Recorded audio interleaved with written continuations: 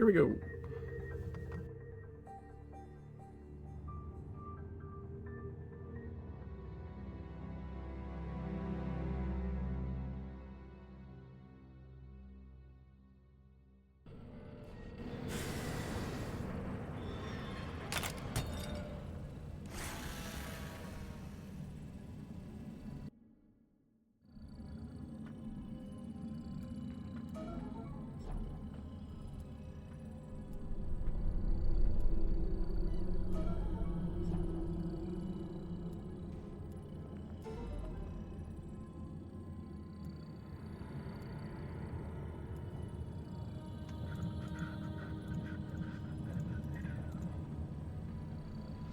B is for vampire soup.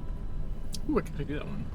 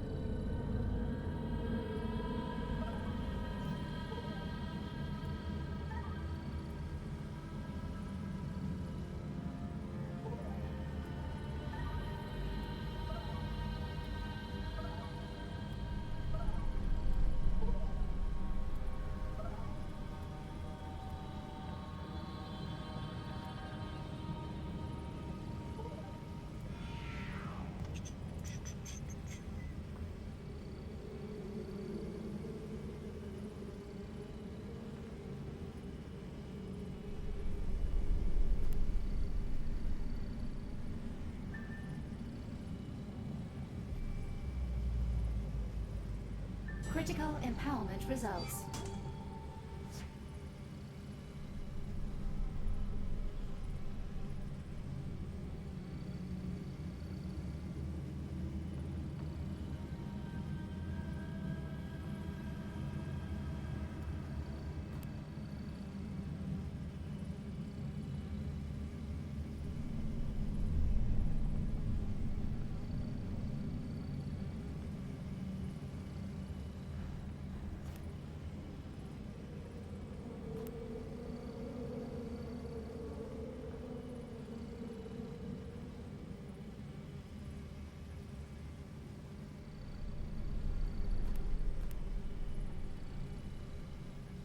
Okay, I think that looks good.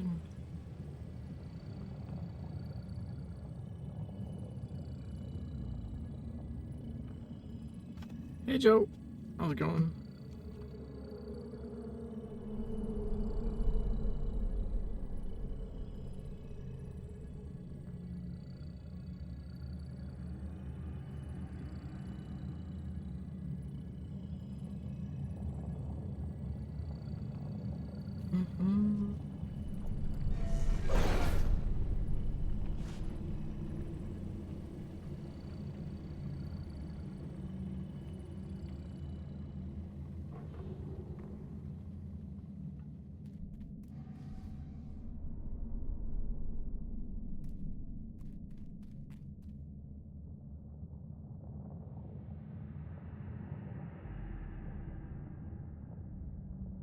I don't know why I couldn't see this.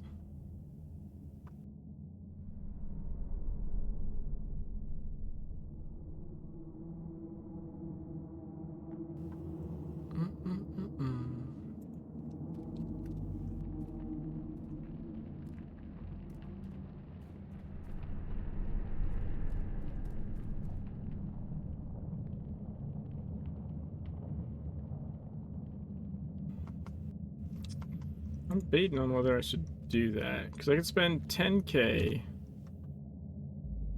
and get some more fragments. Or 18, I can get 10 glyph fragments right now. I feel like this is probably better.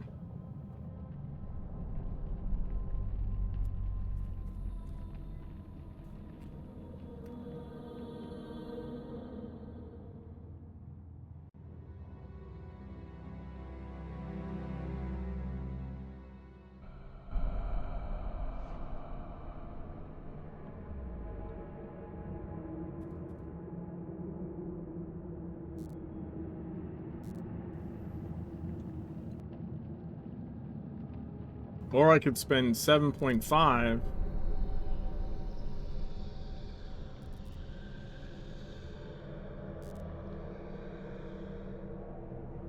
and all my fragments will be glyph ones.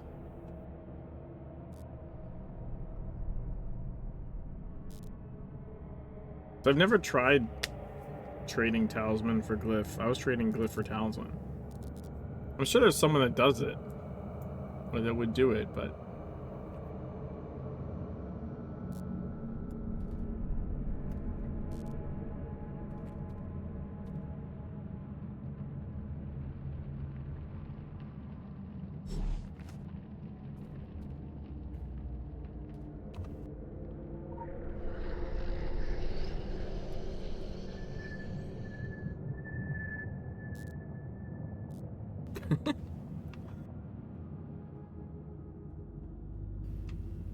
alright, Joe, cool. Yeah, I think I have some talisman. I know, well, I have some talisman ones.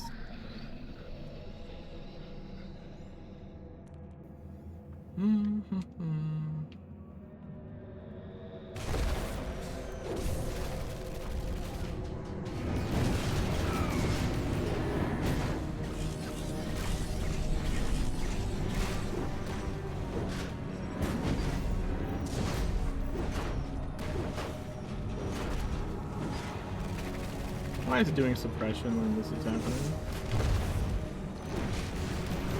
Look at that one order, actually.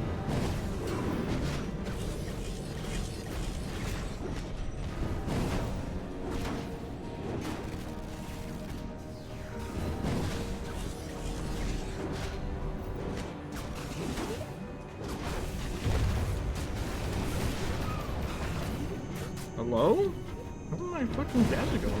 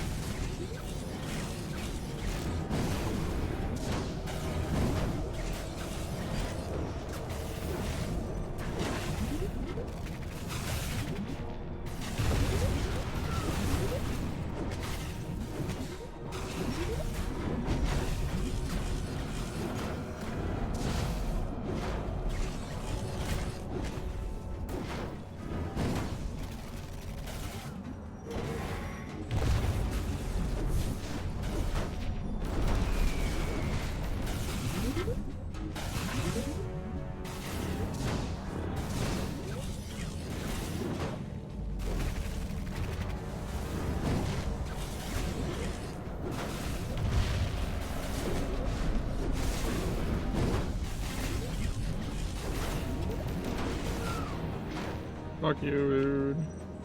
Wait, where's the... Oh, it's over here. I was like, where'd the pad go?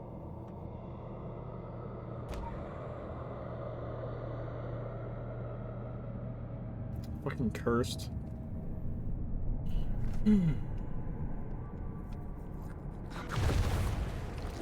That's what I think got cursed.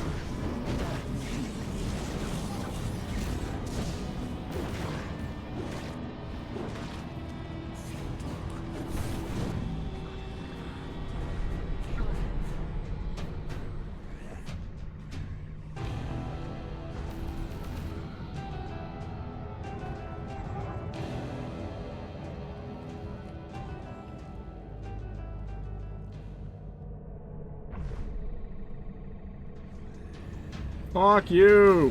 Why are you targeting me through the thing? You're supposed to come around.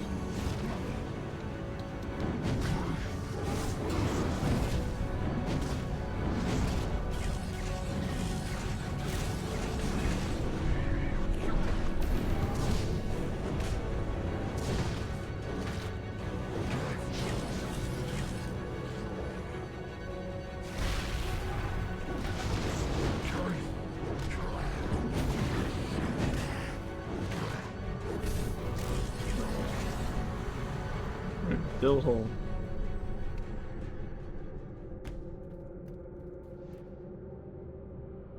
Oh, I didn't buy the bottle. Whoops.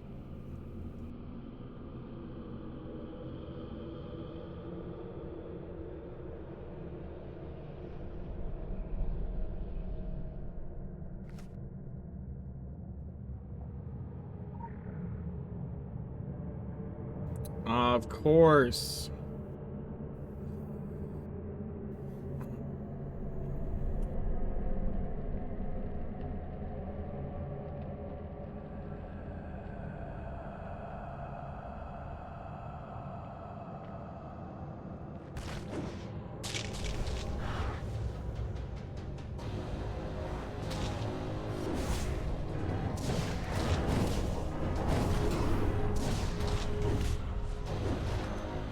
Are you kidding me? Why the fuck didn't it go off?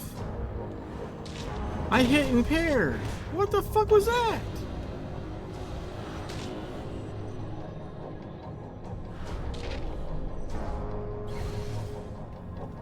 Bullshit, man.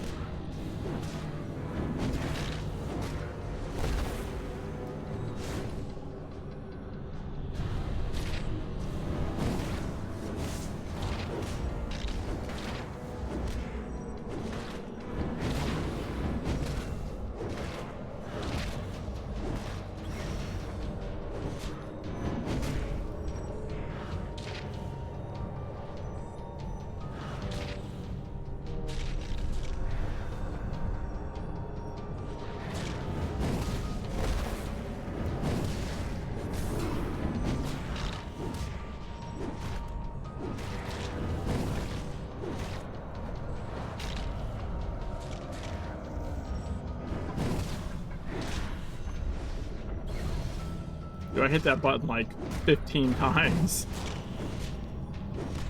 I did not want to go off.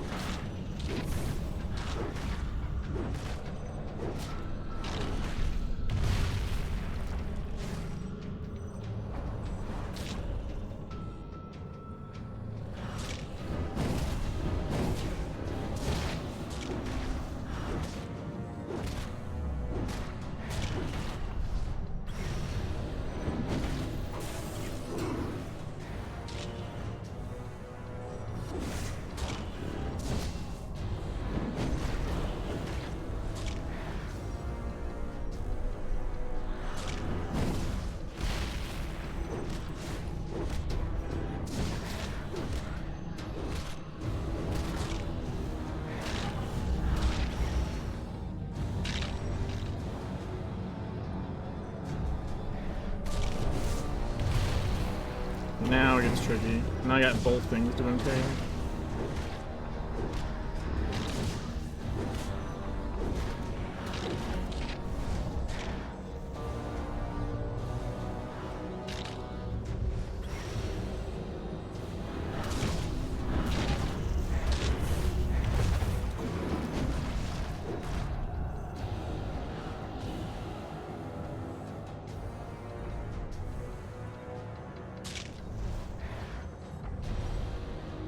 Yeah, so you can't get that one.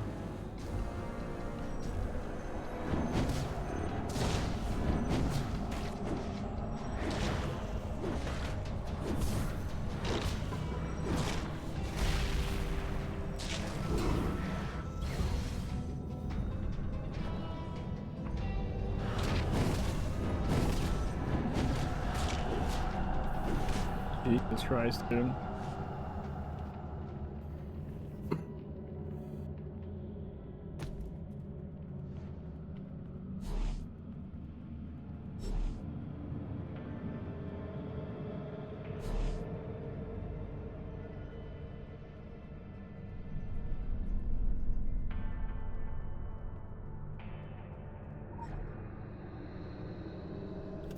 Oh my god. We might be fucked.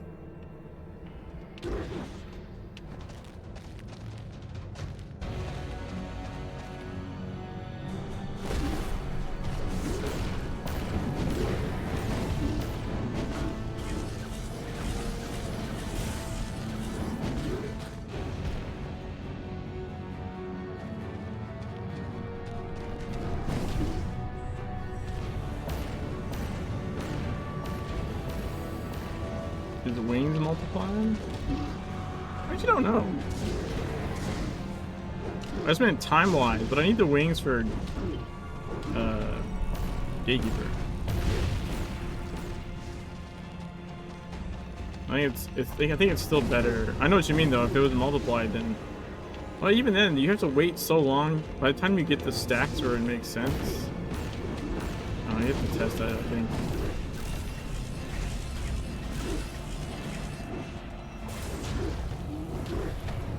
Look at this guy, dude. Where's the other one? Of course. Why is it over here? What is this?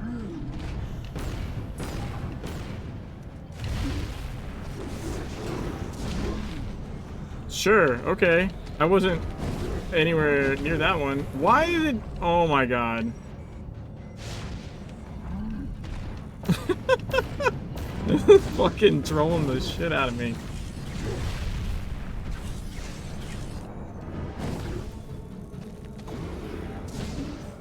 Yeah, I mean, I don't... If it's multiplied, I don't think you're wrong. I guess what I'm getting as... I don't know... when would be the right time to do it, if that makes sense. I think that would need some experimentation. A, to figure out if it does multiply it, and B...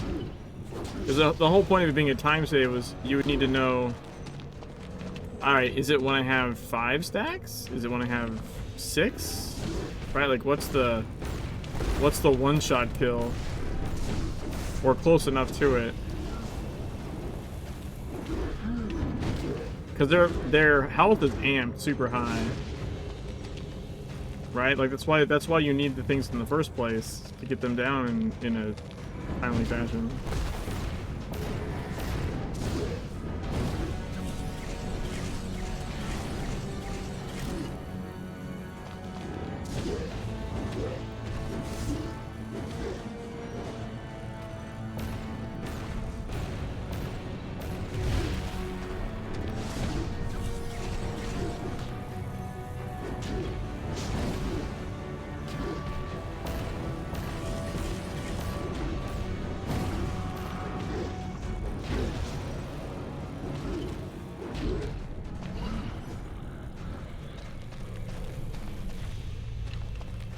Where's the other one?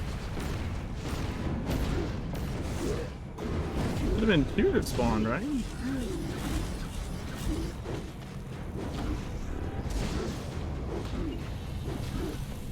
Well, that's gonna be an alley.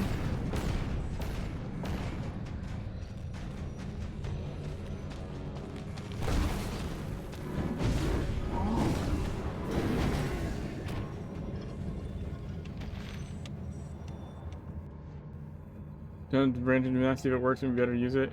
Like, it probably... If it's multiplied, it's almost certainly better to use it there. Almost certainly. But that's assuming you know the breakpoints. Right, if you just... Like, if I just build up stacks and, like, past when it would be useful, then I'm not saving enough time. You know what I mean?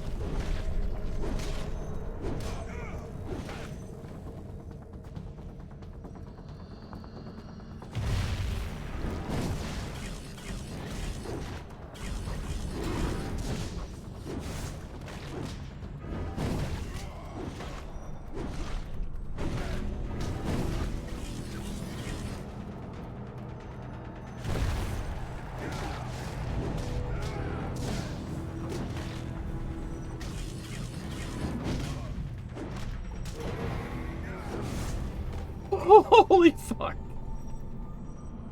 Woo.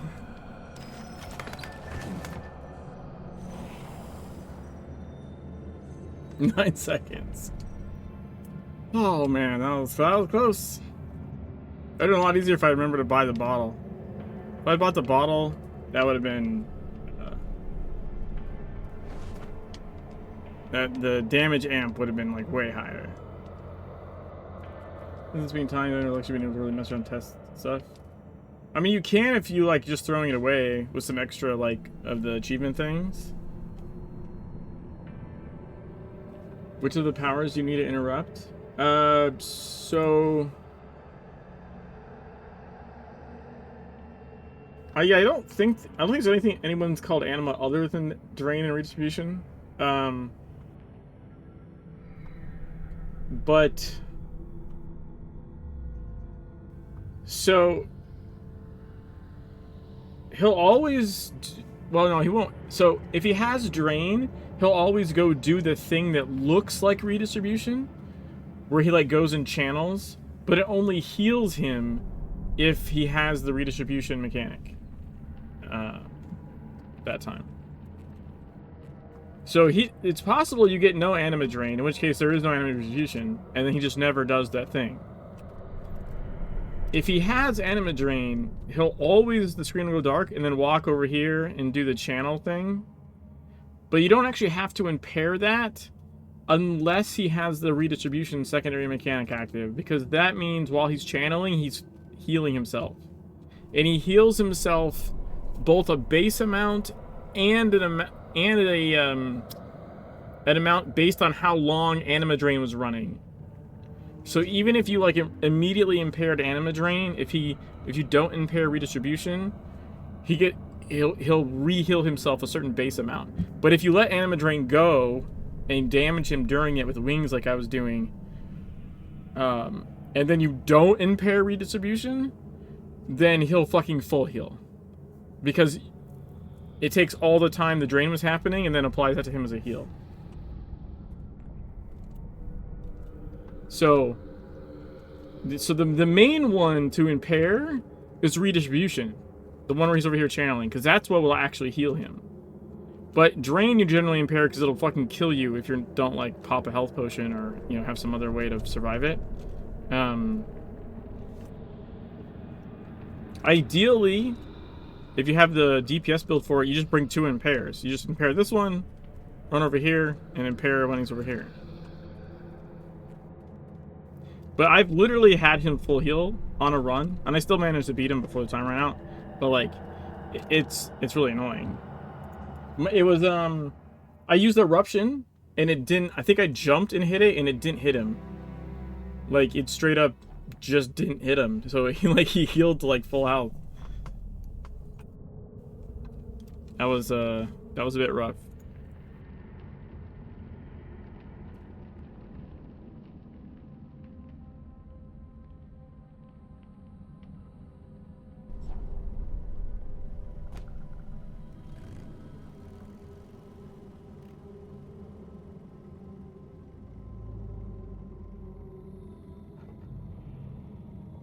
When did I do an elite raid?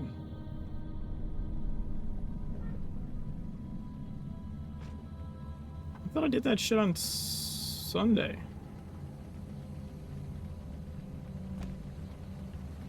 Did I like help with an elite and like loot and well, I didn't need to or something?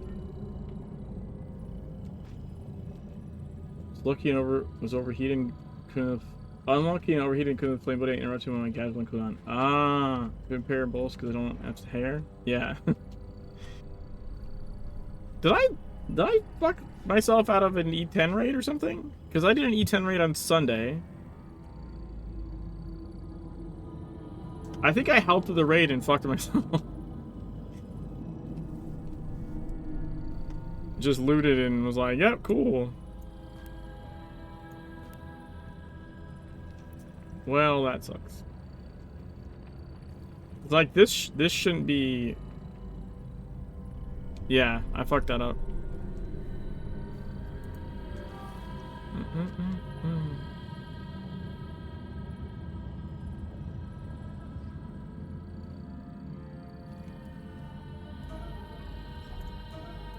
I don't know why I'm at the vendor. I don't think I need any.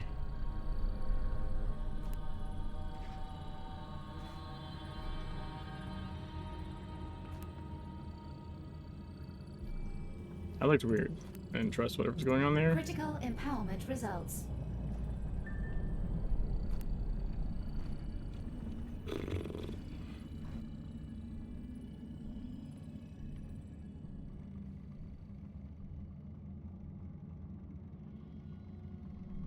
Hey, we have, I think this is our first E13 faction missions? Hello? Hello? Hello! Which button do I press now? This one? Hello? Right, yes. They had the audacity. Is it like an E5 or something?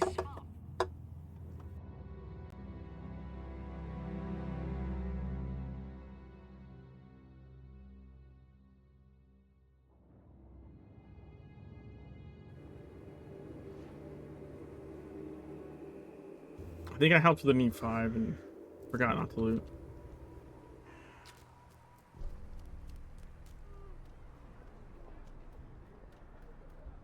Oh well.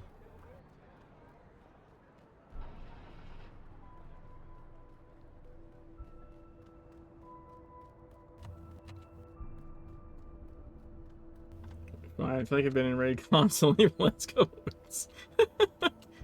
You're running around like a headless tourist. 1-1 trade. I'll take weapon fragments and talismans off your hands for whip ones. Sold. You're moving up. This must be very exciting. You want to do it right now before I go into New York? You're Sonak's new favorite.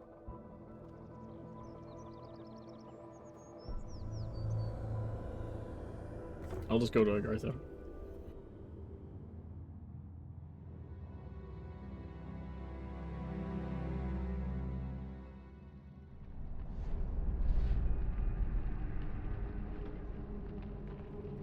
You know what's funny is, I feel like weapon fragments are slightly undervalued for some reason. I don't know if that's true. It's just what it feels like to me.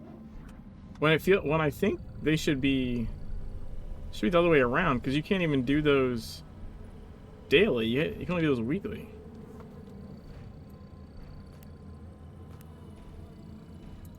You know what I mean? But I feel like people don't care about you know what? They don't affect your item power. So it's harder to get them, but they matter less, I guess. Right? You have 58? I have 37.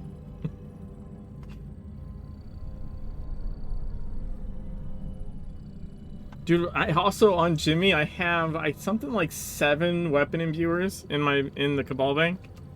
I just keep shoving them in there.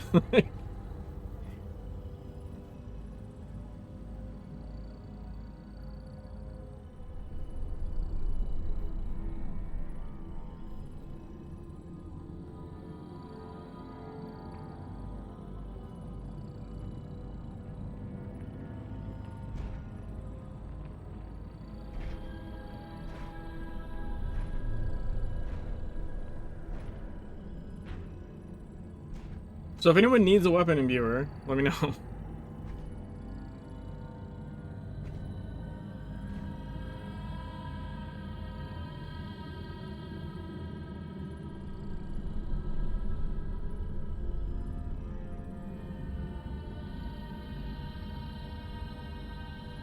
No, I only have 37. Joe, I only have 37.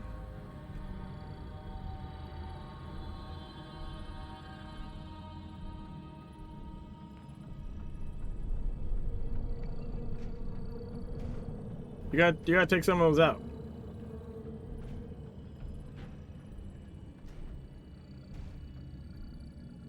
No, no, no. I'll be back for the other ones. I'll get more talisman and weapon ones for sure. Just split your stack, dude.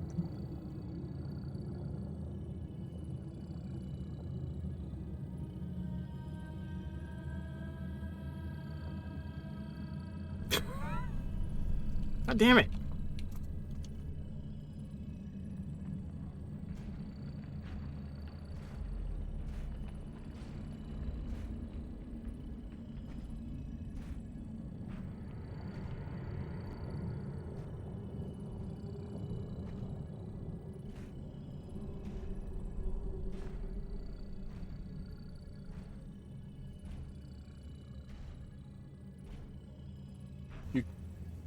You can't drop a split stack? Yes, you can. What are you talking about?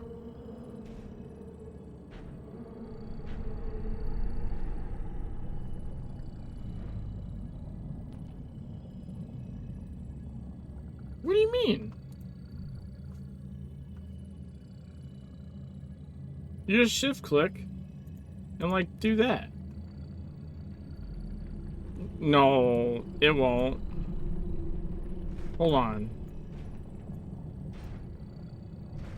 Are you saying if you split it after the fact? No. Even that doesn't do it. Joe's like, what the fuck are you doing?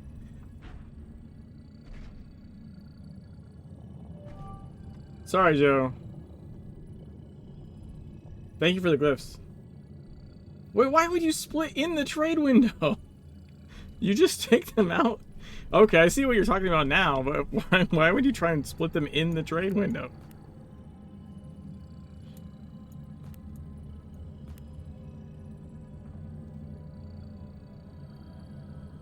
Split into the trade window. Okay, no, I did that, though. I literally did that.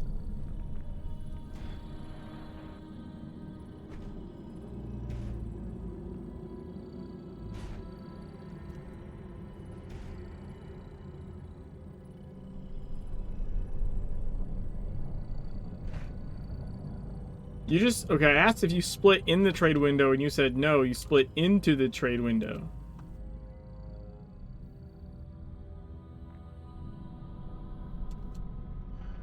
Split and drop back into it. That's just where it goes. Unless you try to split it inside the trade window, like you don't pick where it goes. It just does it. I didn't like put it in my inventory. Hold on. So like, oh, okay, you mean like this. Even that, put it in there. So you're, okay. Okay, I see what you're saying. So like this, and I just clicked without thinking about it. I see what you're saying. But even here, what you're saying should mean that like if I go like this, they all pull over, but that doesn't work even into the bank. Why would it do that for the... I mean, I'm not saying you're wrong. I haven't tried it trading with someone, but...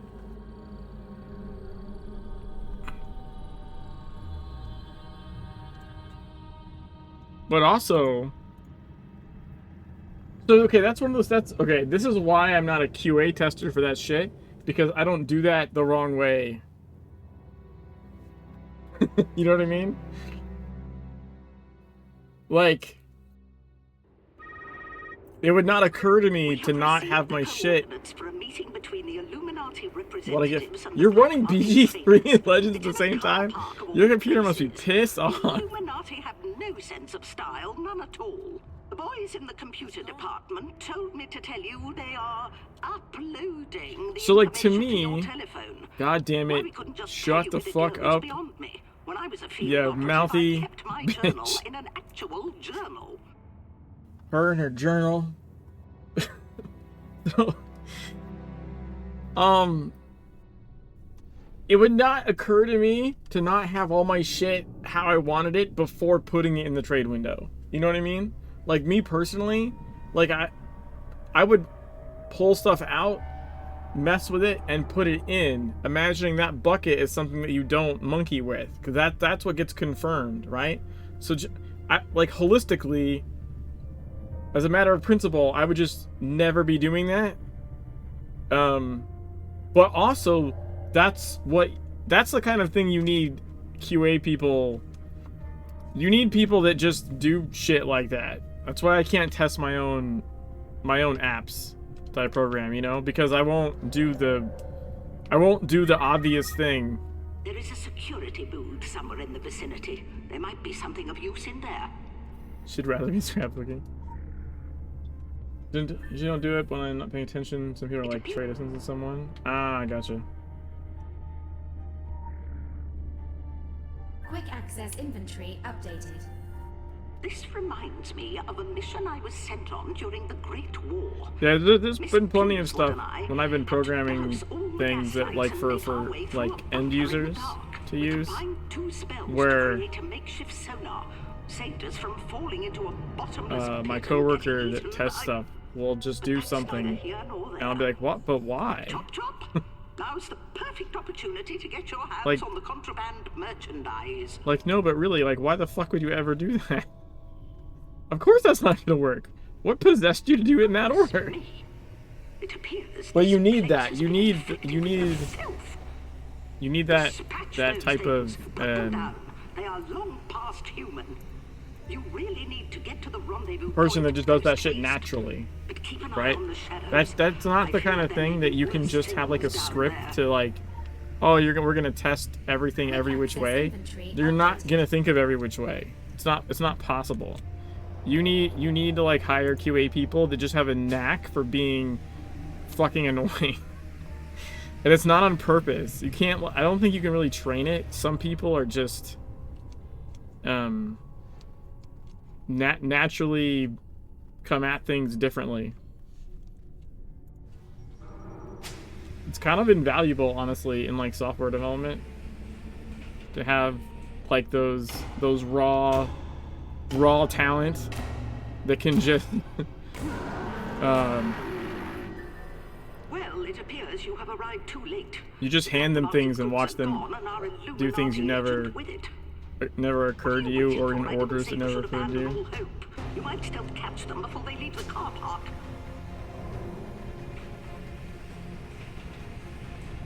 Usually I do stuff like that when something weird happens. I just get weird chaos goblin energy. Like, I'm not like that. Honestly, I'm not even like that in this game. It's just that this game likes to break around me. It's not even like a... So, like, the person that's like that we tested with would be Leogrim. Leogrim is 1000% the person that just does shit in, like, some bizarre-ass way just to see what happens or something. And I'm just like, how the fuck did it even occur to you to try and do that? The difference with me testing this game is shit just decides to break. It's not because I did things in the wrong order. It's just my own personal chaos energy. Like, that thing that's gonna happen, like, to 1 in, like, 10,000 people, no matter what they do, it's just a random number occurrence. That will happen to me in this game, for some reason.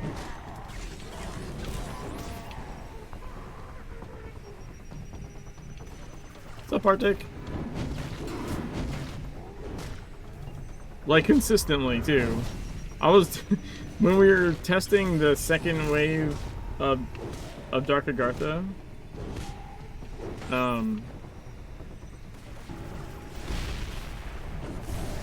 when we were testing the second wave of Dark Agartha stuff, I was in Dark Agartha, and then something... I can't remember what happened. Something insane happened. And Ravel was like on voice and was like, what the fuck did you just do? And I was like, I didn't do anything. I was just standing here fighting this boss, and like shit just got really strange. And like he was like looking in the server logs, looking at the live shit of what was happening. Like, I didn't do anything crazy.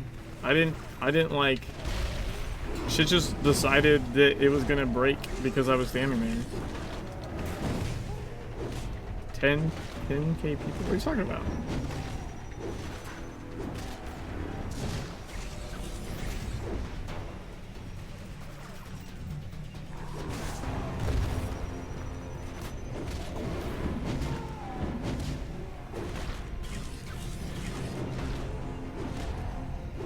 Loving those chaos procs in pair.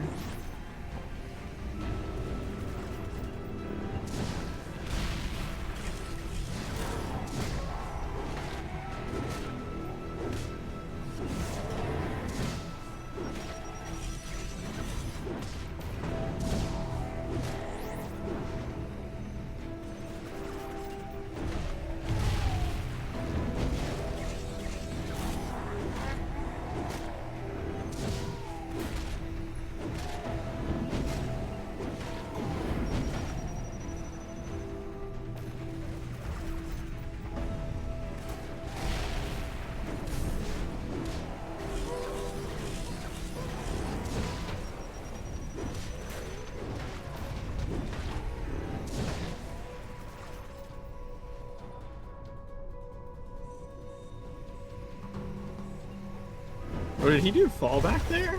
That was convenient. While I was behind the wall.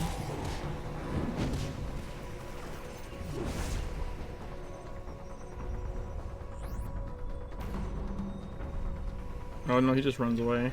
He died to die. This is interesting. What are you talking about, The boys Arctic? with their computers are running some sort of facial recognition program on the body, but I don't need them to tell me that this fellow isn't Illuminati. He is Phoenician. Phoenician. So, the Phoenicians are involved. This complicates matters. I'll have to discuss this with the force marshal. Oh, I said 1 in 10,000 people. Oh, yeah, yeah. Before you're This is like a... more infected human. What I was talking about, like, the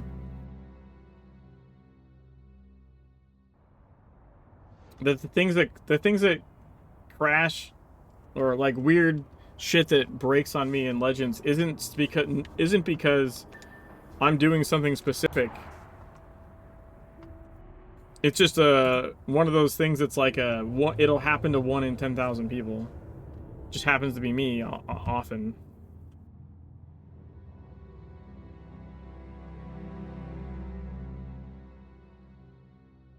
Versus the people that are, you know, trying to enter Dakagartha backwards or jump around the portal or do like weird shit on purpose. Like I'm just saying, like, I was discussing like QA stuff and how like there's people that just look at things differently. And then there's people that just random shit breaks around them, and it's not the... both are valuable just in different contexts. But you definitely need those people that just have that weird... Nice work out there. They're not even trying. Like, you can't script what they're doing. They just naturally, you hand them something and they do... You don't tell them anything. You hand them something and they attempt to do it in an order you never even... in a million years would have thought of, and they break something because they did it in, not because something random, not because an edge case like number rounding error happened to them, but because they literally just approached life differently or something. I don't know. I was saying you can't really train that. That's just like, you just gotta find those people and employ them.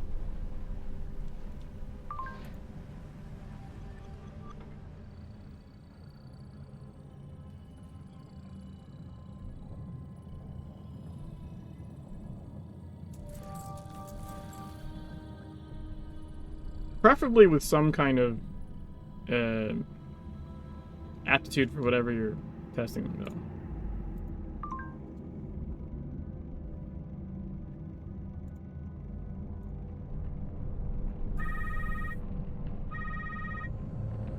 Buongiorno.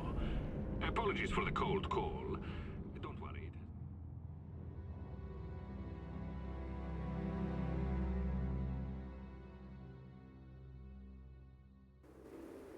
Because you can get similar results from handing something to someone that has no idea what the fuck said thing is. Right? Like, they're just, you know, you hand it to a 4-year-old and see what they do with it, but it's not, you need someone that understands some degree, like, whatever it is that you're programming, that but also still retains that like weird way of interacting with things.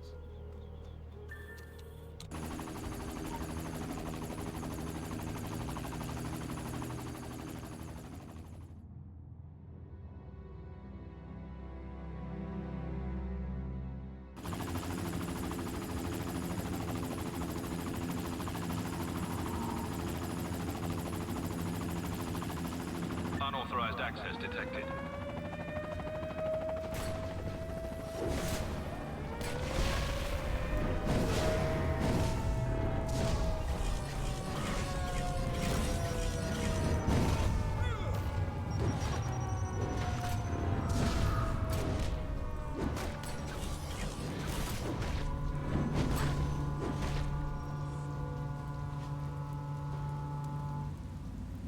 Fucking hate that foghorn sound. Holy fuck.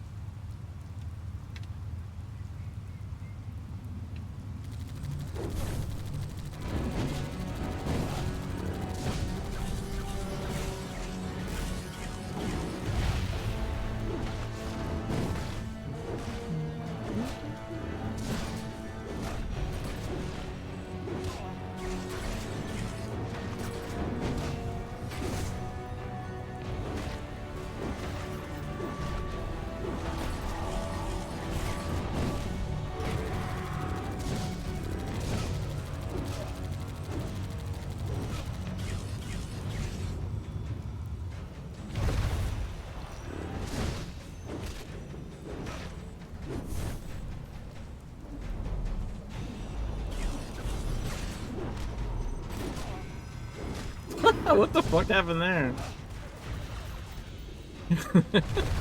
He like half got up and half didn't?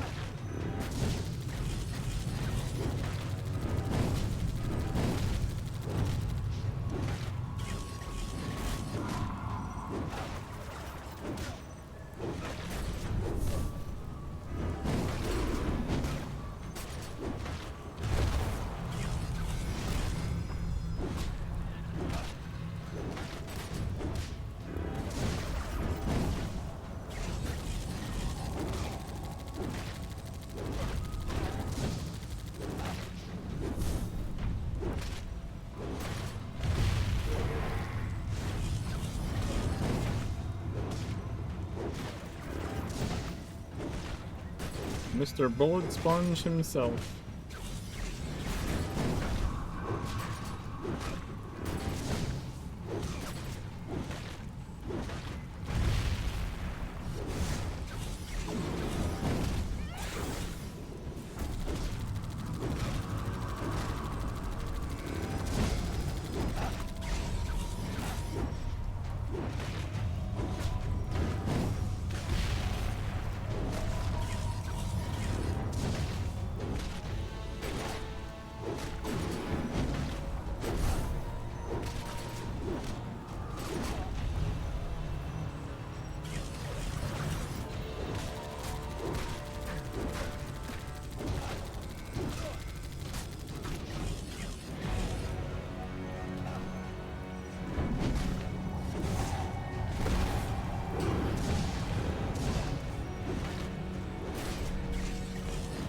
Yo, we got him.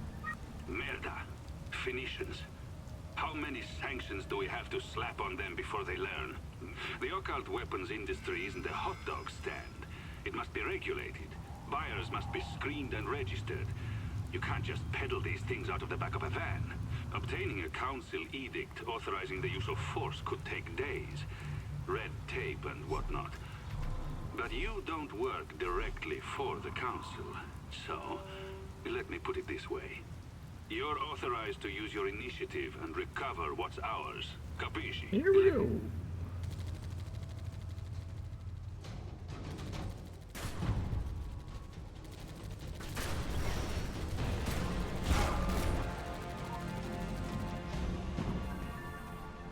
You can feel it, can't you? The power of it. The sleek design. You know, it takes us a few centuries to develop tech around here, but in the end, we always get it right. Likewise, I encourage you to get this one right.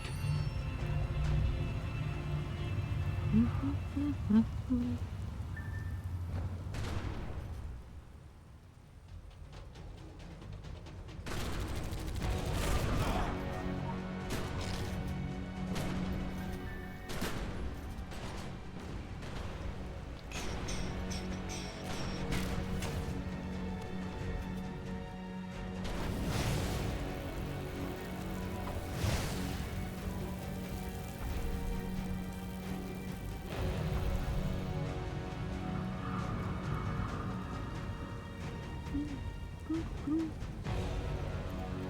don't know why there's not a map for this location. That'd be nice to see how the thing is laid out.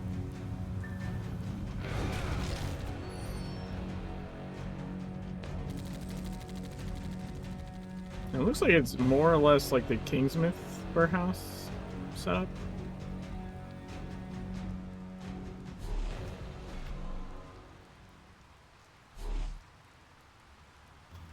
Actually, can we see?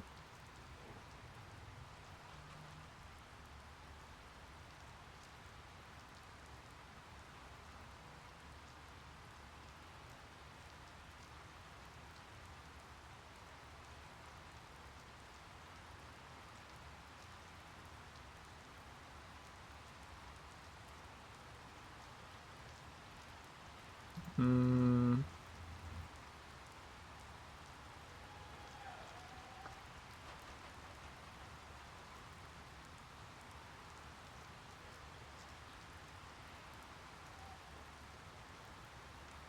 Okay.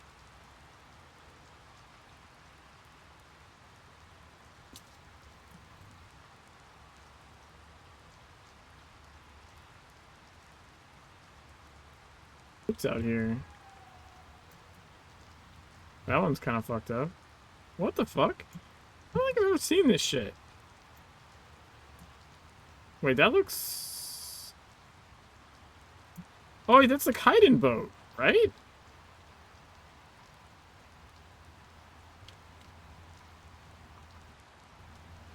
It looks a lot like the Kaiden boat. Right? Like this part, you know what I mean?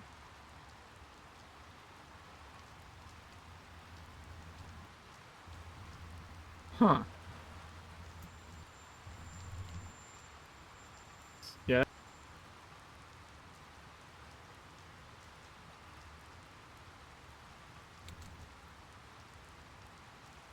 Okay, like that.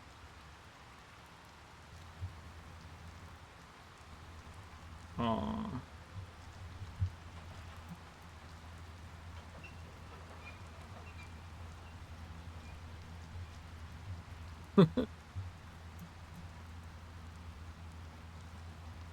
Alright, so where is... Like, that's the helipad, right?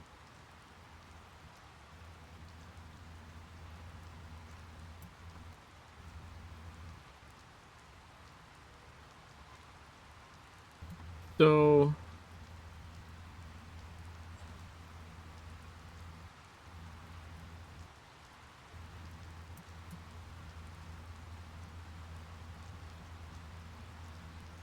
Huh.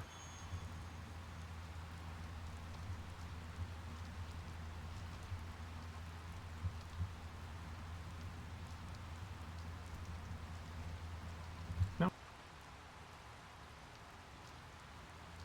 Uh-oh.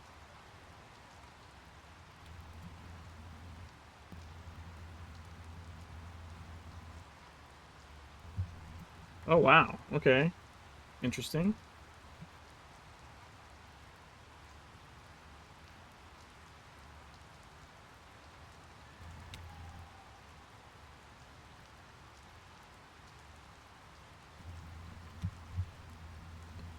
I'm not sure what I'm triggering that's getting rid of, like, one thing but not the other.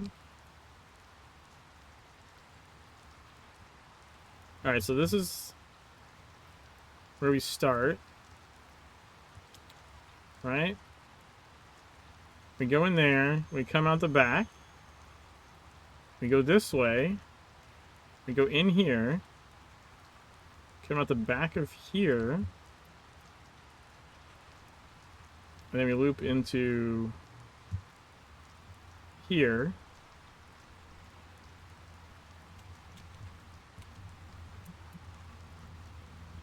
And yeah, we loop back.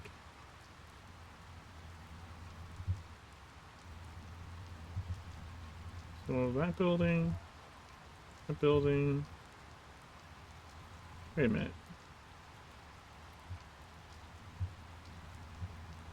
Would I go in this building?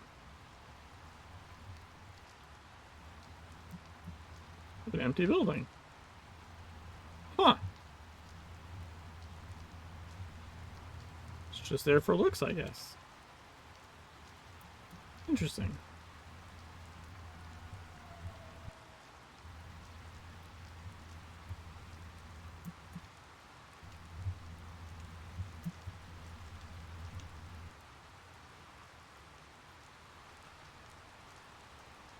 Alright, we can fight this guy now.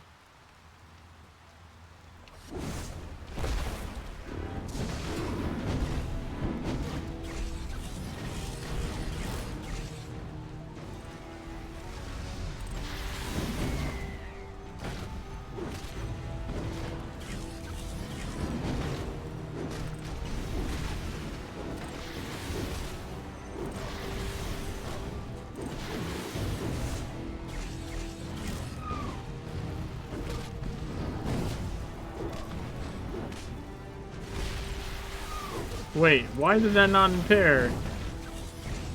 The fuck?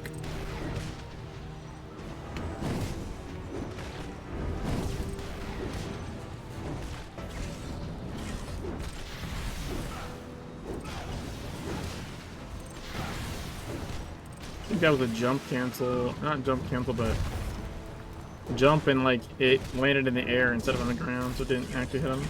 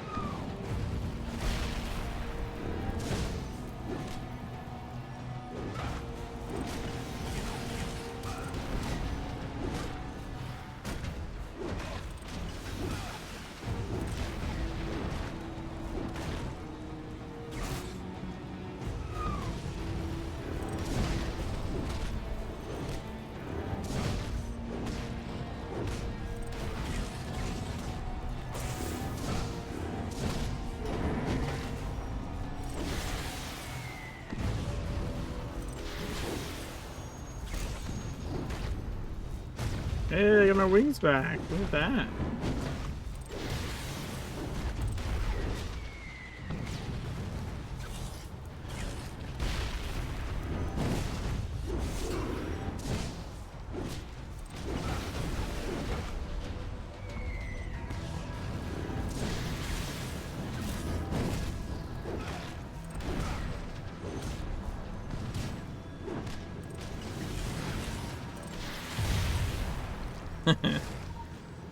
Alright. Bellissimo. I'm Bellissimo. team. Yes, yes, fully certified agent. Buona fortuna.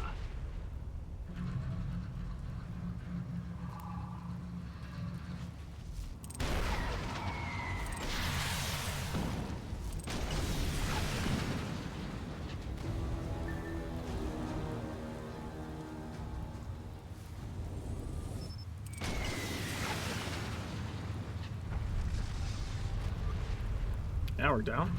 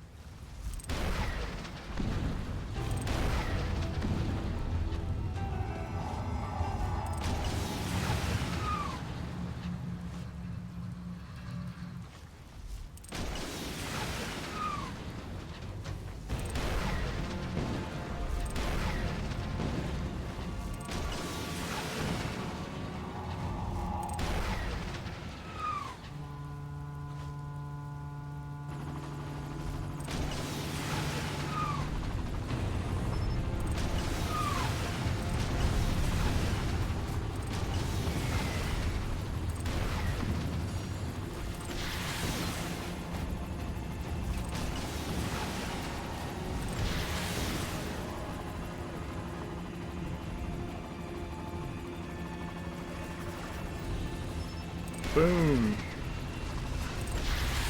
How big of a button do like nothing to them? The dots are like way more effective.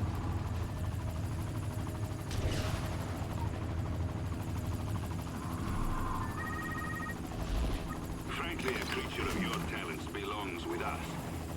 A few more showings like this and I could pull some strings, get you a cushy assignment with the council, an office of your own, a sizable salary, an expense account. Best of all, no field work. Tempting, yes? Something to think about. We'll take it from here. 1309. Woot.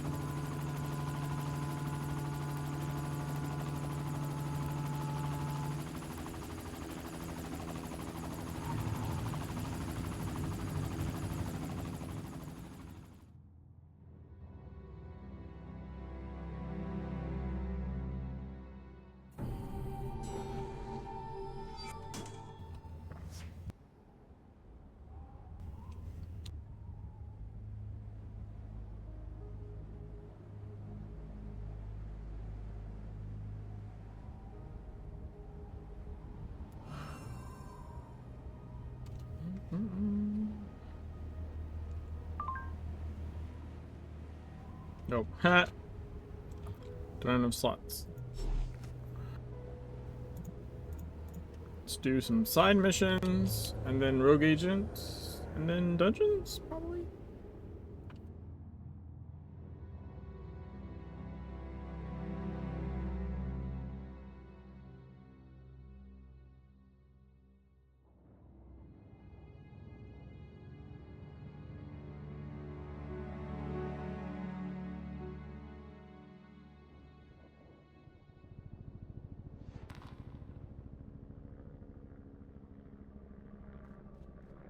Special assignment received. Initializing. Let's go with area mission.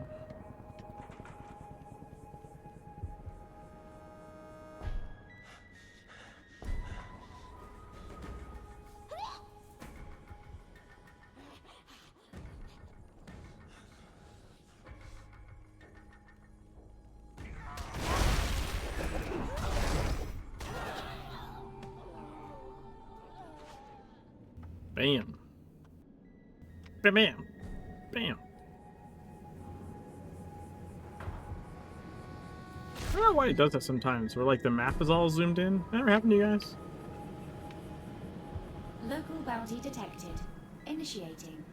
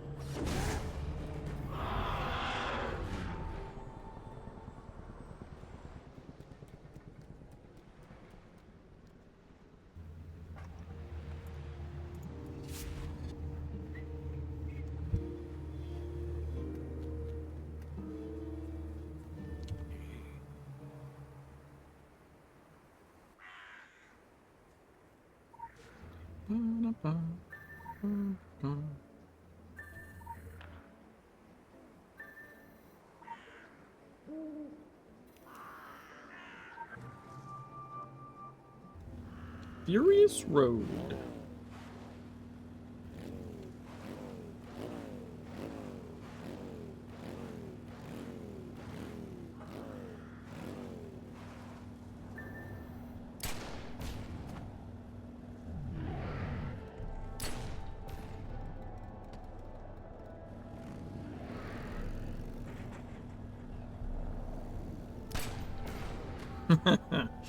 Oh, the bullets just like fucking curve. Some wanted shit going on.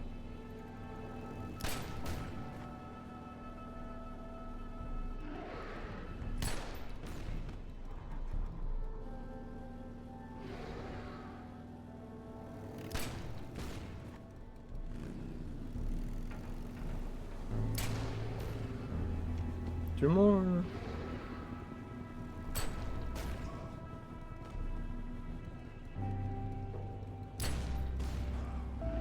Oh wait, no, that was 2 more to 10. Now it's 2 more. How did I kill the bar guy first? That was weird.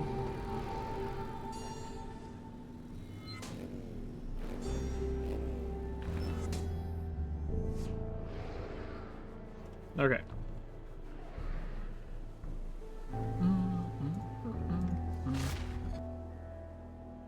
Special assignment received. Initializing.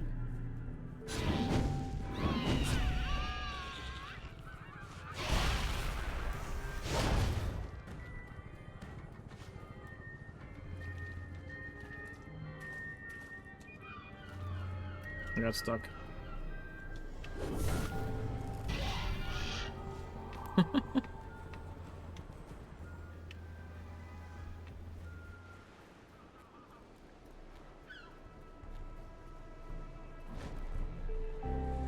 Whee! Quickness boost to the swimming.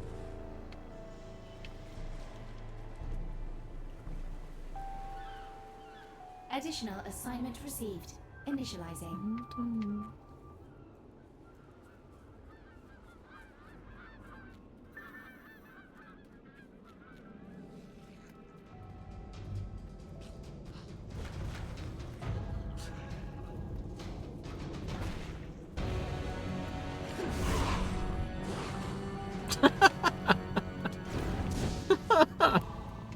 Dude, fucking Blazing Fury is nuts, man.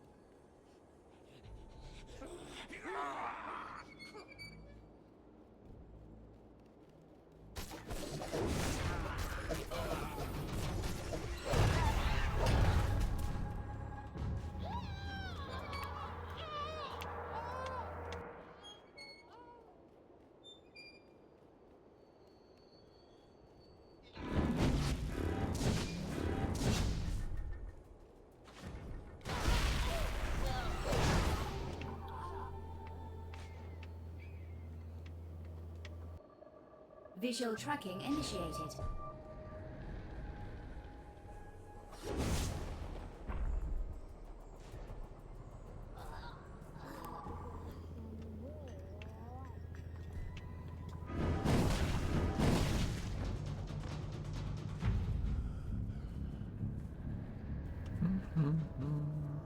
They're gonna need one more after this still.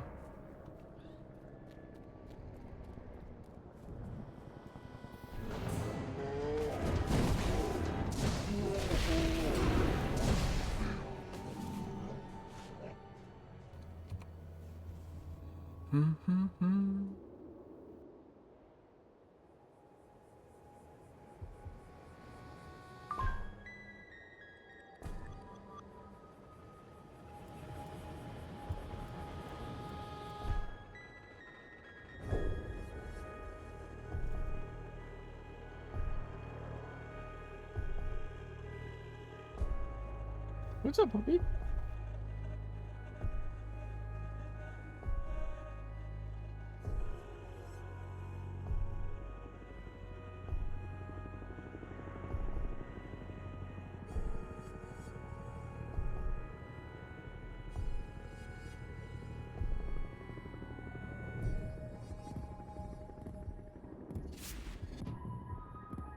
Special assignment received. Initializing.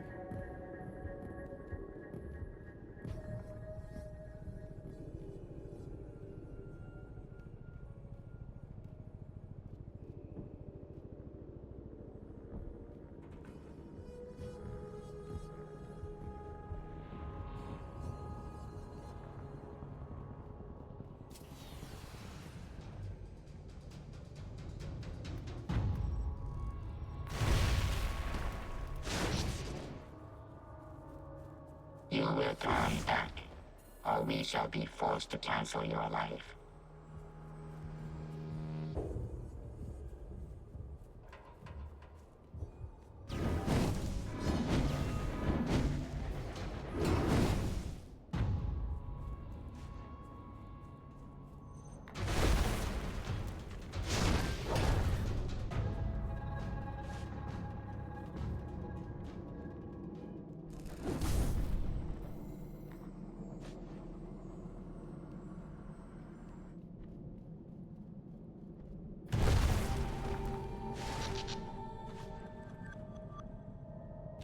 Alright, those are the side missions.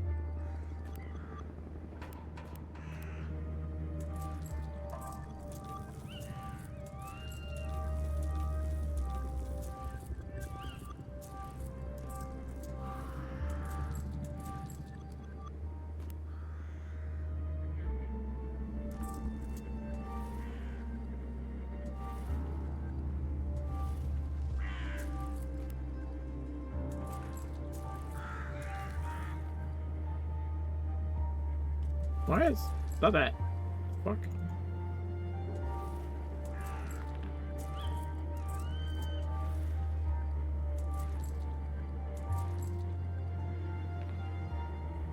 Wow, I got 3 keys.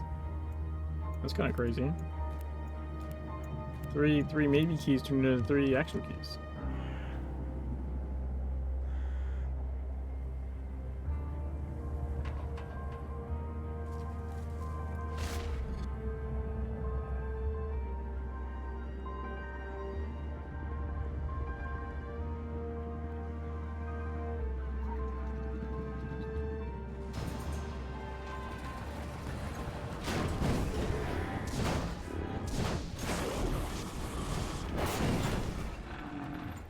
I thought he was gonna die sooner than that.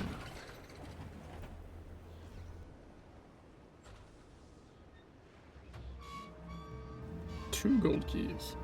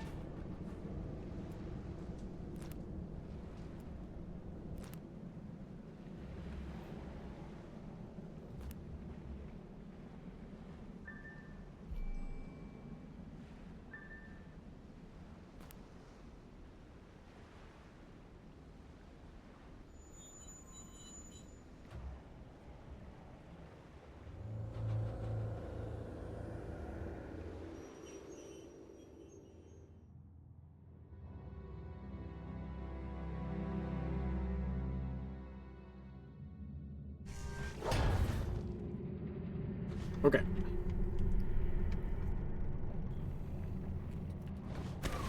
Gonna vendor this shit, and then we go do rogue agent. Oh shit. This bitch, I swear to God.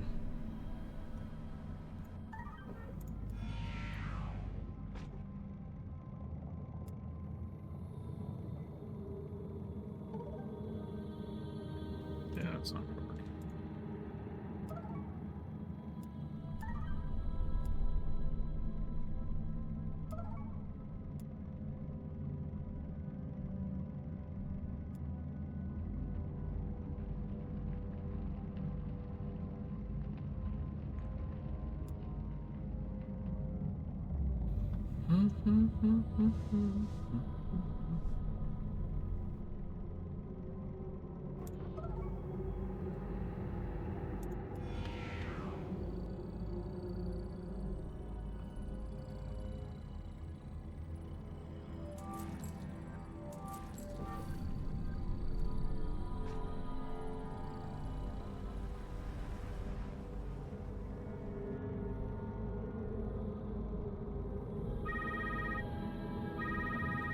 Rogue agent. Oh, for Christ's sake, now it's on Christ's sake. speakerphone. Dame Julia here. You're wanted back in Temple Hall.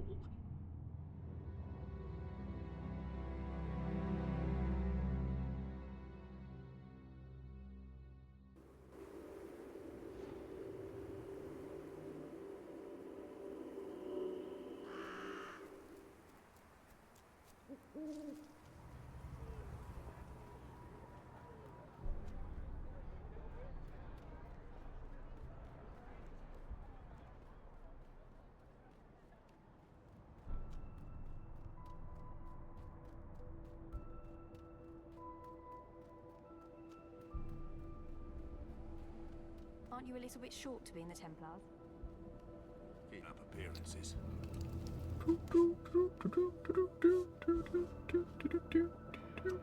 Stand up straight. Is this what you wear out there? Your generation has lost. Is this what you wear out there? Does no one care about appearance?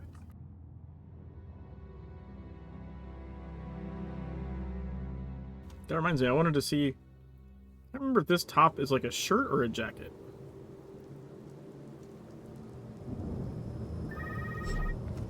We have received some additional intelligence about the rogue element. He's brazenly meeting with his contacts at a cafe close by. How this man was able to penetrate the vaults and yet be so utterly It's a stupid jacket. is beyond Shit. me.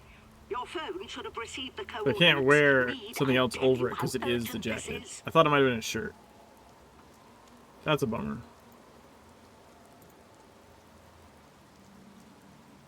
I could wear something in the neck category, maybe? I mean, it's just awful. Awful. That doesn't even, like, show up.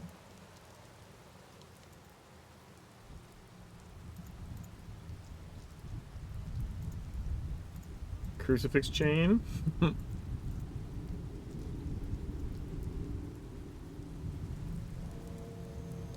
Dude, a fuck ton of this is Aurum shit. What the fuck? There's a community. Yeah, you can't even see that.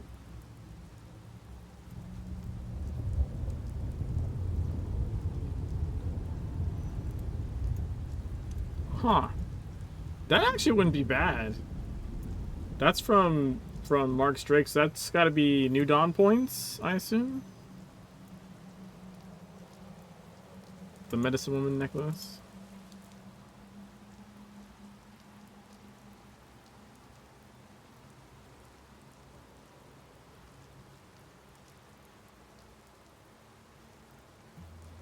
Yeah, like 90% of the neck stuff is just Aurum. That's weird. I guess it's not weird, right? Like that's, I suppose that's bling.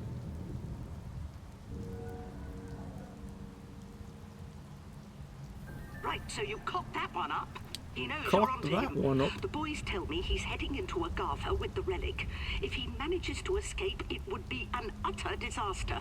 We have an additional complication in that there's been enough noise over the ether to alert everyone else to what's going on. You are no longer the only one in pursuit. It is imperative that you get to our black sheep first. It's imperative that you shut the fuck up.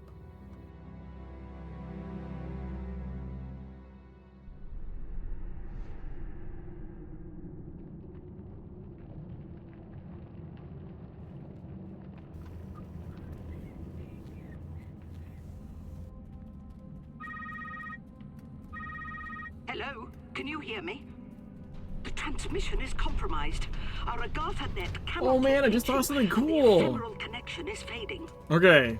Our best guess is that the So I've been talking about, affected the gateway to Agartha, depositing you and our traitor somewhere outside the charted For like the regions. charity stream Agartha in November. is fast and dangerous, so be careful. You are also outside What the jurisdiction the of the Council of fuck? Venice. Up. Clubs are off out God there. damn it. No gentleman's rules, I'm afraid. Catch your target Oh my before our God. rivals do. And watch yourself. So the charity thing in November. I was talking about playing Anarchy Online and Age of Conan and Secret World, like, in blocks. But what if I use Secret World as, like, the the launcher, right? So I make sure I have Rogue Agent off cooldown, right? And then I can start by doing Rogue Agent and then just going to the Age of Conan portal. Or, well, I guess... Let's see if I can run back. I think you can run backwards through this shit towards the beginning. Go find the Anarchy Online portal and, like, go into it and then just launch Anarchy Online. You know what I mean? Like literally, like, sort of pretend, like, roleplay you're jumping from Secret World into the other games. That'd be kind of neat. Anything capable of doing this to one of the custodians of Agatha will be deadly to you. Permanently so. Exercise caution. You are our only agent on site, and we wouldn't want you to end up... It's weird that they have the portals, like, in reverse order.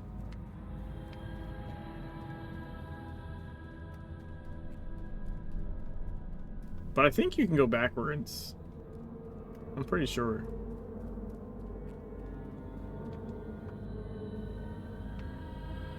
Yeah, I think these connect.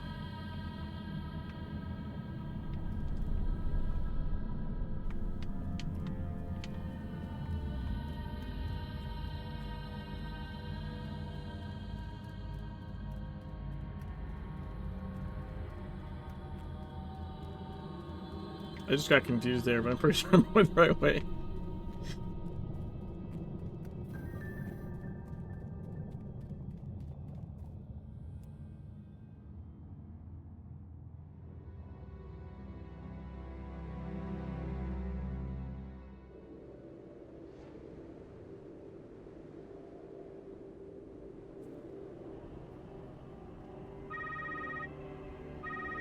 Where in blazes are you? We're... All right, yes, fine. That would be Shankara you're looking at. It's not entirely unknown to us, but it's been off limits for a while now. Venice rooms after several unfortunate incidents. It's a place of great power still under investigation. We've been pushing for the Council to open it up to the secret war. We are concerned that our rogue element is bringing the relic home, potentially amplifying its effects. Something to do with resonant quantum harmonics coupled with a powerful source of anima, causing instabilities in the occult fields. I don't know much about this nonsense, but I trust our code sorcerers. They are gravely concerned. Extreme prejudice is required. The target must be eliminated. What's going on?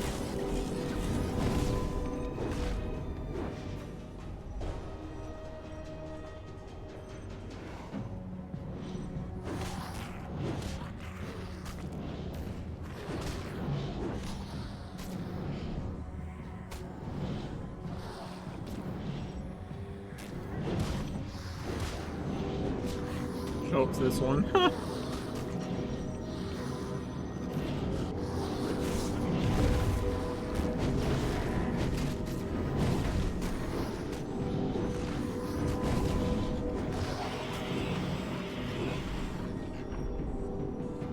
Did he kill his own guys to summon more? That's weird.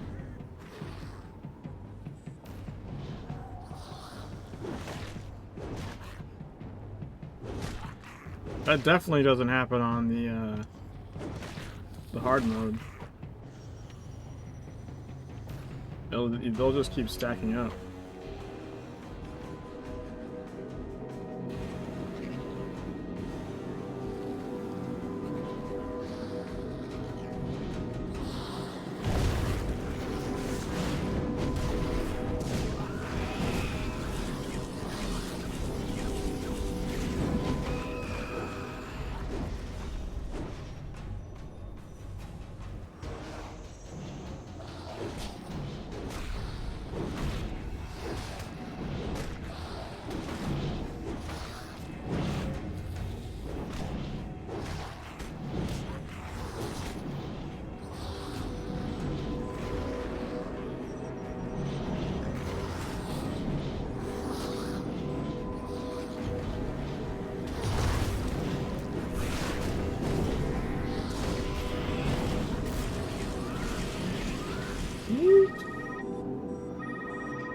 Jack.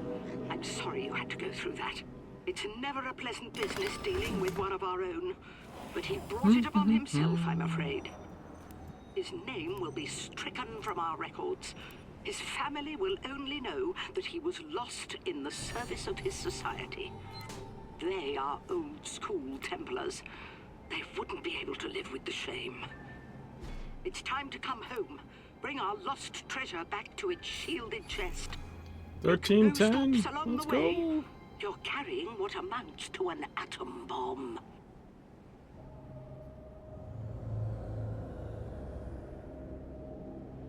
We are 1/10 of the way to E14.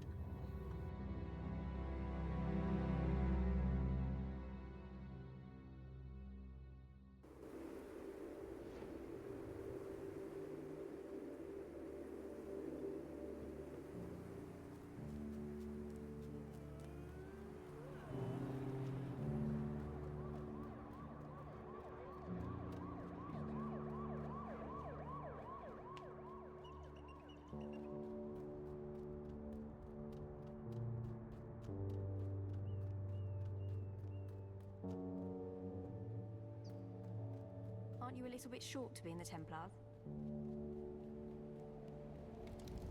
Man, that called me out for being short. It's not nice. I'm warming to you. You carried yourself with grace and dignity, and a certain moral flair, I suppose.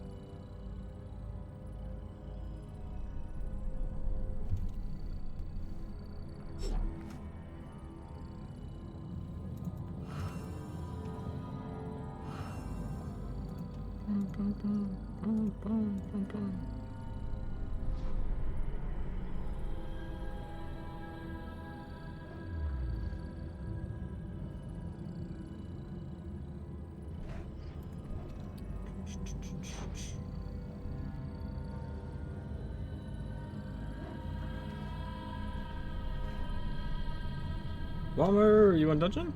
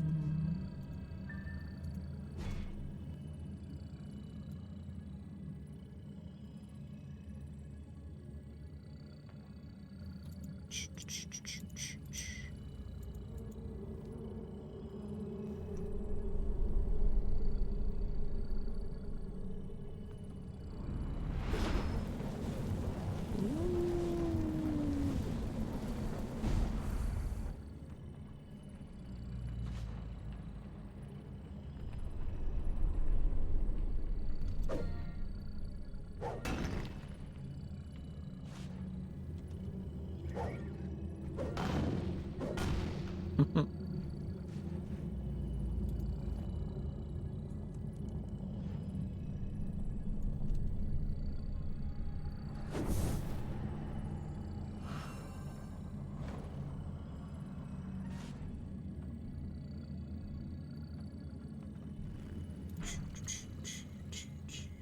lots of people are just going to bed.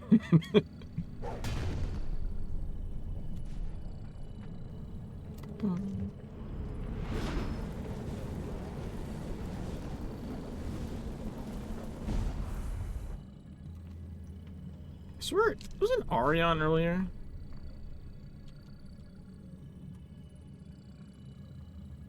I thought I saw Ari like in like looking for group chat or something.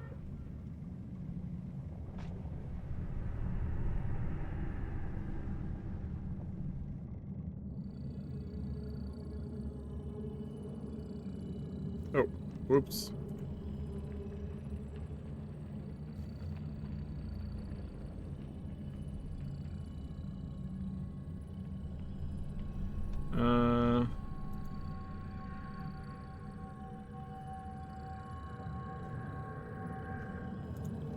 Just waiting for erroring up and hitting enter.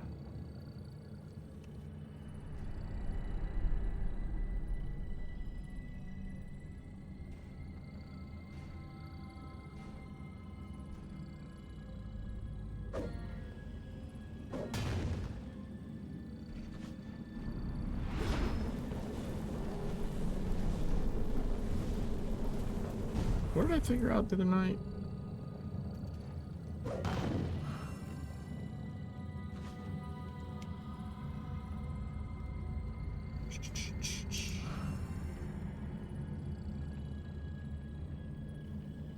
Dun, dun, dun. Oil moss.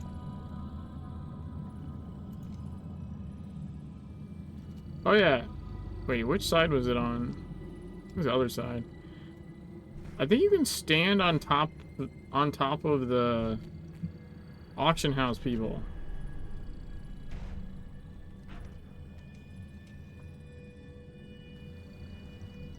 What side was it? I thought it was on this side.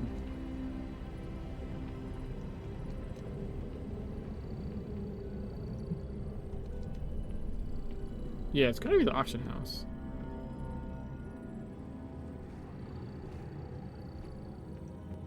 There's like a invisible column or something there. Yeah, look.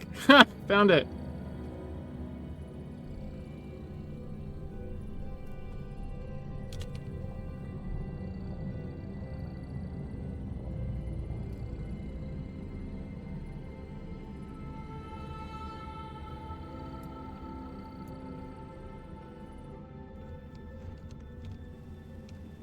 I might have turned my speed up too much.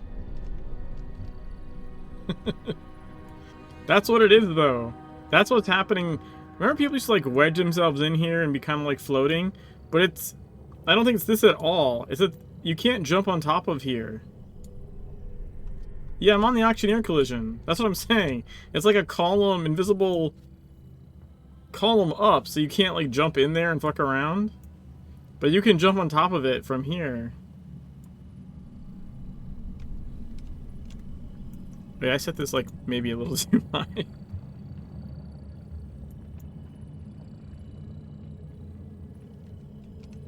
There we go. That's a little... Yeah, maybe even just one. Yeah, that's a little better. But yeah, anyways. That's cool though, right?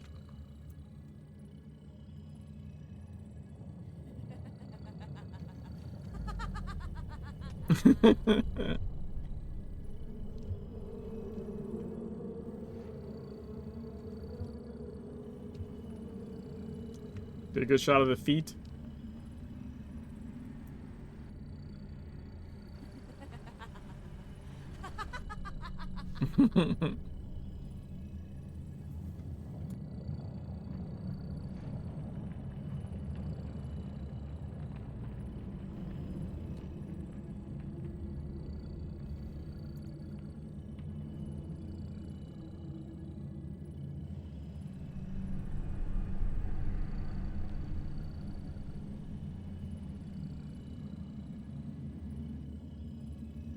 Yeah. So I was trying to see if I could jump in here. Like, you know, be behind the desk, but, there's just a... There's a cylinder, I think. Does it look like I'm floating in the air on your side, Bomber, actually? Curious if it has me on the floor on your clan or not. I am floating?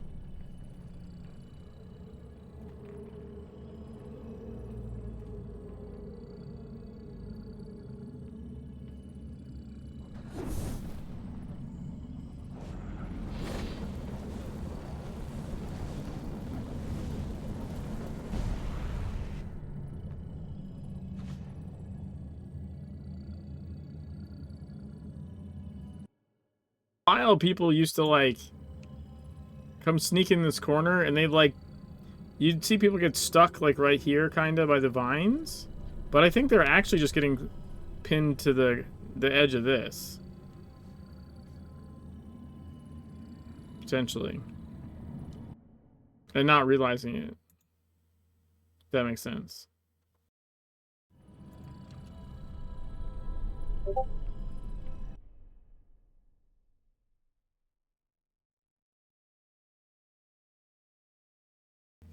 Yeah, there I am. That's funny. I wasn't sure because sometimes, you know, where you are on the other clients doesn't always match up.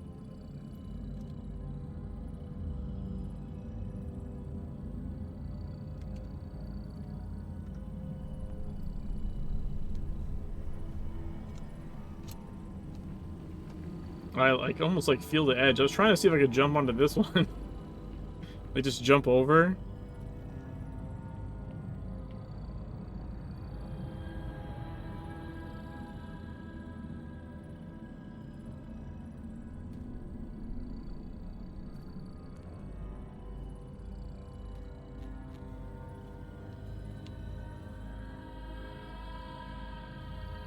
Oh, I think I'm hitting the tree wall or something.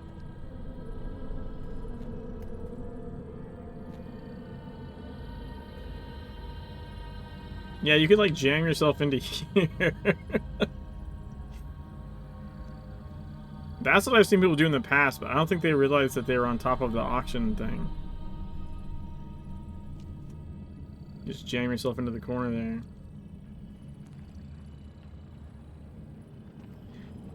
I don't know. I think this branch is too far away from these guys to do it.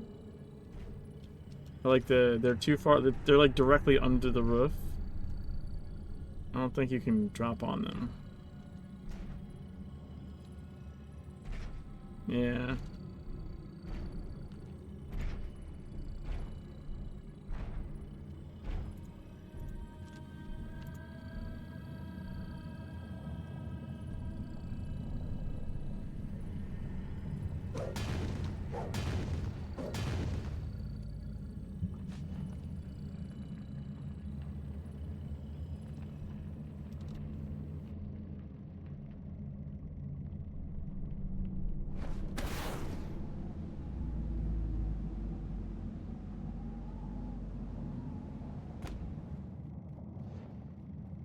Kendo!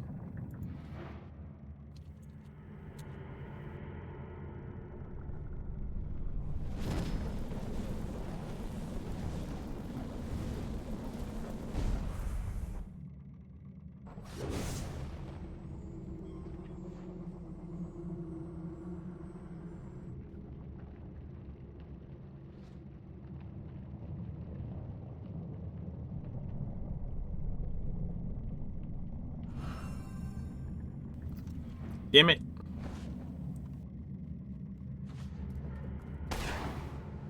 Four-person it.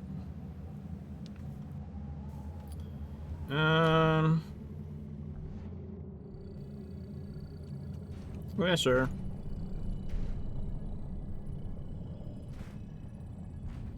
I'm not sure we can four-person it, but fuck it. Why not?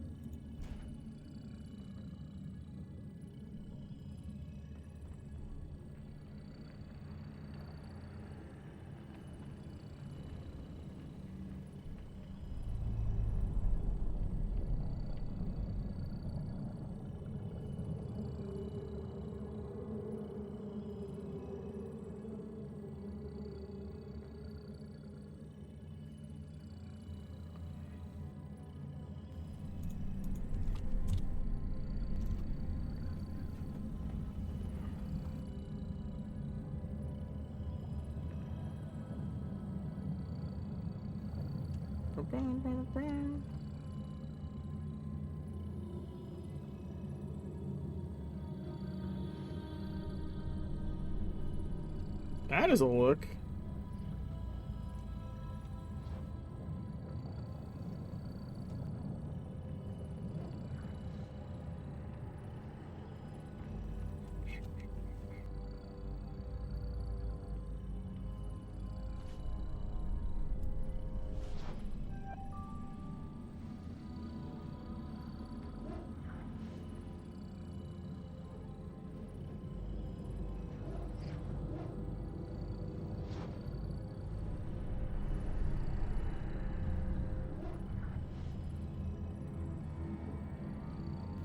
Clicky.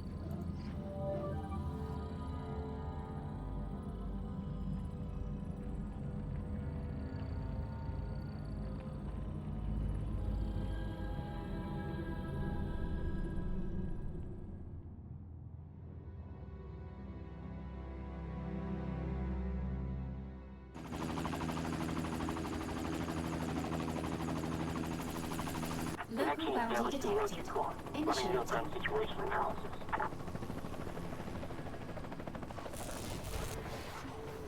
What was that?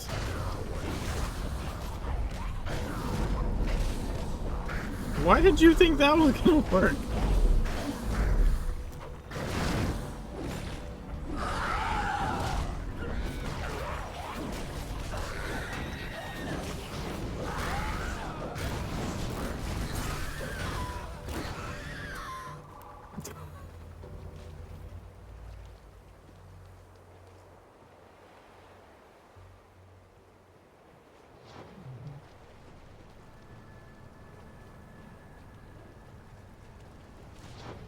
Oh, they lag. Okay. That makes a little more sense. Analysis. Body of water contains potentially lethal electrical current.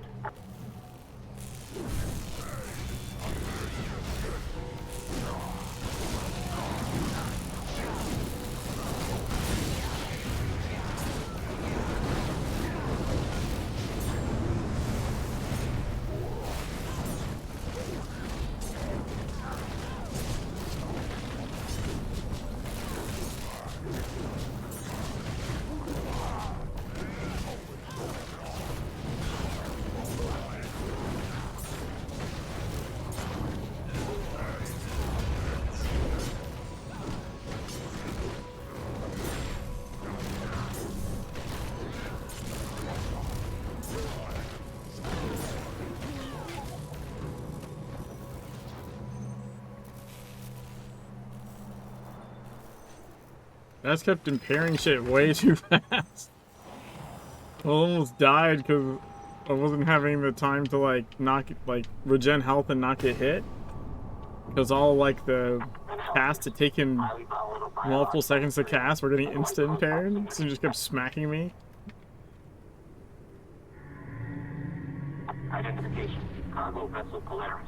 Reported lost in Atlantic Ocean August 14, 2007.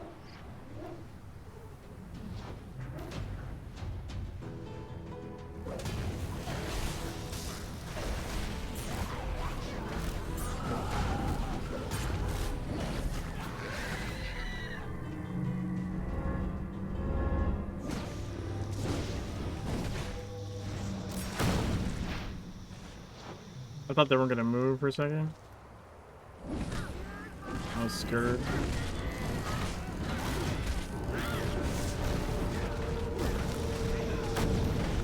Dude, what the ass? Who didn't break that?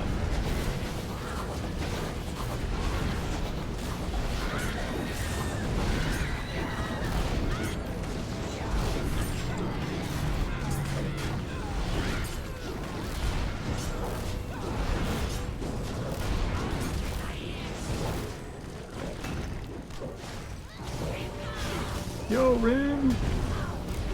How's it going? We are 4-manning an E11 dungeon.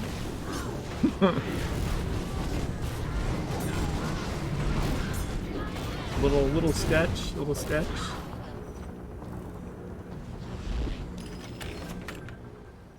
Say you join me, but you're too good. I get it. You can't slum it down here with me.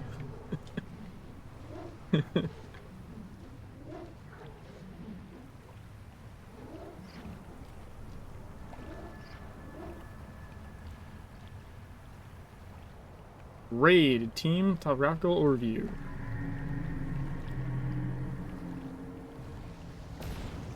Approaching a major biological Come on threat. down. Caution. Boom.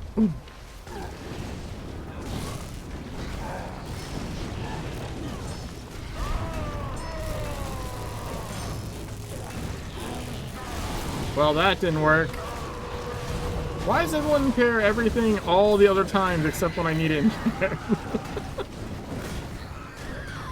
Screw you guys.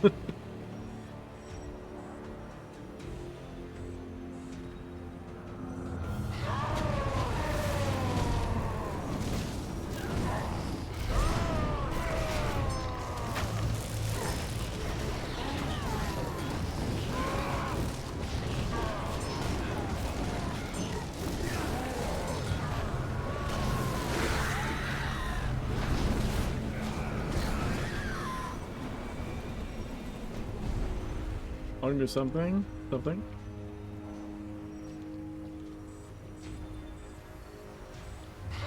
We could run OD. You wanna? Did we do that? We did that before, right? Goldfish memory. I'm pretty sure we did that before.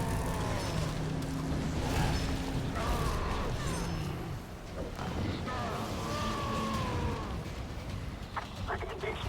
Proceed threat to prevent regeneration. Proceed damage. You have been meaning to do some OD waves anyways.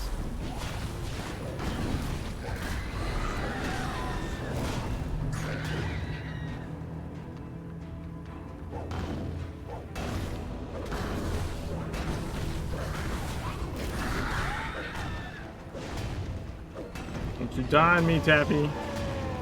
Don't you die on me.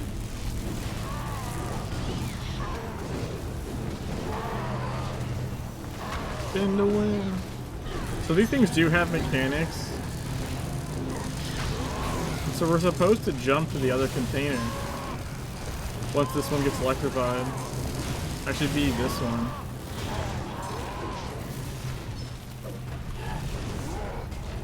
You're supposed to like chain containers, just we never do it because it's easier to just burn them down. Now I need to go this way.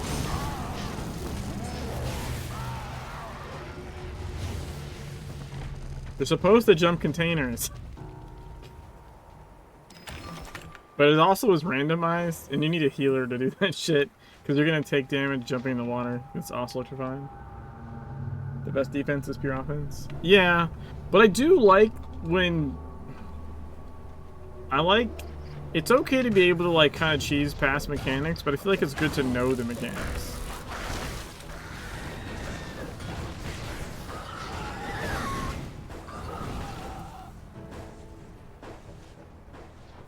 Which has been a problem, like since I started this run in May, like coming up, it's been very clear that there has been like a generation of, I mean not generation like as in a like actual, you know, human generation, but like a generation of players, like starting from beginning and getting to like end game. There's been like a generation of players that just never learned mechanics. They were just carried because there's bored vets out here just helping, but they never actually like learned the mechanics. And now there's second generation of version. Those guys are now bored and helping other people level, and they have no idea what they're doing. And they can only carry actually fairly low level stuff. Because they don't know what they're doing, they only can help carry stuff that they can completely overgear.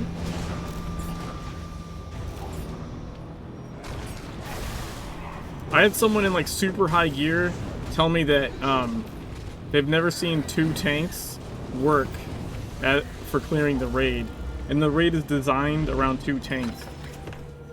It's just that currently on the story E1 and E5 raids, you can solo tank with the flame buddy, because It's not supposed to work, but it does. But you can't actually do that in E10 raid or E17 raid. Like, it doesn't work. You need 2 tanks. The mechanic is the tanks trade stacks. If you don't trade aggro, then you'll just die. And I had someone literally tell me, like, no, I've never seen 2 tanks work. That's just not, doesn't happen. But they only do E5 raid. Yeah, just aggro swap. Not only do people rely on it that heavily, but some people in like 1400 IP range just have never seen a double tank, which means they've never seen an E10 raid either. Oh, there went me and Taffy. Wow. I was alive for a second. I think the delayed damage killed me. But yeah, like...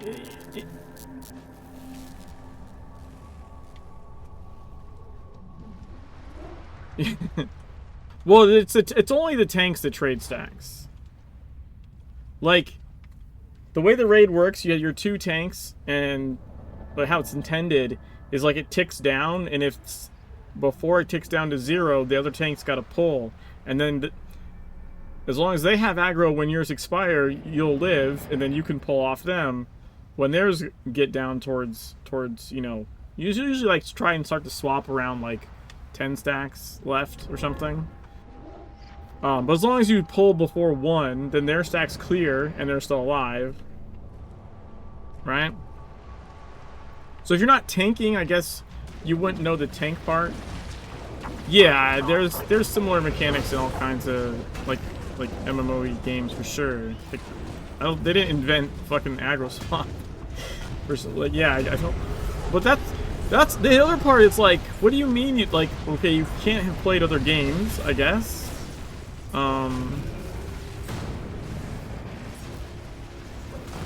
For one, but also like it's just bizarre to me. And like they didn't know that, you know, that I'm already like having a max endgame account. Like they just saw me on this character coming up. I think I was like, I don't know, E1 or something.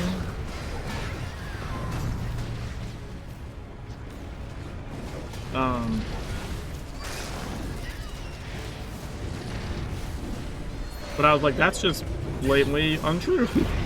That's not how the game works. Of course you can do it with 2 tanks. And also like no one's running a healer fucking like ever. It's kind of sad. But you still need healers in the end of the game. It's very difficult to sort of heal tank like E17s. Oh my god, my ears.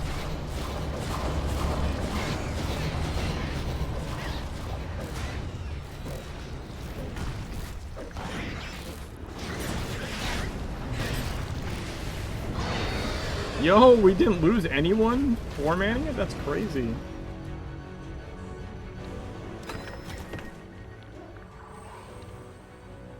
Without those on the curious, if they don't know or don't understand the tooltip. It's pretty easy. Because they made it that way. Like, this was a target game in TSW, and then when they made it here, like they did a bunch of stuff to make sort of like automate a lot of that stuff. You can also use you can use like your F keys. You know, like F1, F2, like to pick a person. You can alt and mouse click if you really had to. But most of the time you have a healer in each group because the rate is 10, and then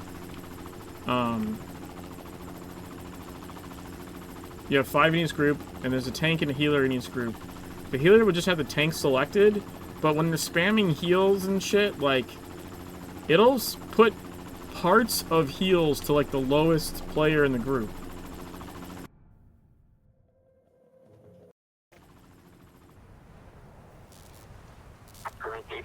So, like, You might be healing your main target, but some of your basic heals will like fiddle off to like a DPS that's like starting to die or something like that. Now, if they're really messed up, you're gonna have to actually manually target them. But for the most part, like that takes care of the healer checks in the game, where like everyone takes a little bit of damage. The healer's just spamming. You don't have to target people. Tank or healing? Do you need insane different gear? I mean, this guy's only tank, but you can still do DPS. Healer, I think, is technically easier, even to do that shit with. Honestly, the only difference between like, I mean,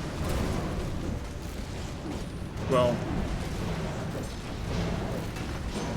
So healers don't need hit rating in order to you don't have to like, oh my god, I need to heal a lot. This is the problem. Holy shit. Almost died there. I still might almost die.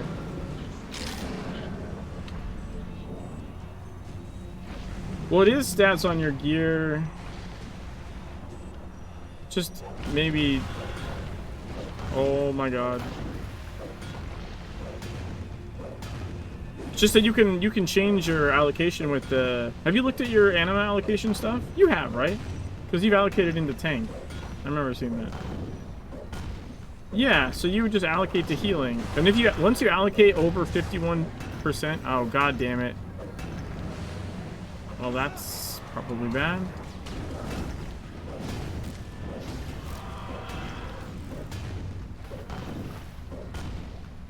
That's a lot of missing DPS.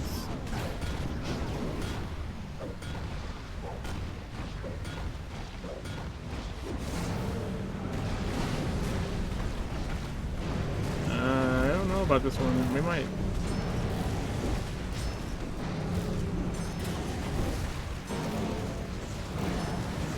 We might have to try again.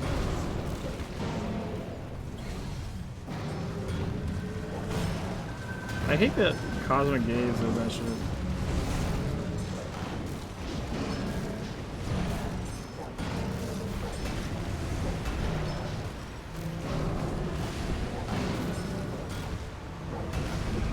Will I just evade like 3 cleaves in a row? What the shit?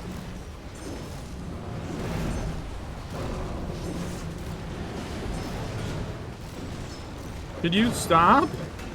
Holy fuck.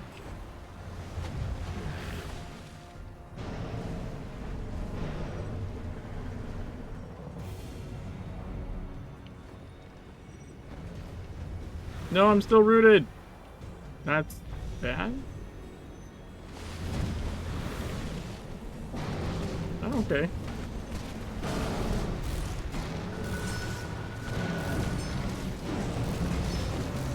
Should be cosmic? Nope. Never mind. Got another phase. Sorry, this is much more difficult than I anticipated it being. Bomber, I don't know why you just killed yourself. We had another phase.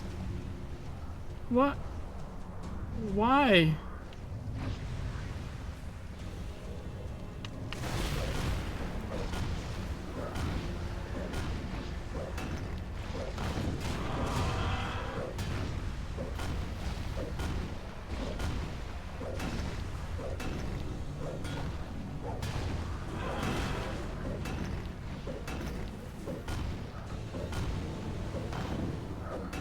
He was nowhere near close enough to die.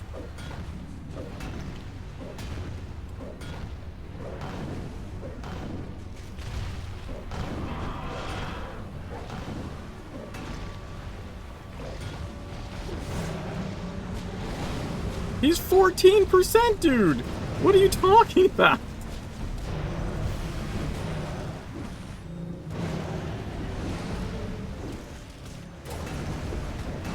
Your heart is like just massively wrong.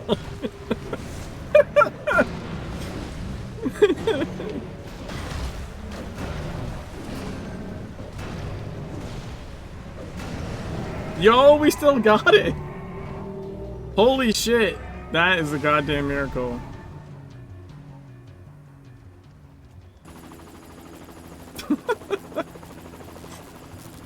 I used all my heal potions.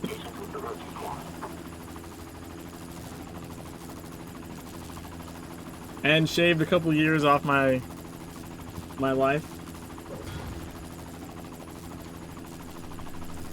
I can survive when he like erupts because I popped my cooldown. I popped original volcano, and I've done that before, and that like it wouldn't save DPS, but it saved me.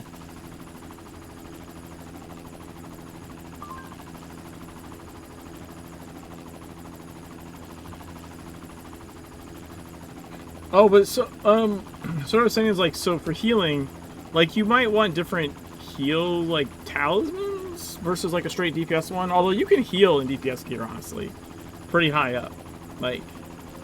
But when you allocate over 51% in tank, you start getting the tank like threat. Your threat goes up.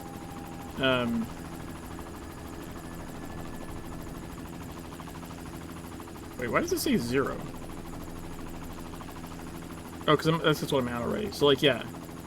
So if I'm DPS, I'm like this. And then when you go to tank, you're like 2,400% threat. But you don't start getting threat until the 51% mark. Healing, at over 51% healing, your energy doubles. You go from 15 to 30. So you can spam... A, I think so you can spam, but also I think the healing abilities are expensive.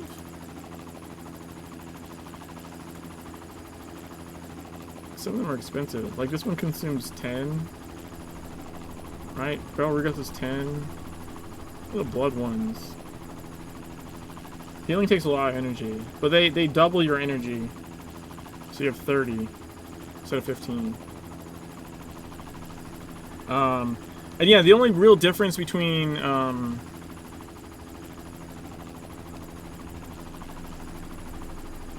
between a DPS, other than like DPS talismans, like specifically like talismans that have a healer effect versus a DPS, like an extra effect, right? Other than that, the only difference is a healer doesn't actually need hit rating because you don't need to like roll to hit your own person to heal. But if you're doing DPS, you still need a hit rating, right? And you need hit rating in the normal story game anyway. So like I feel like especially since anima allocation, it's really easy to be a healer. Signets in your heal weapons differ from your DPS weapons. I mean, do they though?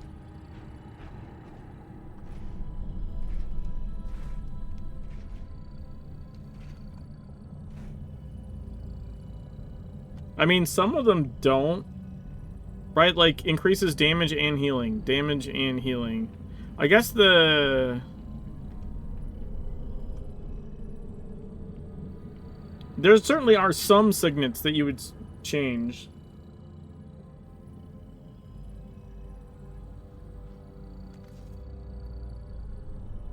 Do if you don't DPS with a heal. Oh, yeah, I see what you're saying. Well, yeah, sure. Yeah, I see what you mean. I don't know, like, I don't know about E17, but I remember when I was for E10 raid, I just switched to allocation and had a build. I didn't change my signets or anything, and I was able to heal the E10 raid. I barely know what the fuck I'm doing when I'm healing. I'm just like, that's where, like, DPS and tank, I know what I'm doing. Healing, I'm just like, I want to push this button some, you know. I mean, it's a little better than that, but it's not much.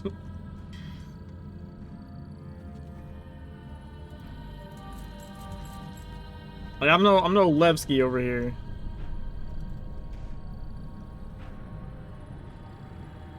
Yeah, for sure, it'd be smoother if you actually have healed talismans that, like, benefit. Same for DPS, right? You could DPS with all just basic gear that doesn't have extra effects on it.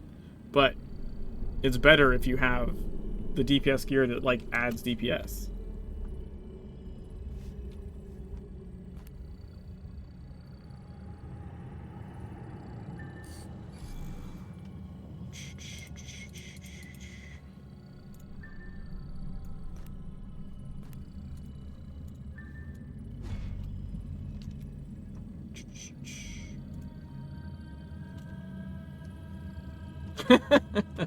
Bomber, you're always friendly. Shit.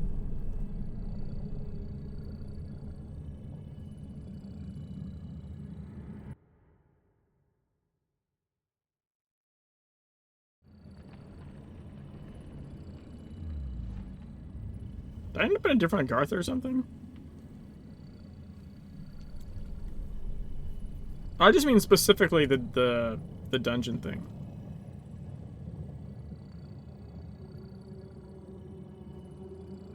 Multiplayer.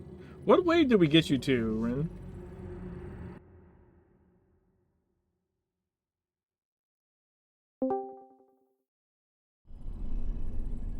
It was like in the 20s somewhere.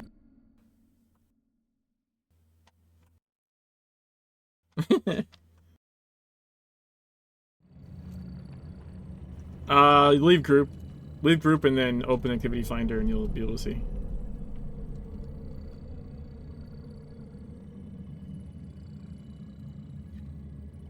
I want to say it was like 21. Yeah. So that's where we left off.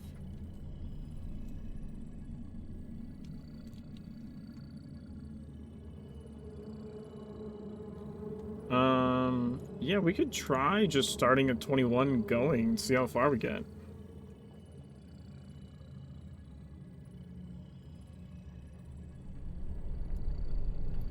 I mean, as long as you, like, the big thing, especially if you, like, die easy, it's not even about the DPS. It's like, you could set to higher tank allocation and just play, like, sheep herding dog. Like, because the whole point is, like, not have them in the center, so that, right? So the stone's not taking damage. So, as long as you can survive and just go... Because unlike Seek and Preserve, where they just ignore you unless you hit them, in OD, as long as you run next to them, they'll just turn and go to you. You don't even have to hit them. So, like, you can just run around looking at things angrily and leading them to, like, me or Bomber to actually kill them. Yeah, sheep herding dog. Yeah, yip. Initiating world simulation. Initiating reality simulation. Proceed when ready. I think I'll go DPS here still, I'm pretty sure.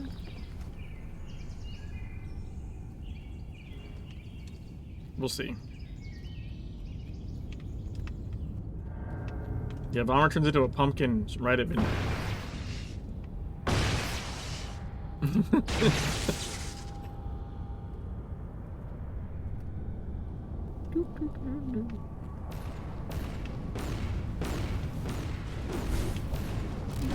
Removing attack vector.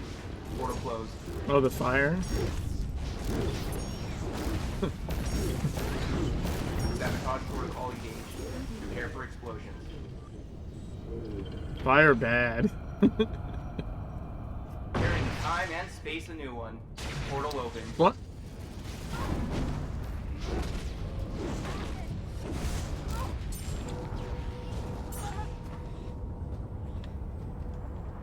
So fun fact about those sapper guys, they place mines, but if you run over them while they're next to them, they take damage from their own mine. So you can kind of kill them with their own shit. I mean, you'll take a little bit of damage, but not as much. Oh, bombs. Closing portal. Defend the occult focus. Yeah, just, I'll deal with this guy. Go run next to the bombs. Make sure that they don't go center.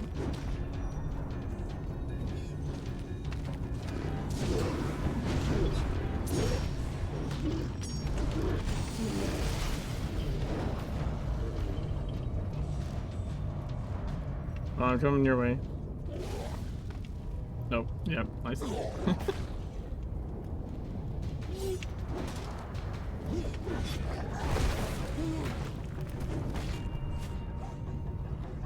Ah, okay. Initiating the kamikaze protocol. The floor will be lava.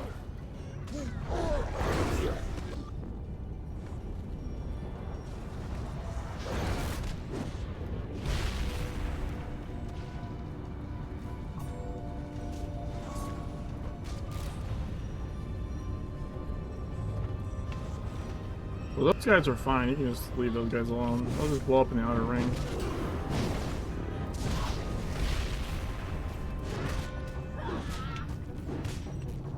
Bomber, can you tag the things that are in the middle? No, never mind. I'll get them. Adding attack vector. Prepare to adjust.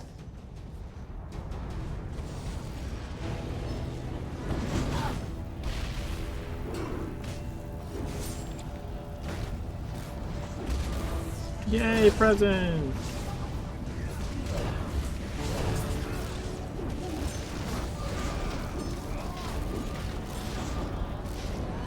Applying tactical evolution. Creating strong, long-range threat. Adding attack vector. Prepare to adjust.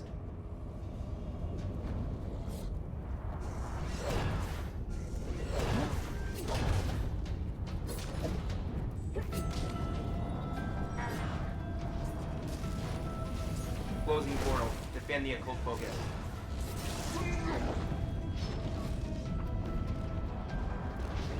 Extremely hazardous entity created. Protect the occult focus.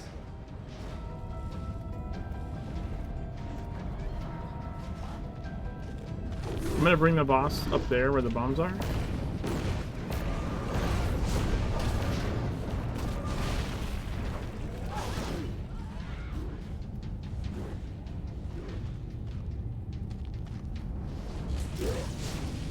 Bombs away.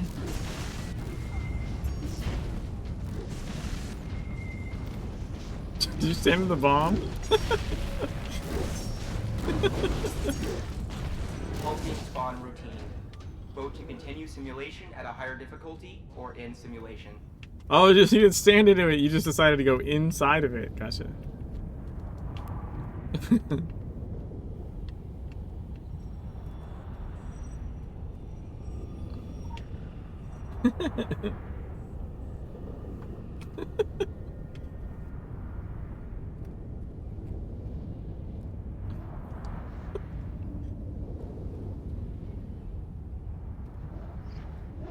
Yeah, when you see like circles, run away. Circles bad. Circles, squares, shapes on the ground.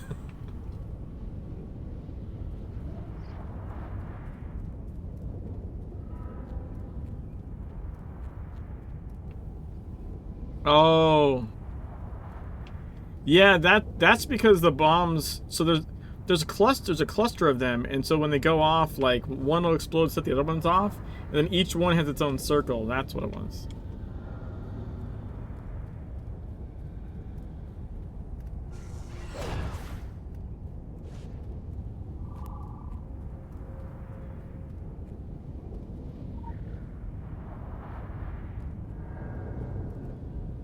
Applying danger scalar. Resuming simulation.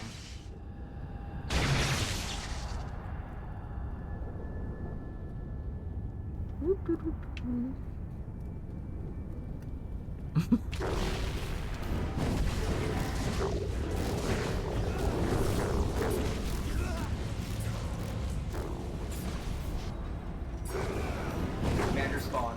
Defend the Oh god. focus. Commander?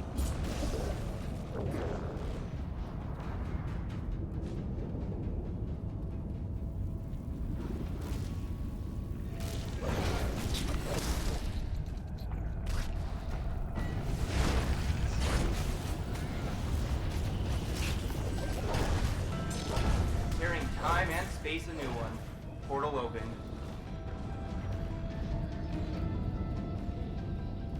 Applying tactical pressure. Unstable enemy spawned.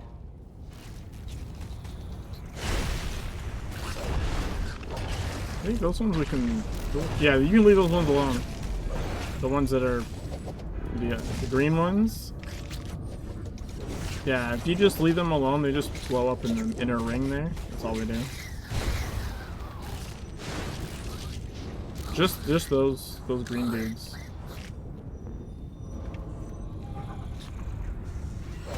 Initiating supernatural weaponry protocols. Bomberinos! Arcane energies detected. Removing attack vector. Portal closed.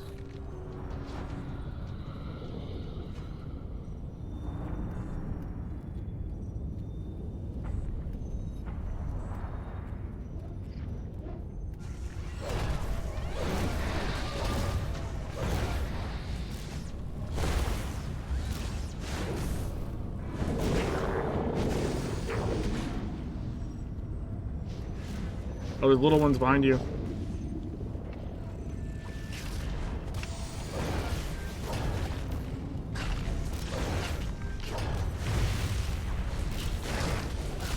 Commander spawn. Defend the Again?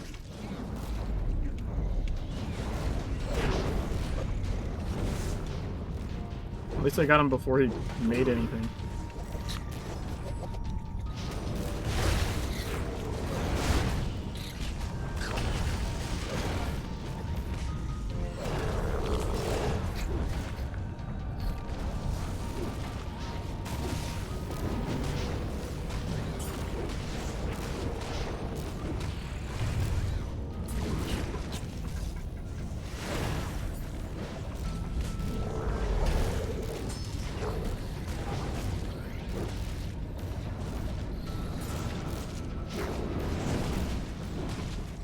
Long-range hostile created. Protect the occult focus. Simplifying scenario. Removed portal.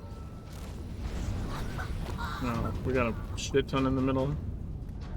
Boss spawned. Good luck. The only problem with that is you stunned them in the middle. Yeah, no, I know. We can take him this way to these bombs.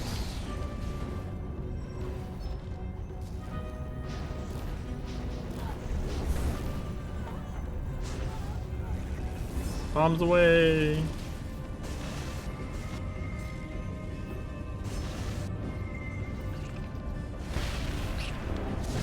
Occult focus defended. Yo, let's go. User input required. Go hard or go home.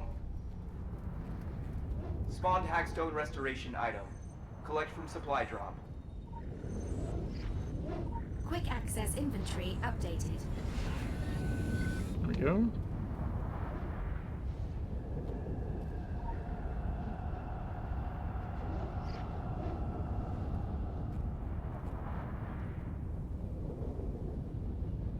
Applying danger scaler. Resuming simulation.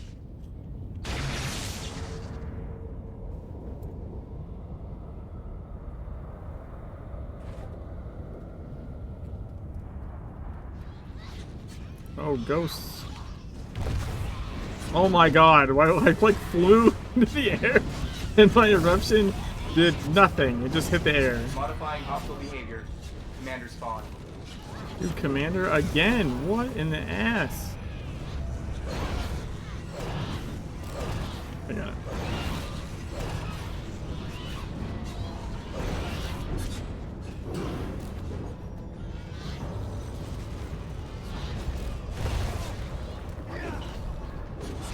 Time and space a new one.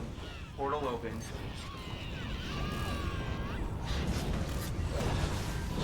Activating siege tactics.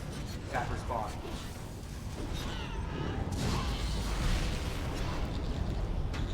Portal shut down. Spawn routines rerouted. Yeah, if you run over his mine while he's next to it, it'll hurt him. A little bit. Yeah, I think it hurts him more though. Just in my experience. Your experience may vary. Activating magic 8 ball. Seek and destroy. Even like doing this lower level, like Time and coming space up on a this new character. one. Portal opened. I did that stuff a bunch. Seemed to work.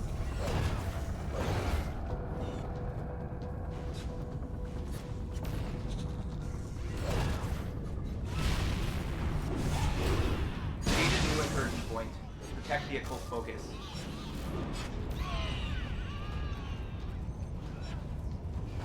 Applying heavy ordnance protocol. Drop in the hammer. Tearing time and space a new one. Portal open. You can line of sight behind the rocks.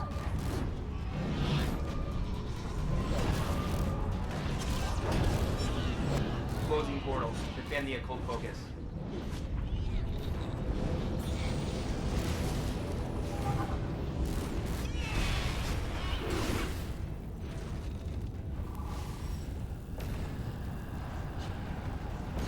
shut down.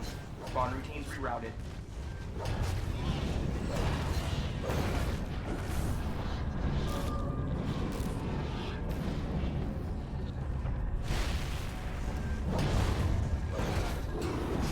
Create a new incursion point. Protect the occult focus.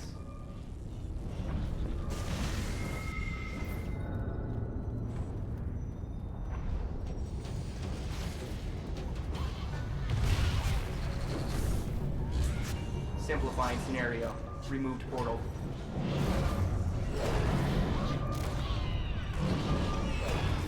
Extremely hazardous entity created. Protect the occult focus.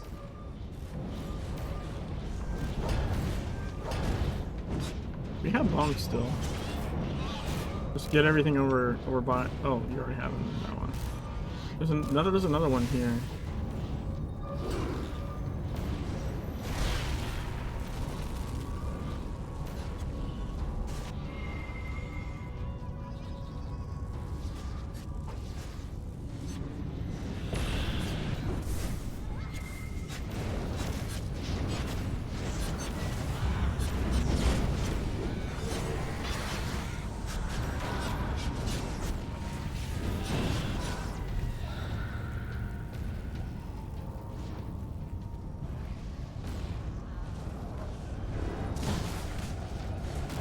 Defense successful. Yo, we did Select it. whether to increase difficulty and continue, or to halt exercise.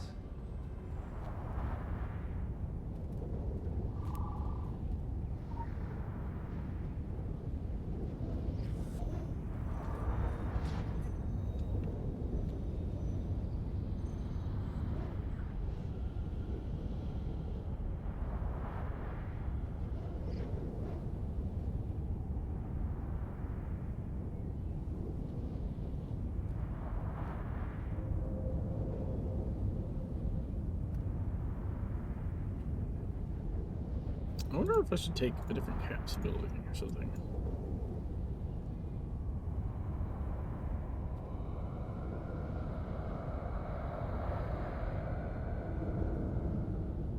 Oh, chaos ability. I'm only running hammer. I'm not running any chaos right now. Chaos is just for Simulation. Ready yourself for stronger soaking enemies. damage at this point. Delaying my inevitable death.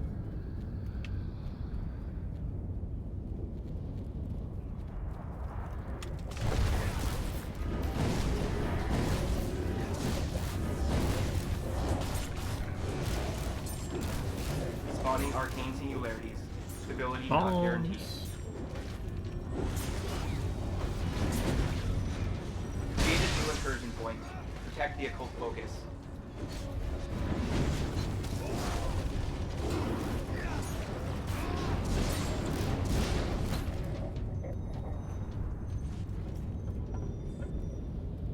Simplifying scenario.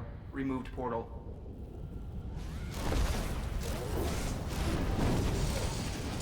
Initiating the kamikaze protocol. The floor will be lava. Okay, you can ignore those guys. The Removing ones attack that, vector. the Floor volatile closed. ones. Don't run with those guys. When everybody says the floor will be lava, basically, you can just ignore them. Additional portal open. Recommend environmental awareness. Now we have other shit. Apply tactical decision making. Prepare for the unexpected. I think we got our Revenant. Clearing time and space a new one. Portal open.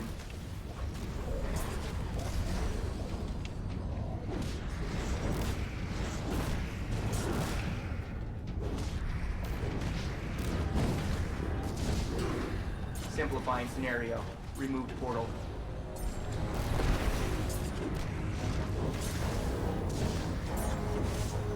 I didn't have it impaired for that. Unfortunate.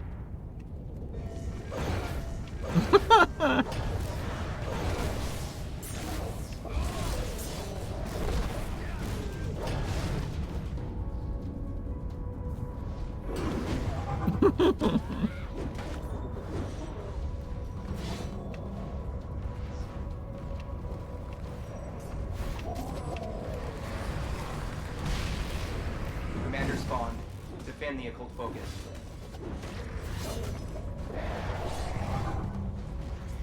Adding attack. I picked up the commander. Prepare to adjust.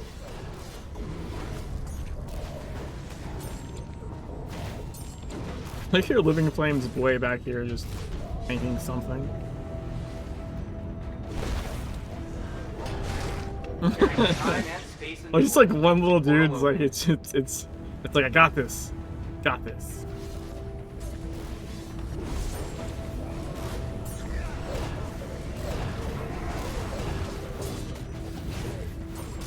Closing portal. Defend the occult focus.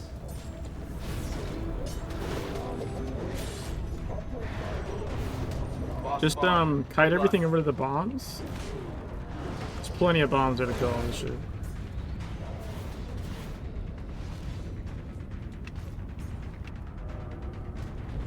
No, we gotta wait for him to finish whatever the fuck that is.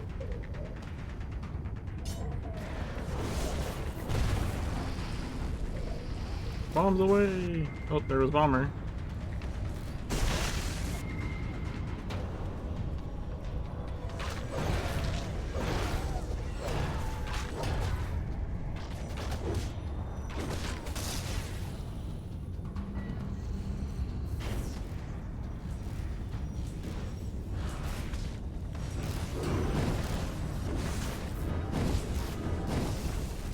Defense successful. Haha. Select whether to increase difficulty and continue, or to halt exercise. Hackstone repair authorized. Spawning supply drop.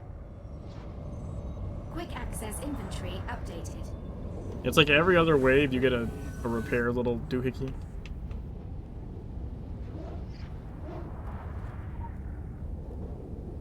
Applying danger scaler. Wave Resuming simulation. 25. Oh shit, is that a pool?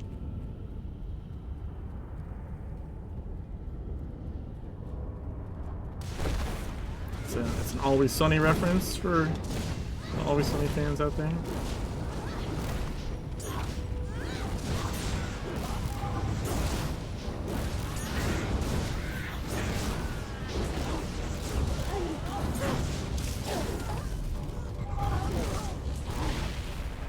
I don't watch much TV, but I've watched It's Always Sunny for, you know, like, what is it, 15 years? Create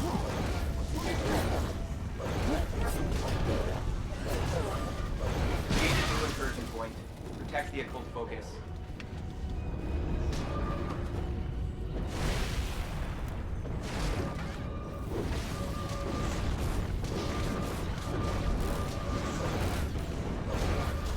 Preparing time and space a new one.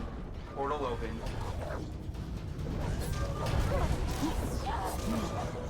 Assassin created. Prepare to defend yourself. I mean, it's not for everyone. I find it fucking hilarious, but Adding attack vector. Prepare to adjust.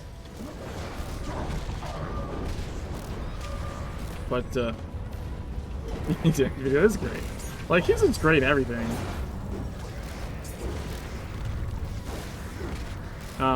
Removing attack vector. Portal closed. But I think what I like about it too is, like, you don't have to have seen any of them. You can, like, literally just watch an episode and be like, that was really funny and horribly messed up. Like, there is some stuff, I guess, technically it's callbacks, but, like, you really don't. It's not one of those shows where you're like, how will I understand the plot? Kind of like Seinfeld. Right? Like, yes, there's, like, stuff that connects and whatever, but, like, you really Feeding spawn don't cap. have to have seen Triggering it. swarm. Because that's what we needed. We needed a swarm. Adding attack vector. Prepare to adjust. It's a party.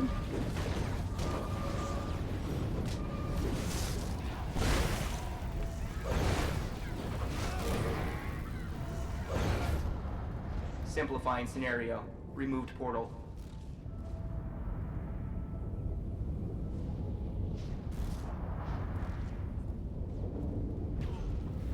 Damage above. Adding attack vector. Prepare to adjust.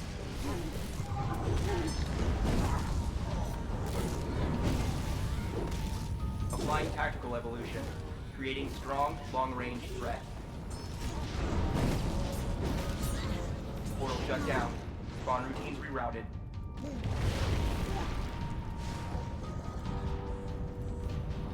Invasion leader created. Seek and destroy. Seek and destroy. Ooh, it's a machine tyrant.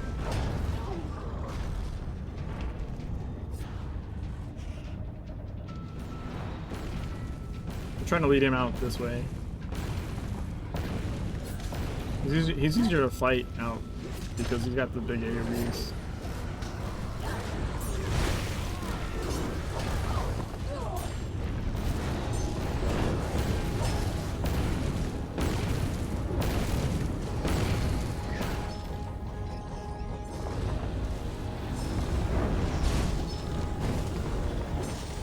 Permanent barrage.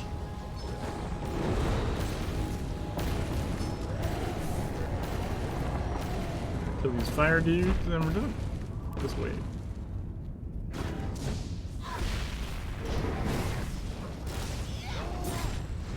Defense successful.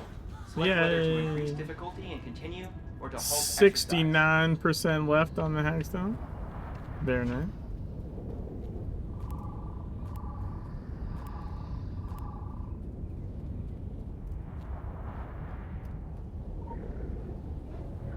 Unlocking simulation. Prepare for more dangerous combat.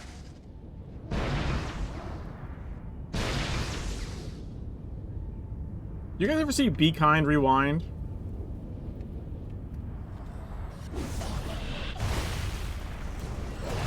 Like Mos Def and Jack Black.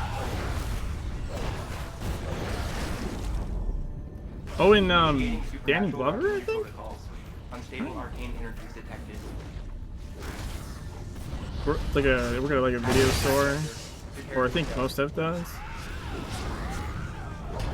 Something I forget what the plot exactly is, but they end up like they don't have the movies, so they like make their own versions.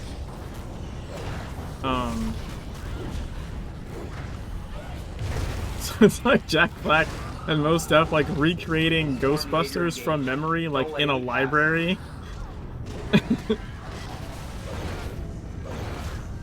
And apparently they did that like on set. Like it wasn't just that it was like that's the plot of the movie. Like they actually were like, no, we want you to like you don't get to like watch it and remember the lines. You have to do this like off the cuff, just to because it needs to feel like these are two guys that just are doing the best they can from what they remember of different scenes.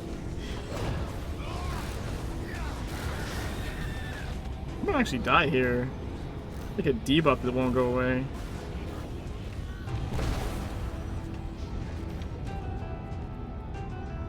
We just don't have a cleanse, that's all. We should have you need cleanses for different content. I don't have one either right now. Portal open.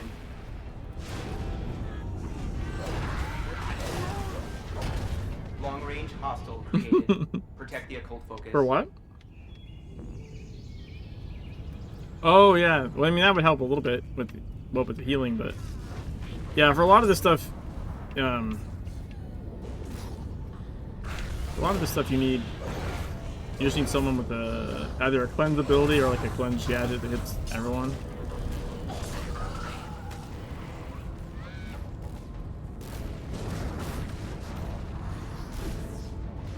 Spawning arcane singularities. Yo, we got bombs though. That's good. Time and space That should help us Portal open. kill everything.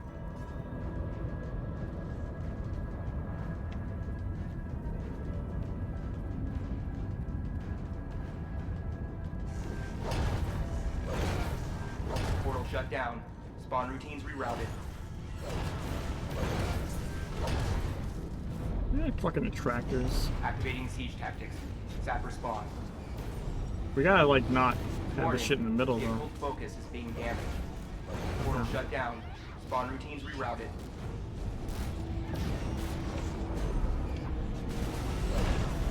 Extremely hazardous after this entity created. Protect the occult focus.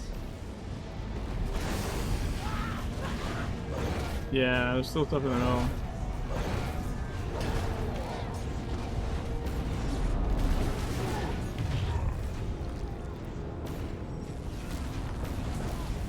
Bombs away.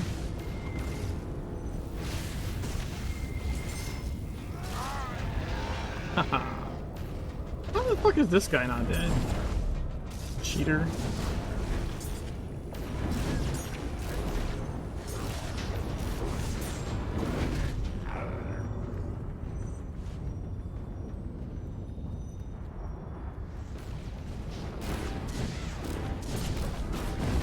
Defense successful.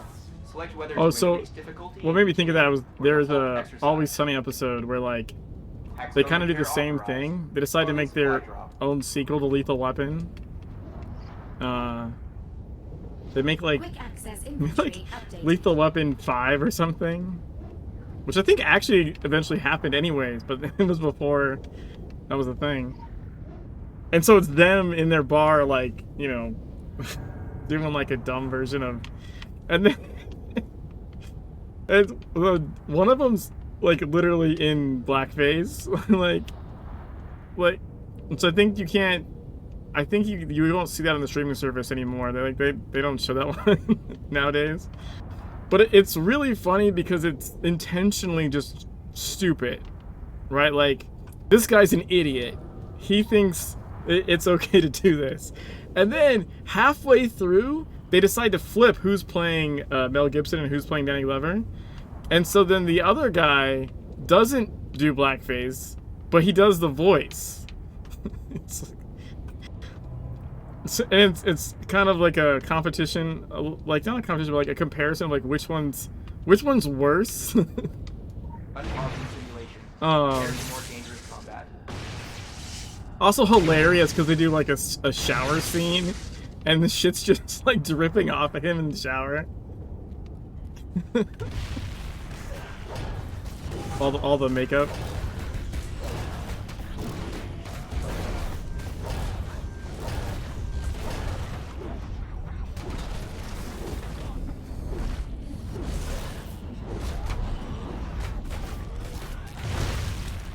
I hit that button like 10 times. It did not want to go off. Simulating enemy adaptation. Intercept and defeat. Leave those guys alone. They'll just blow up on their own. The green Portal footed shut down. dudes. Spawn routines rerouted.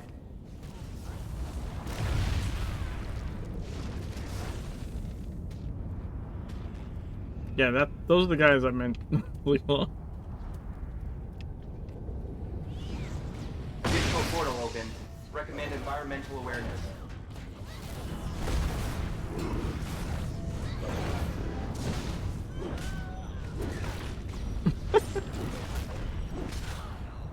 The other one that had the buff died, and it got the buff.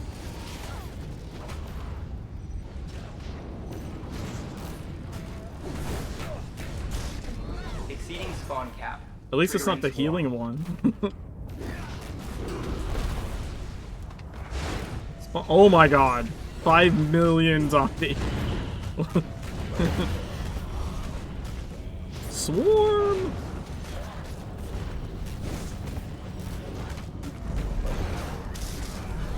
This is where Razor Shards is pretty good.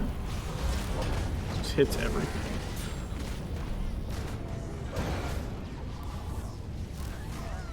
Spawning arcane singularities. Stability not guaranteed. Dude, even more bombs, let's go! Well, also, we need the bombs. Very helpful in killing things.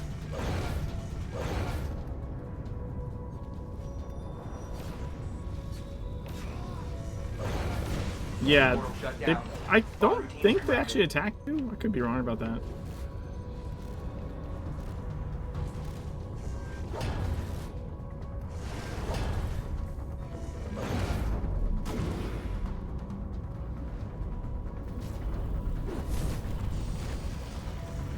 I was trying to grab them from you, but he ran the other way. Randomizing enemy weighting. Prepare for statistical anomalies. Oh, we got statistical anomalies. What does that mean? Closing portal. Defend the occult focus. Oh, I think it's yeah, it's one of these guys. Eat your bomb. What you get? That's what you get. Plant another one. Stupid. Removing attack vector. Portal closed. Well, this bomb isn't even dead yet. Boss spawn. Good luck. Like, still alive. You can't actually trigger them until they're dead. Oh, your living flame had the boss. Did you do that on purpose? I'm gonna take him over here and light him up. Bombs away. Oh my god. Holy crap, that covered a huge area. Jesus. I didn't expect it to do that. Defense successful. Select whether to increase difficulty and continue, or to halt exercise. Alright. This next one might not go. We only have 25% left, but we'll see. I think we get it after we start it. I think. Applying danger scaler. Resuming simulation. Nope. Nope. I guess we don't get one. Well, that's right. We still have bombs. We have 3 different bomb things hanging out we can use. Removing attack vector. Portal closed.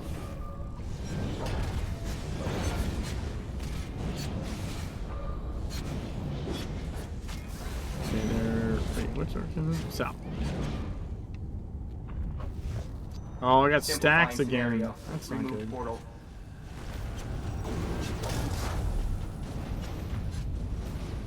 Activating magic 8 ball. Seek and destroy. Oh my god, it's a fucking demo dude again. During time and space, a new one. Portal open.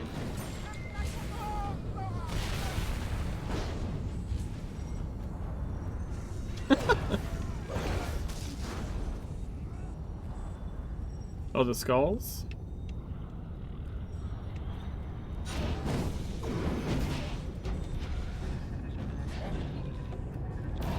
Applying heavy ordnance protocol. Dropping the hammer.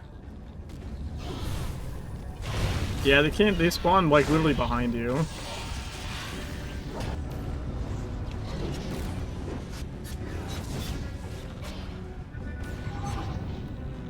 Oh yeah.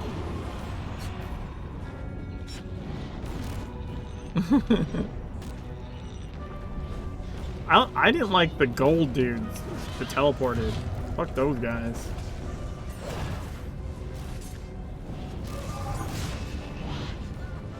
Create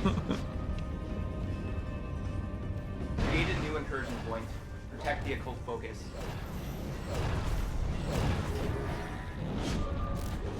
Initiating the kamikaze protocol. The floor will be lava. Okay, ignore those guys.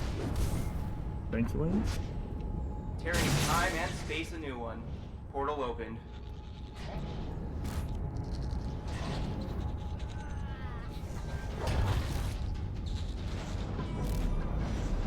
Ah, shit.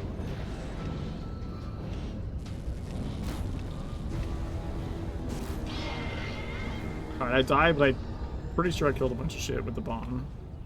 Applying tactical evolution. Creating strong, long-range threat. Portal shut down.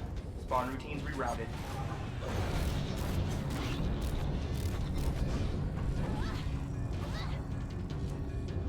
Think I pulled it out of the middle? Yeah. Create a new incursion point. Protect the occult focus.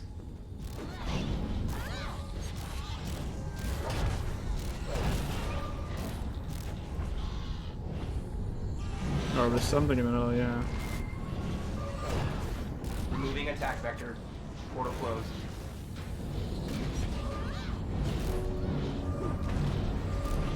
Invasion leader created. Seek and destroy.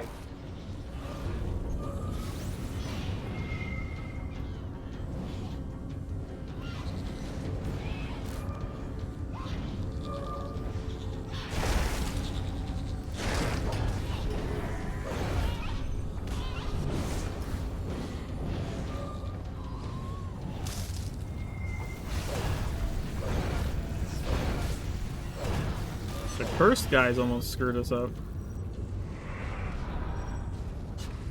Is there still bombs anywhere or no? Or the actual boss. We have the actual boss to kill.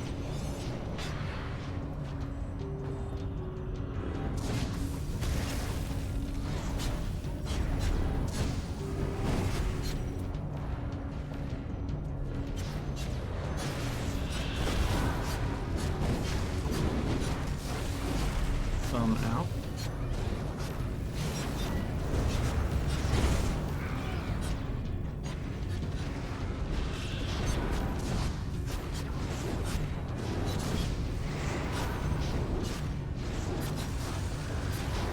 Defense successful. Yeah, Select let's whether go. to increase difficulty and continue, or to halt exercise. Hackstone repair authorized. Oh, now we get a Supply drop.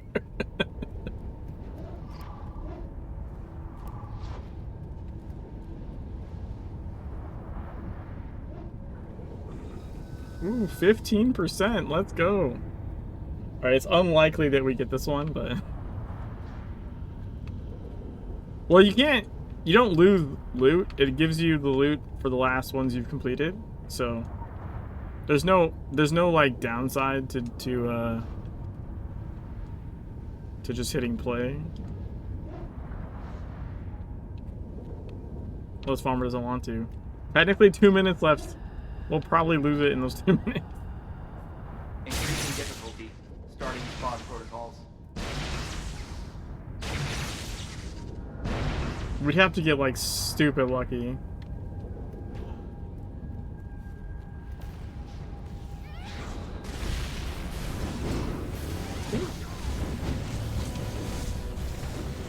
Midnight in the game. Activating Magic 8 Ball. Seek and destroy. Alright, leave those alone. We don't need those. Those volatile husks. Closing portal. Defend the occult focus.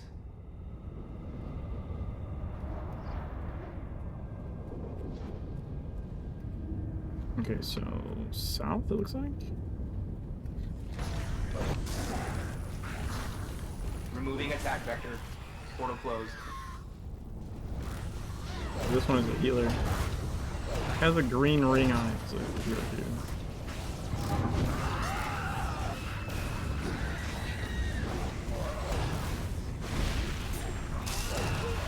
There's one up north. No wait, that's the gate. Never mind.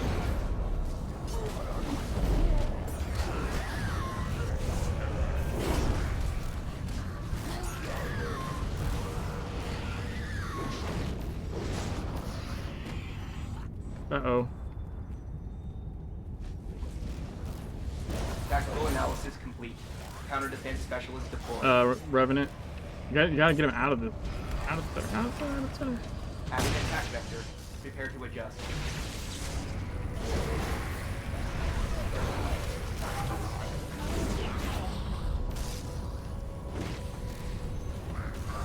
I think there's something coming to the center from up top.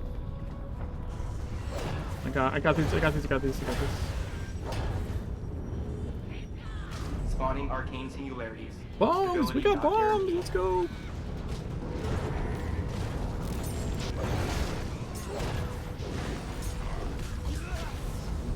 Just need to round up the bombs before they get to the center. Oh, and there's something coming with them. Additional portal open. Recommend environmental awareness.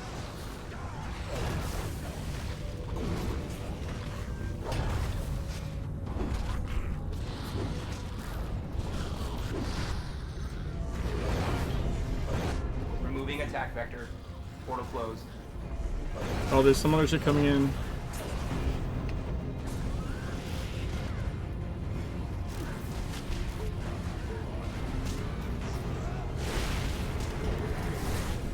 Tearing time and space a new one. Portal open.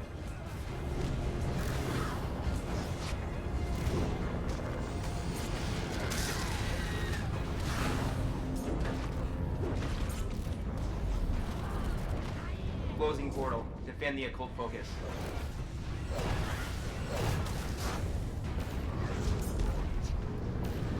hazardous entity created. Protect the occult focus.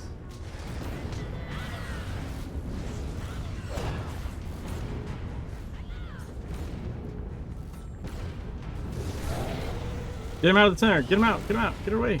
No, don't flicker him.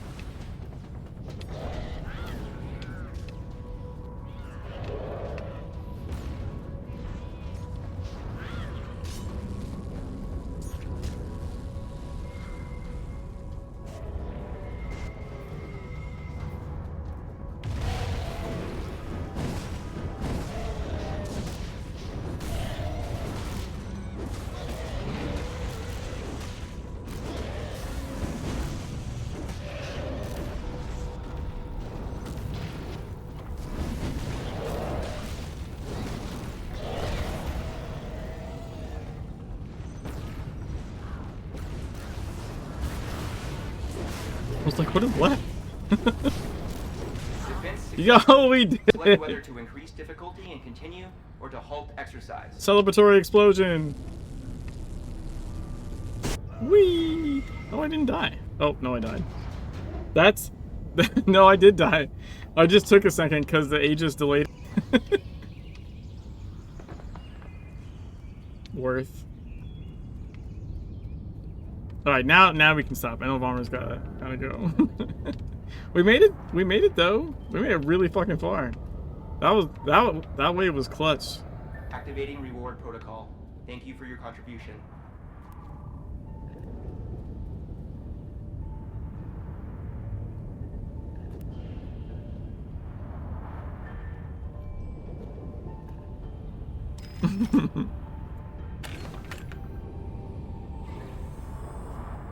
Nice. No signets for me. I got a failing as well.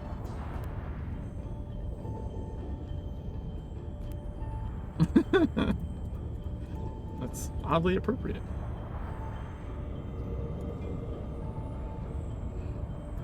Critical empowerment results. Ooh, I got a 5-stack crit. Hell yeah. I gained an IP.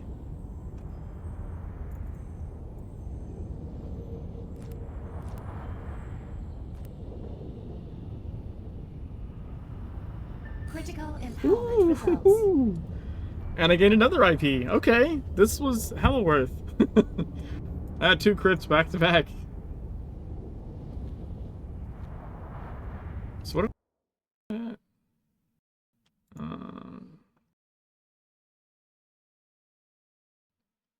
1508. I gained 4 item power tonight.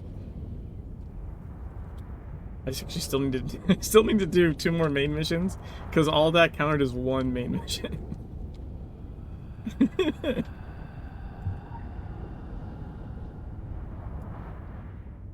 That's right, I can do something random.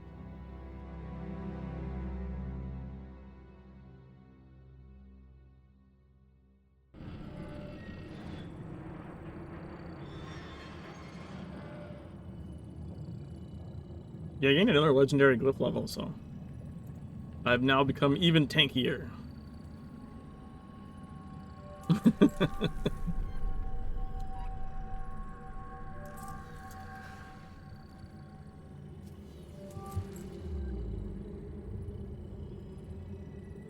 Yeah, it's been interesting to see like the current state of the game as far as like new players progressing. Yeah, just because, you know, I've been like maxed for, I don't know, a couple of years or something.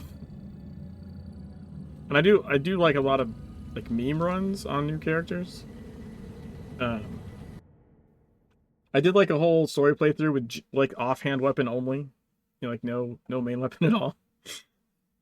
I did a pacifist playthrough back when that was possible, before the rebalance patch. I mostly just danced while things killed themselves on me. That was pretty fun. Stuff like that. But I hadn't made a character to like actually attempt to go to endgame. I mean, for a good reason. It takes a long time. I'm over 500 hours into this run, and you know, still have 400 item power to go. Yeah, I'm at 1312, and yet the goal is to hit 1700. Max is 1752, but 1700 unlocks the E17 content. Which is the max level content, max level dungeons, max level raid. So like, I don't know if I'll actually go to like max IP. There's plenty of people doing E17 content that aren't max, because it means just grinding out like every little thing, which you will eventually do, but it's not necessary to like complete the content with. So I might just call it once I've completed. Like I'll get there and I'll do the E17 content. Right, like that's gonna be the goal for sure. I don't know if I'll keep grinding it after that, but it's just a lot of work. Like, I can do like a meme run of the story in like, a meme run is probably like maybe like 100 hours playtime. I've done lots of marathon runs. A marathon run of this game is 29 hours straight. That's, I've done that a couple of times, maybe 3 times now, something like that.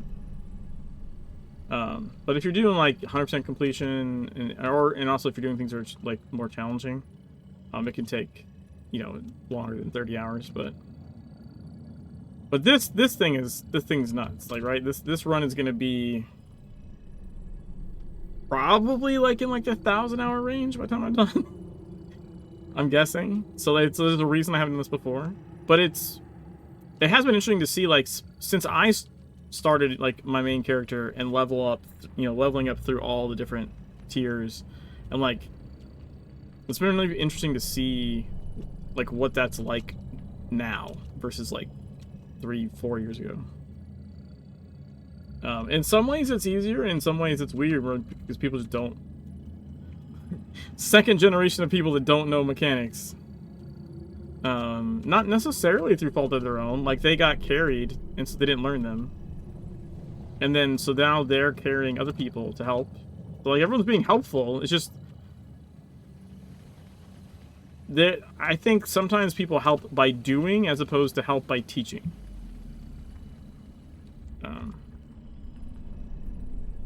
Yeah, like Joe said, the last 52 IP after E17 is a real pain to grind. Yeah, it's just getting everything to the end. And it's not really necessary other than like a completionist kind of thing.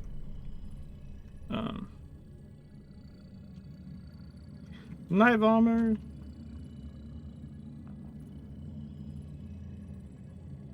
Plus I also have like other runs like planned that I'm like not doing because I'm doing this. Like I have a things all set up for the run after this is going to be like always sprinting, never stopping run. That's the plan. Yeah. Well, like one of them I did like pretty recently before this one was I did a slow walk run, which is like, so like you turn your sprint off and then hit backspace, you'll walk like really slow. Like you'll like saunter. Like you're still in the game. So turn your sprint off, hit backspace, and then like try walking forward.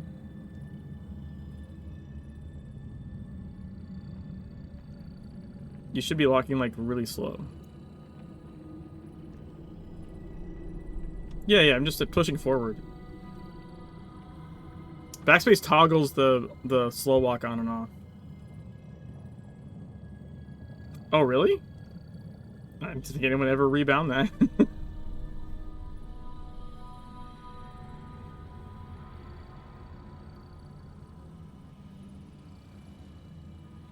Ah, I see what you're saying.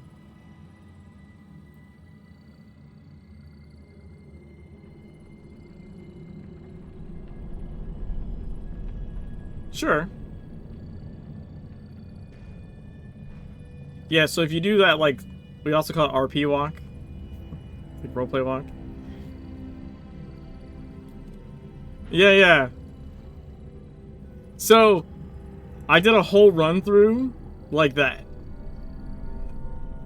A whole playthrough of the game like that. Yeah, which even slows you down in combat if you leave it like that. Like it. And there's, I almost got stuck a couple of places. There's shit like I just couldn't do. Yeah, I had to like stack so many like speed buffing things. Like, because your jump distance and height is relative to your speed in the game. So, if you're RP walking and you hit jump, you basically go nowhere. So there's like some key points in the game where you need to like make a jump to like a certain thing, and I like I had to like grind up signets and certain abilities. There was one jump. I think I put that one on TikTok. There's like one jump where like I had to stack 4 buffs perfectly. And at least 2 of them, 1 or 2 of them only have like a 3-second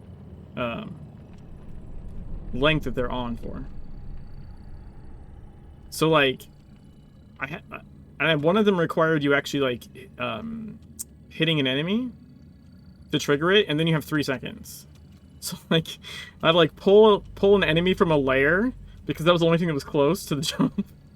I had to go pull an enemy from a lair, try not to get one shot by it, activate like 2 other things, trigger the 3-second one, and then run and jump and like, try and have all speed buffs active at the same time.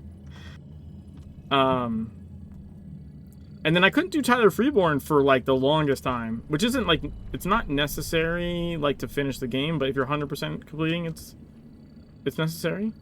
Did you do Tyler Freeborn mission chain in Blue Mountain? So you know where like you go to his trailer and like the guy jumps out and you got to go chase him? That's timed. It's got a timer running. You have to catch up to him in time or it resets. And it's not a long timer. And it's like RP Walk does not get you there anywhere near time. And I had like flicker, I had teleport, I had like all kinds of shit stacked, and I could not get there for the longest time. I just went ahead and did other things. Like I went and had to come back. Eventually, there's flares in Savage Coast from Sam Krieg that like for one of the missions that you put flares and he like shoots the zombies from the lighthouse. You can collect those, and if you throw them at NPCs, they get pissed at you. So the Wabanaki people, like I had to like hit them with it so that they would shoot me. So I would be in combat and therefore going a little bit faster. And also I'd be getting the triggers of there's some talismans that like speed you up a little bit if you get hit. That sort of thing. I literally had to like get them use that flare trick to get the NPCs to shoot me to give me just enough speed to just, I had like 1 second to like barely trigger that thing. I was so happy when I got it. And then in the cinematic is just me getting shot over and over. Because like those NPCs have like massive range with those rifles. So in the cinematic you could see the characters getting like plinked. The body's like jolting. Oh, that one I was cosplaying as the Gatekeeper. Which is because in the old game, the Gatekeeper would show up for the world bosses, and he would like walk slowly to where they would spawn. So that was the whole idea. It was like I was walking slowly, like the Gatekeeper. And then Fox did a translation mod for me, so all the text in the game got ran through like a dozen languages and then back to English. So it was all really weird. Like, it was all technically English still, but, like... Yeah. So I was reading, like, all the lore I picked up, because it was just bizarre shit. All the mission reports were just completely bizarre. It was really cool. But the next one I did after that was I did a run where there was no text in the game at all because I was like so tired of reading. Like, so the next one was called No Words, and all the text. Oh, by the way, the game is a lot harder than I thought to play with all the text removed. All the computer prompts like didn't have text. Sometimes, like, I remember most of the missions, but sometimes you just forget that, like, there's a step before a step, and if you don't do that, it doesn't trigger, and you're like, why isn't it not working? Where do I go again? What is the next piece? Why?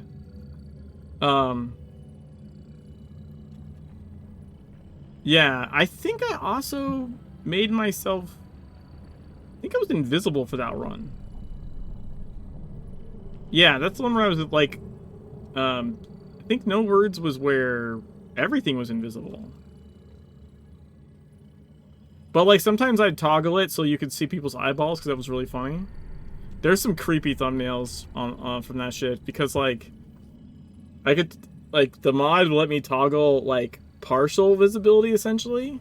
And, like, it'd be just people's hair, eyes, and teeth, and no face. So, like, the cinematics with, like, Beaumont, they just look so funny. Or Norma Creed in her shotgun with just eyeballs and teeth. It was really good.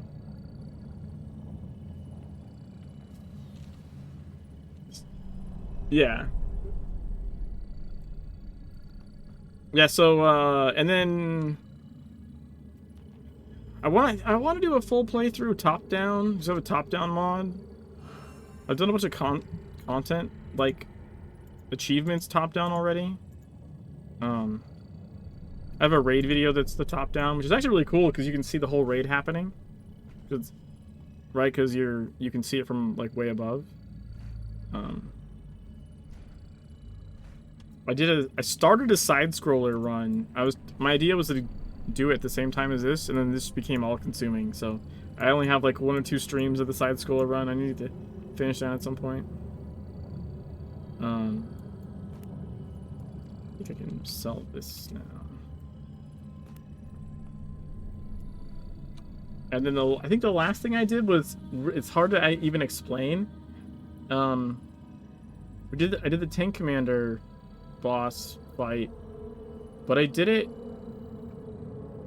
Imagine if the camera was underneath the floor.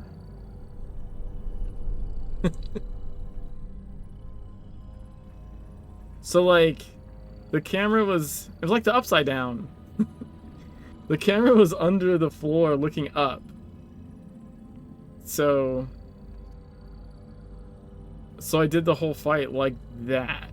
So I was like... The camera... So it's like top-down, but inverted. So the top down, right, just stares straight down at your character. This did the same thing, just up from the bottom. Yeah, so I did that whole fight like that. Which was I had like I think I had to flip the left and right controls because it feels like it's backwards, like it looks backwards, right? But yeah, that that one's literally like, I had a hard time just even describing it. It's like the idea was kind of like Stranger Things, like the Upside Down, but like it's hard to like convey that.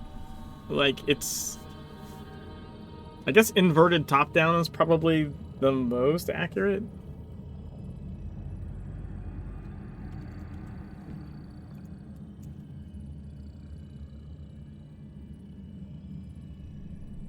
Yeah, yeah.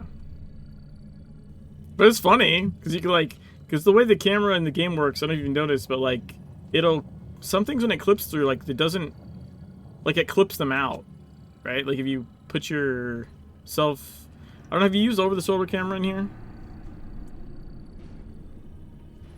Like, you can set your camera to, like, left or right shoulder, and then you can, like, yeah, you can, there's actually some glitch things you can do with that, but yeah, you can set it to over the shoulder left or right, and and then you can lean against the wall and the camera like peek through, essentially.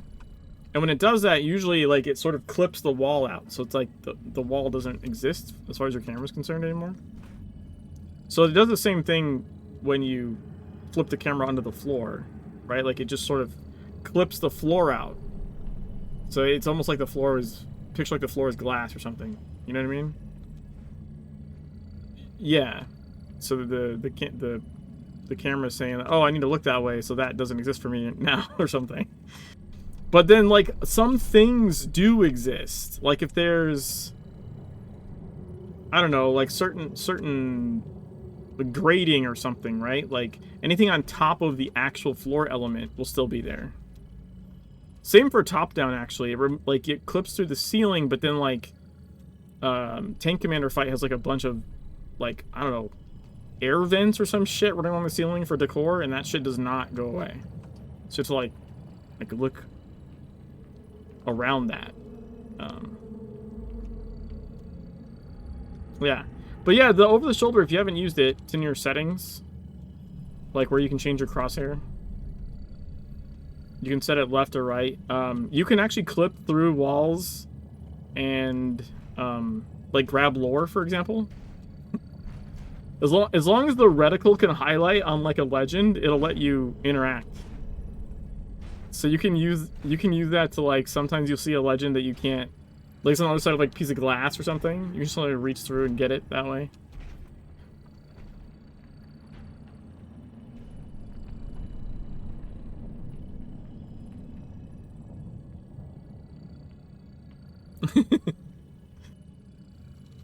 Yeah.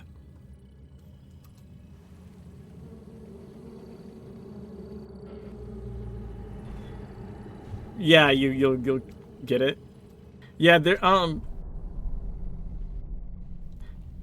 yeah, well, only if you do the over the shoulder, because then it's actually like off to the side, so when you push your character next to a wall, it just pushes it through.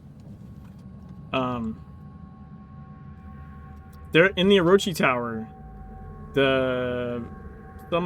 there's like the level that has like a room at the end that's just all like acid and lightning and bullshit. You can you can clip through and turn all that shit off from the outside. It makes the achievement way easier.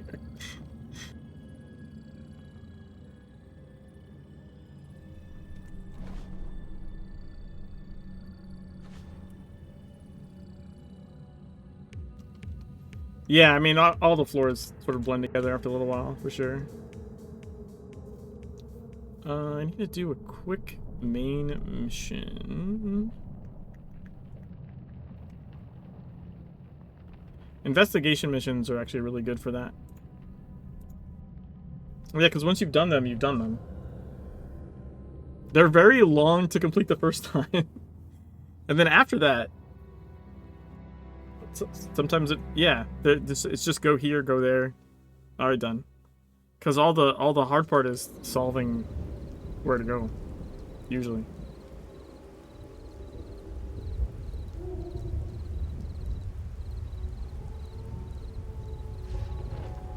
So have you finished the main story?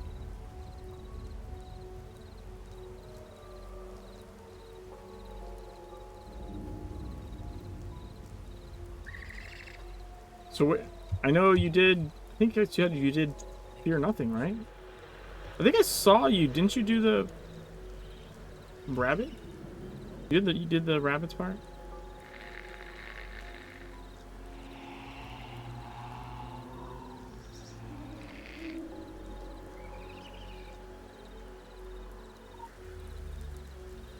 Quick access inventory updated. Quick access inventory updated.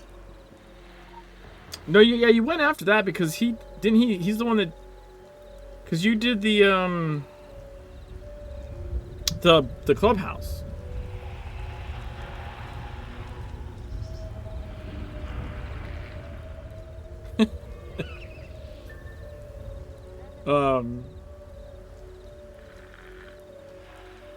But you got to see the bunny, start to see the bunnies at the end.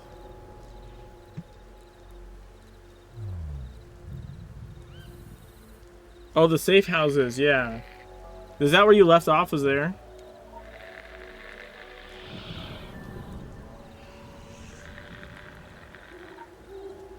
Yeah.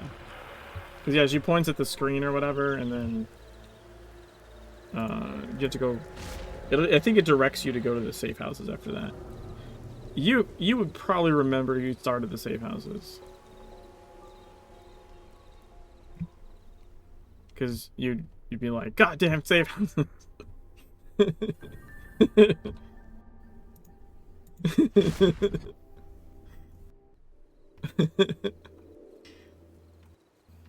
I mean, it'll be fun. But if you're running through with another person, well, you're definitely not getting achievements doing that. But it'll, you know, it should be interesting. It'll be good content, put it that way.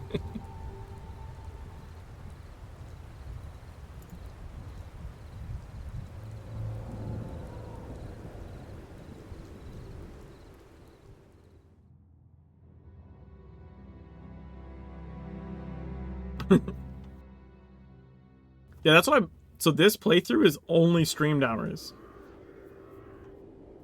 I don't play this character off stream.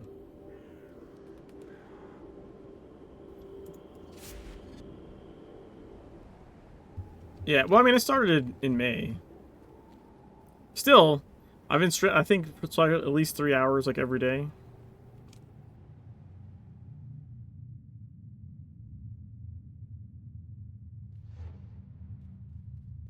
Yeah. Dude, I do not miss daily raids. That was in the old version of the game. And we got, since we have, like, the weekly lockout, like, you can help other people do their weekly, but, like, there's no incentive to, like, just grind the raid every day. That shit, like, burns people out fast.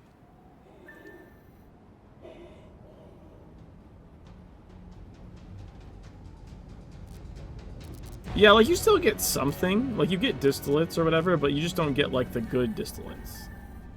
Is how that works. So it's like, you'll get something for helping, but, like, the mega loot you get once a week.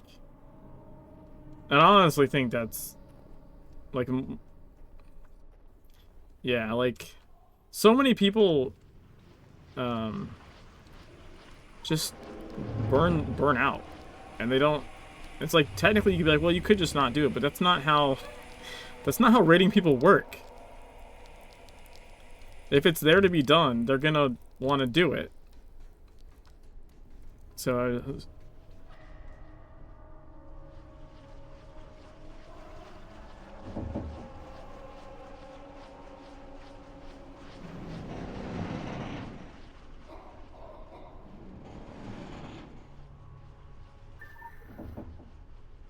dude, I love the spam at the interact at the back wall as you drop thing. They used to work in another mission too, but they decided to super glue the document down, so you couldn't do that anymore.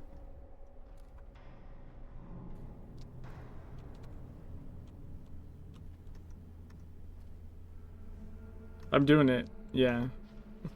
Selected memories.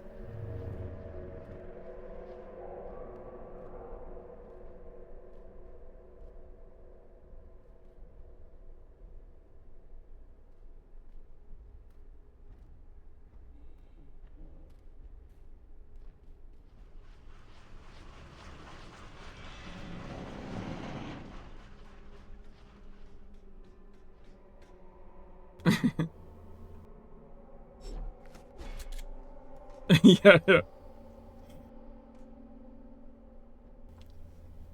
Do you know about the ladder run thing? Are you watching right now? All right, so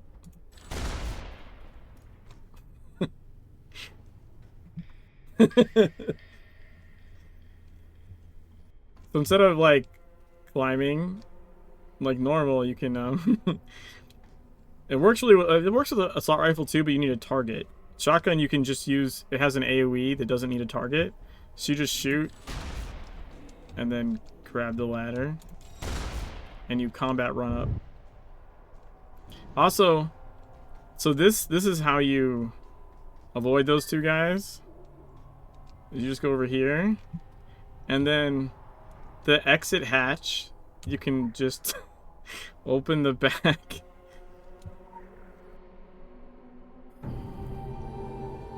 Ah.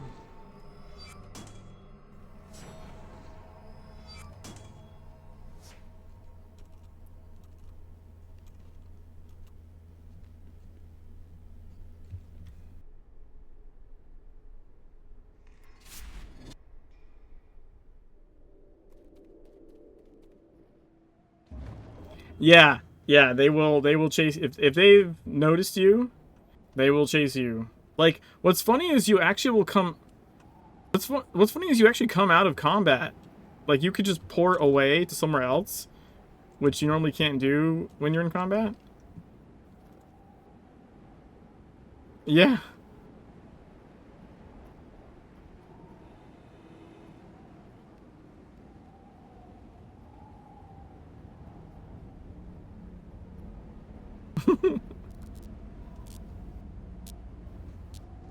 So this one, you're supposed to go like this way, right? And then the tricky thing to do after you do this crap is, come on. So you wait for this guy. Because you don't, like the normal way, you would want to go down that way. But you go over here, and you jump on this. You walk backwards.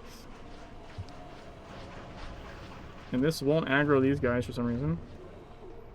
But the documents are in there. You can jump at the back wall and spam interact, and you'll grab it through the wall.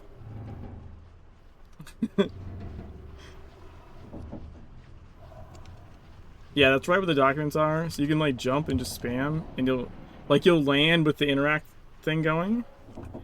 And then you come over here. You gotta like wait for this patrolling guy. But you can jump up there. This is where the defense mission takes place for the lair. It's right there. You activated the computer.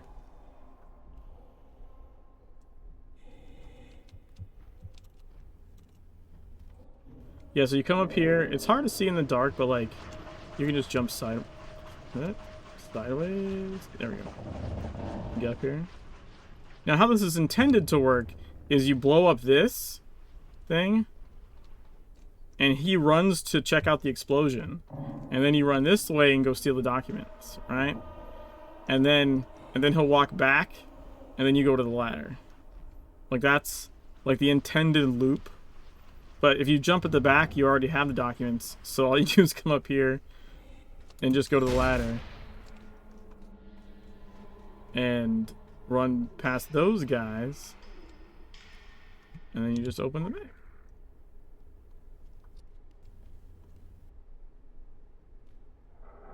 It's a single like yellow line at the back, like, and you're not even technically, that's not the intended way. The only reason that's there is because you blow this up, right? And you're supposed to like you're supposed to be in here, get the documents, and then open the back way, like this. Like, oh, I got the documents, let me out, and then you hit the exit. But it's just because the little line shows up, you can do it from here. Yeah, I really like selective runs. I used to have the speedrun record for that. I don't believe I do anymore. I think Grim stole it from me. I didn't spend the time getting it back. I do hold the speedrun record for Cost of Magic though.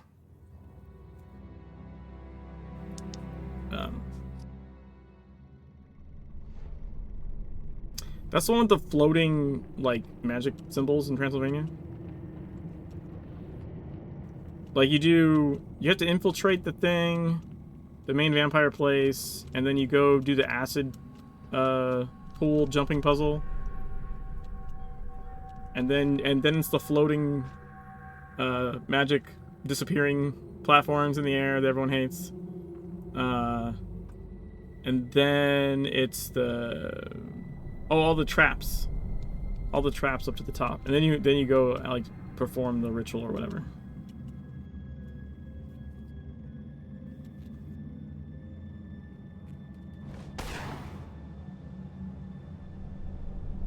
Oh yeah, yeah.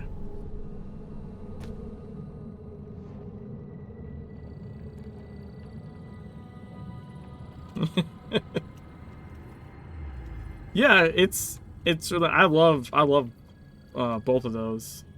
My main character actually has a title that only my character has. Yeah, the developers gave it to me. It's because I did both Cost of Magic and Lava Game, or at least Cost of Magic, like the floaty puzzle part. And I did Lava Game upside down. So I got a title called "The Ceiling is Lava" on my main character.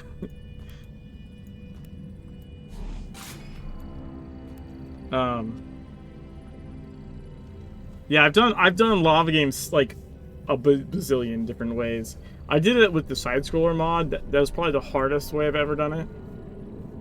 Because it's you can't, so if you picture like you're trying to play Secret World but it looks like Mario. Right? Like it's sideways. Now do Lava Game. How do you determine from a sideways locked perspective how far to jump and what your angle is?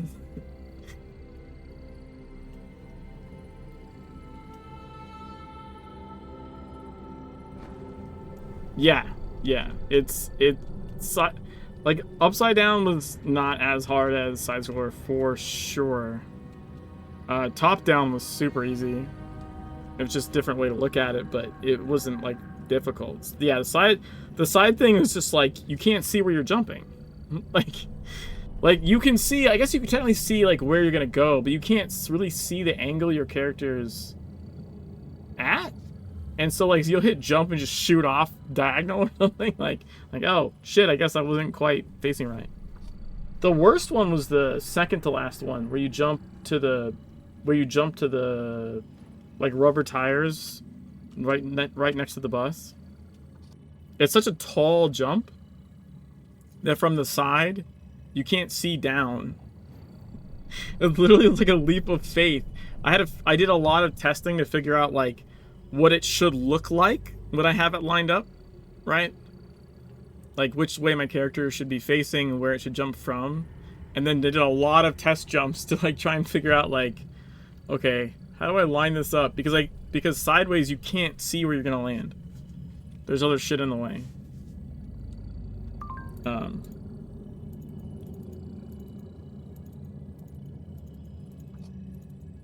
Yeah. Here, I'll where is browser? Yeah, I think the side one is, at least of Lava Game is the pretty crazy. I mean, I've also done it like on Mountain Dew cans. I was using Mountain Dew cans as a controller, but that was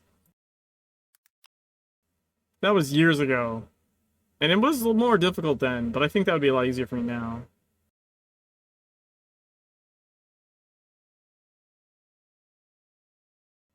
Let's see.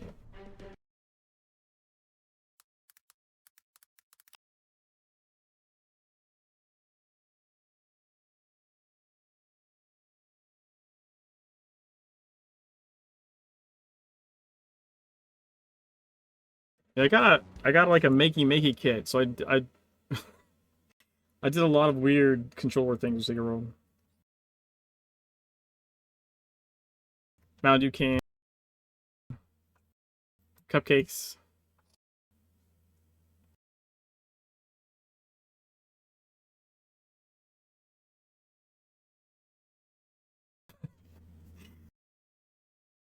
Even the thumbnail, you can see. You can see like, oh, and I made myself look like Edgar, which I think also looks very Mario-esque, like just the overalls and the red hat.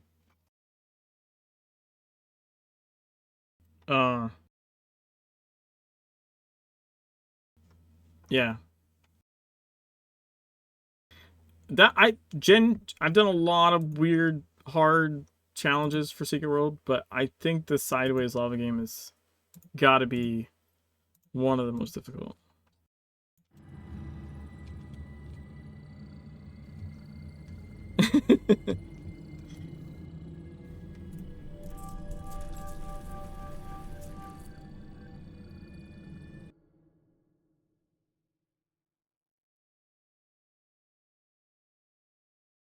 It's like, I think, even in the beginning, like the jump to like the boat, right? Like it's like that's a line it up leap of faith.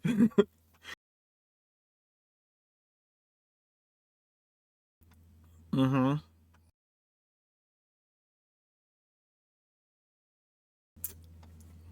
Same with the barrels that you jump to from the boat. Um, remember there's oh the jump.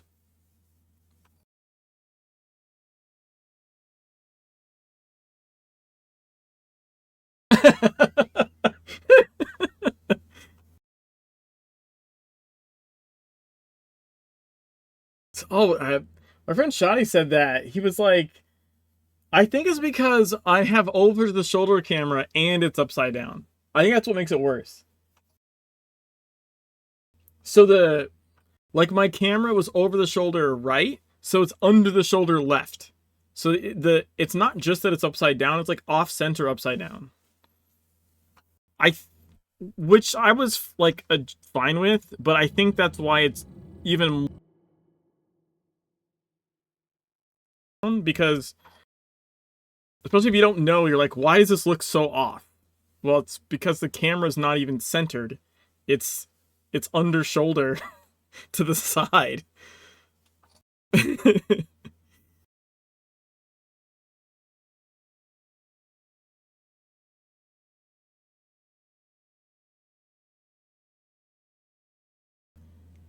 another fun another fun one was Tank Commander on guitar.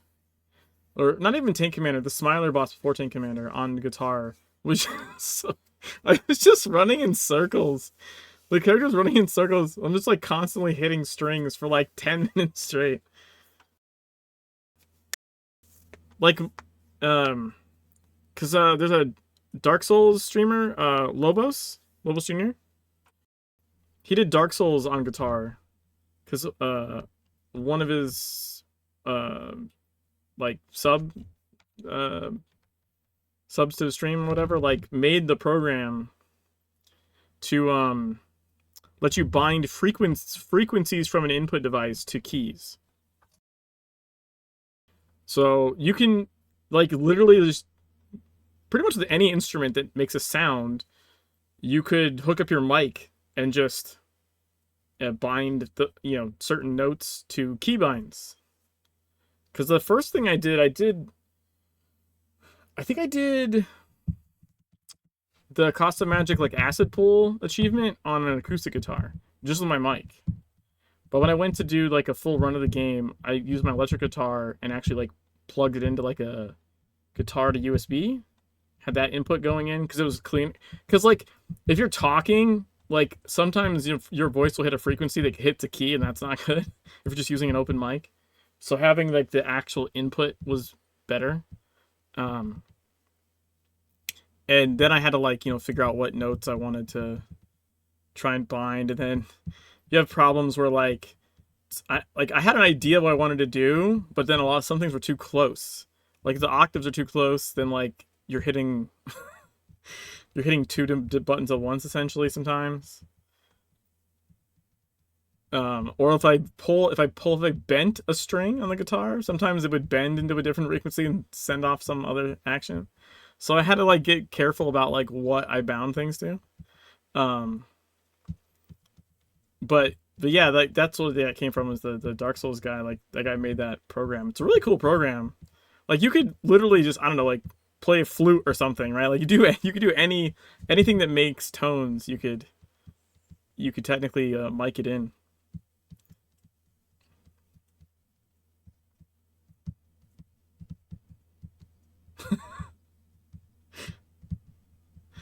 it was pretty fun. I said the Tank Commander shit was wild just because I couldn't stop moving basically. So like I was just frantically playing it, playing like 3-4 strings over and over again for like my hands cramped up at the end of that boss fight. I was like, Jesus Christ. But no, it was a fun run because I think I originally did just a playthrough of the game to the end, and then I liked doing the guitar playthrough, so I was like, all right, screw it, we're gonna do 100% the game. So like after I beat the story, I went back and finished all the missions in all the zones, and then did, because that lets you unlock Tank Commander. So obviously you haven't finished story yet, but if you get a peculiar box, which you can get at any time, so like a random drop, it only opens once you've 100%ed all the zones. Like once you've 100%ed all the zones, it lets you open it, and that unlocks a special mission in Tokyo. And it's the only auto-scaling instance in the game. It's like one of the last missions they added. So like rather than picking your, like, you know, you go E1, E2, E3, right? Like you're E3 right now, so you could go do like, say, Dark Agartha or Seek and Preserve, and you pick your difficulty. Tank Commander, like, you just walk in and it scales to your highest item power, and everything in the instance scales, like even the mobs, not just like the boss. So so yeah, so I 100%ed and then went and did that mission on guitar, and that was interesting.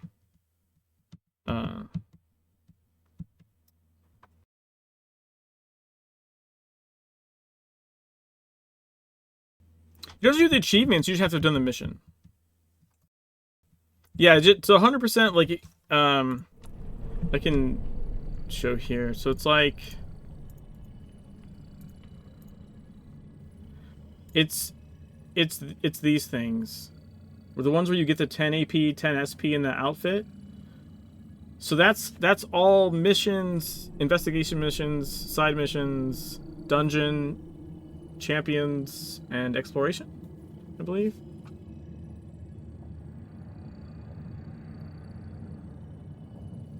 Yeah, so as long as you get this for every zone, then the peculiar box will open whenever you happen to get one.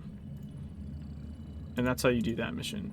And it's only like, so once you unlock it, if you get a box and you 100% you unlock it, you can fail it, it'll keep letting you do it, but once you complete it, you then have to wait for another peculiar box to randomly drop to do it again. yeah, it's like, and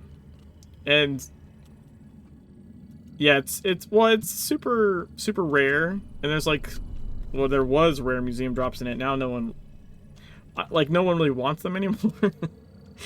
Everyone that wanted them got them, and so the demand isn't there. But there was massive demand at the beginning because the drop was so rare, and people have been waiting for that drop to come out because it didn't exist in the game for like a couple of years. So like when it first came out, like you could sell those drops for a lot.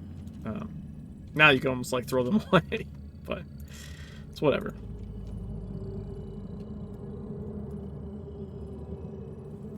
Yeah, I mean, there's been some, like, I think I gave one to someone just the other day because I actually needed one, but there's not like a big enough overall demand, I guess.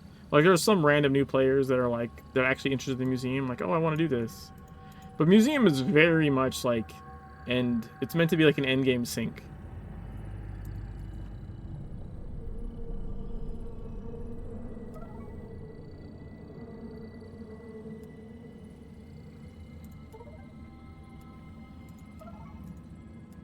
Yeah. Because it's 8 million shards to finish it.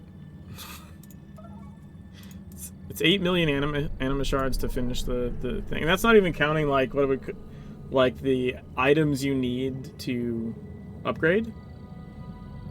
Like the golem wing is crazy hard to get all the shards, like different stone shards for. Some of those are only available during like certain events. Like the anniversary event or something when the golem actually exists. And And then there's like one golem shard you have to buy, I think. I think it's the solar shard, I want to say. That like... Yeah, the solar... This is what's messed up. The solar shard is 300 of the Third Age fragments. But you only get those from opening caches. So... And even then, you only get like maybe, I don't know, 10, 15 from opening a cache or something. So you would need to collect. You need to open enough caches to get enough shards, 30 fragments, I mean, to like actually get this.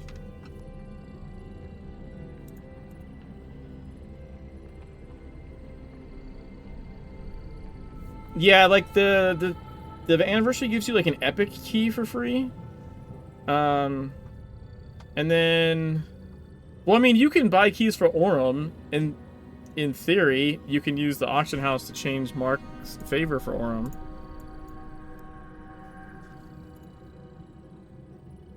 So they take a long time. See, this says currently 390,000 Aurum requested. So this does move, though. Like, this has been a topic of discussion on the Discord server. It just takes weeks.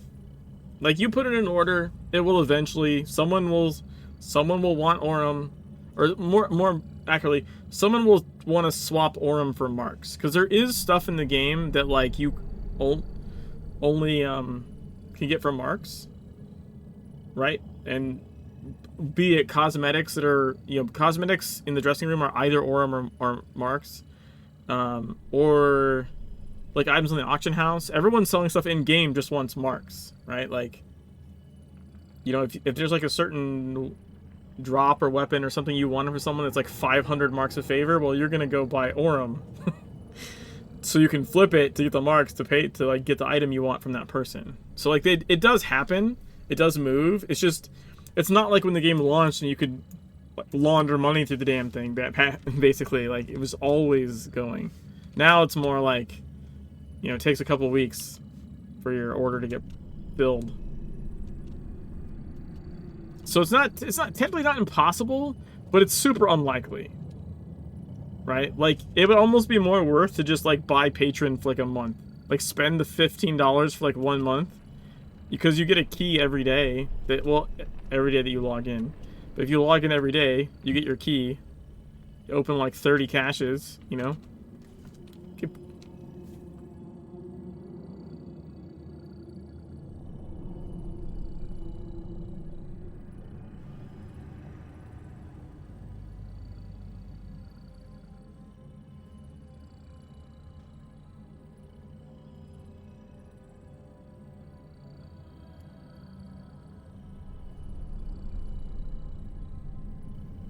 Yeah.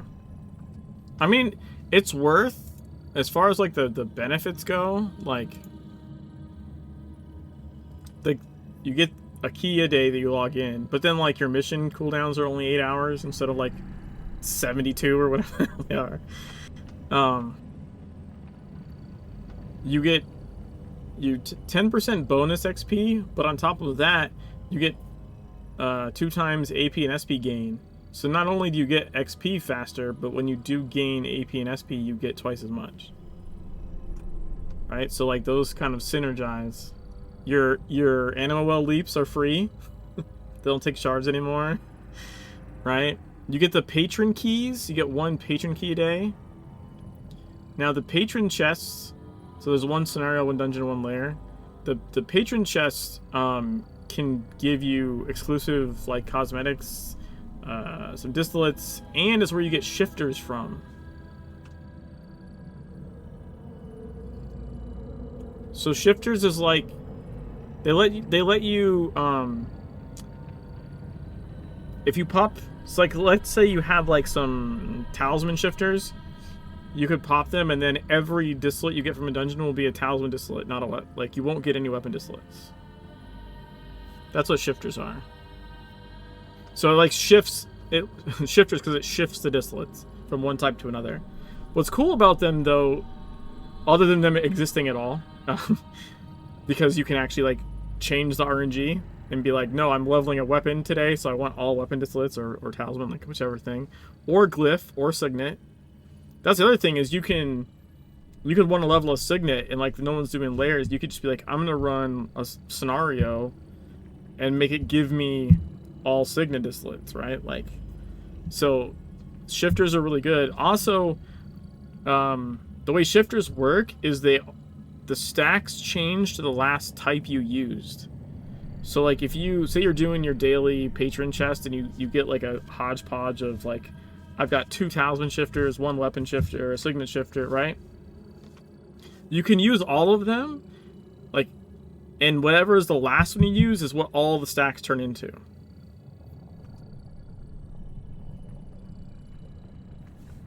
So like, here, I'm gonna pull up the store thing. So distillate shifters, right? Like, so let's say you had 2 weapon, 2 glyph, and 2 signet. So you had a total of 6 shifters, right? But you're like, actually, I just want, I want all signet. So you'd pop the weapon and glyph ones first, and you'd end up with like 4 stacks, and then you pop the signet ones last, and all 6 stacks turn into signet. Does that make sense? So like, you don't have to like, oh, I need to accumulate a whole bunch of this one type. As long as you have one of the type you need, you just use everything else first, and that one last. Whatever's used last is the type all of the shifting numbers turn into.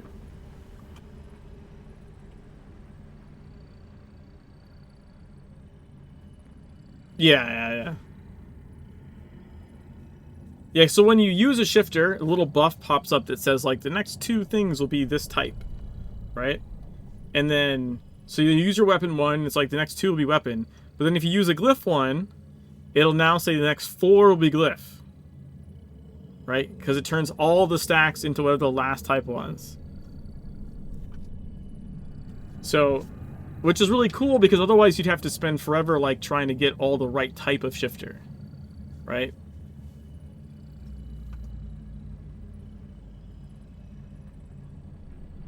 Yeah.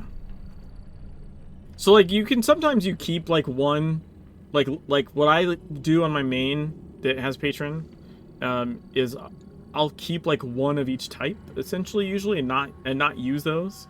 And that way, when I decide I want to use them for something, I always leave one of each type so that maybe a week later or whatever, I'm like, oh, I actually need that type. I don't have to wait for it to show up again. Like, I have one. You know what I mean? But yeah, the shifters is awesome because then you can basically do whatever content you want and get the distillate you want. But yeah. So that those come from the patron. And then also, this is one of those things that on this playthrough that I've, playing free to play, like the missing out on the auction house delivery. Because when you're a sub, you can just open auction house from anywhere, buy something, and drop it into your inventory. You don't have to go to Agartha. That's pretty convenient.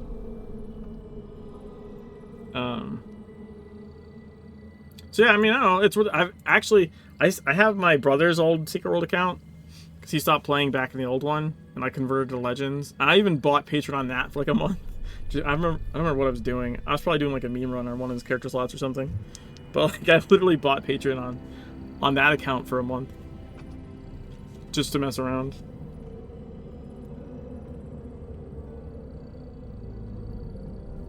Yeah, I'm sure. Yeah, I mean, like I said, this character, the whole idea has been like the free-to-play experience, which it's got to be like one of the best like free-to-play systems I've seen. Most other free-to-play games are much more hard-gated.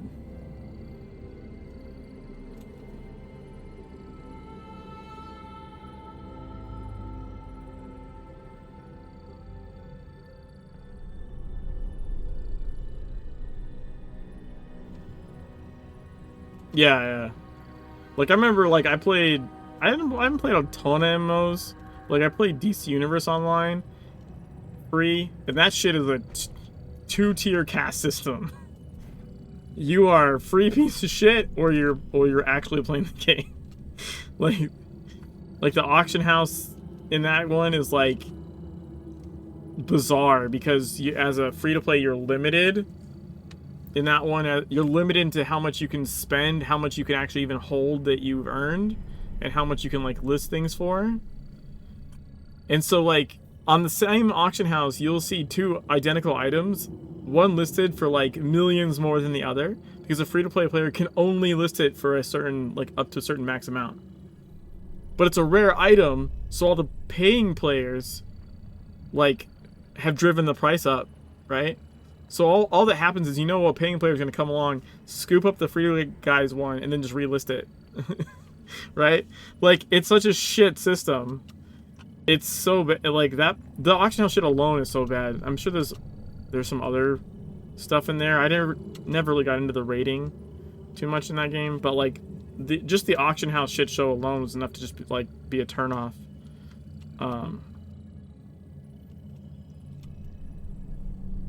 But you can't even get the items you want because it blips out of existence, and now is literally listed for more money than you actually are even allowed to earn. Like, even if you earn it, if you go over the cap, you just lose it. So like, yeah, like, you just don't have the money.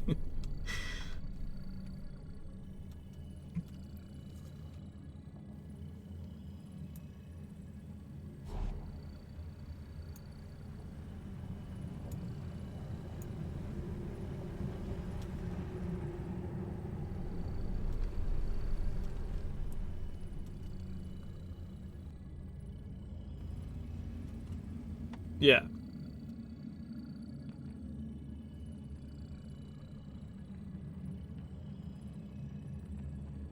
Yeah, I think if you just play the game for the story, I don't think you'd even notice. Like Secret World. Like, right, like, yeah, because if you're just playing the story, you're not really going to be repeating a mission anyways. You're probably not even going to notice that it has like a 3-day cooldown. Which, funnily enough, was actually that was the cooldown even for paying players back in the original game. They didn't introduce 8-hour cooldowns until like maybe like a year and a half before it ended or something. Like even like subscription people, like mission cooldowns were just like 3-day cooldowns back in the original. So yeah, it's kind of funny people like freak out nowadays about like, oh my god, 3 days. It's like, that's what it was always like before. The 8-hour cooldown thing was something they came up with when they tried to change their monetization. It was like an incentive to get the thing. But yeah, like, there's nothing, like, if you just want to play the story, experience the amazing story of Secret World, like, literally nothing affects you. I don't think you notice anything at all unless you start trying to do like a item power climb. Even then, I think at the beginning you probably won't really notice anything.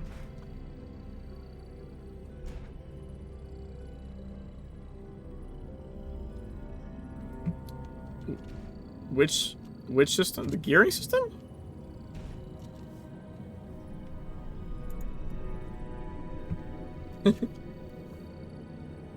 Where you crush things into other things?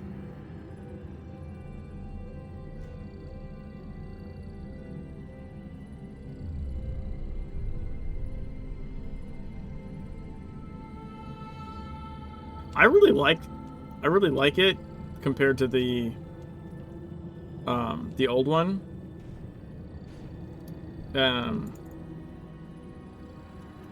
You just have to throw away your gear and start again. Well, yeah, like you couldn't. Yeah, I think so. I don't remember now. A lot of times you had to just start over. Or like, yeah. So like you would make green gear, but then you had to make blue gear. You get them, or you got them as drops in a dungeon. Like you actually got the gear as drops. Whereas in Legends, everything drops as green. But the reason everything drops, or mostly everything drops as green, technically Raid will drop you some blue gear. And like caches drop blue gear. But the reason it drops as green is because you actually need greens up until your thing is red. Like you technically, your piece could be mythic, right? It could be gold or yellow, or whatever you want to call it. Like it could be mythic, and you can get a drop in a dungeon, like, oh, this is better, and that's fine because you need to you would just make it mythic, and then you'd make that one legendary by crushing them together, right? So like, there's no waste.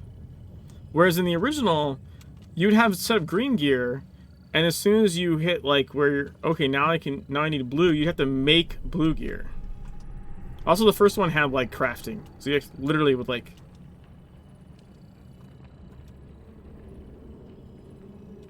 yeah, like the pattern shit. But it wasn't even like, that wasn't so much of the problem as it was like just the materials, like sheer material. Also, like, it's a Flash UI, and turns out the amount of items on your screen and in your inventory like drastically fucks with the game. It's one of the reasons for the reboot having like everything folds into itself in a much smaller inventory system intentionally, is because it negatively impacts the performance of the game. Because the game, what's funny is it actually just came out that's an issue with Diablo 4. And people were like freaking out about it, like, oh my god, this is so dumb. I'm like, I don't think you understand. This is like how these systems work. Like, it's the same thing in Diablo 4. Part of the issue, they had like a limit on slots or whatever you can have for holding stuff. It's because the game your game knows all this shit that everyone else is holding on to, like, that it can see. It's why when you first play Legends and pop into Agartha, like, it slows down really bad as it tries to notice everyone's cosmetic they own and all the items and shit, right? Like, that's what's happening. So back in TSW, we had like 500 inventory slots. You'd have a raid of 10 people, like, carrying the goddamn world with them and wondering why their raid is so laggy. It's because it's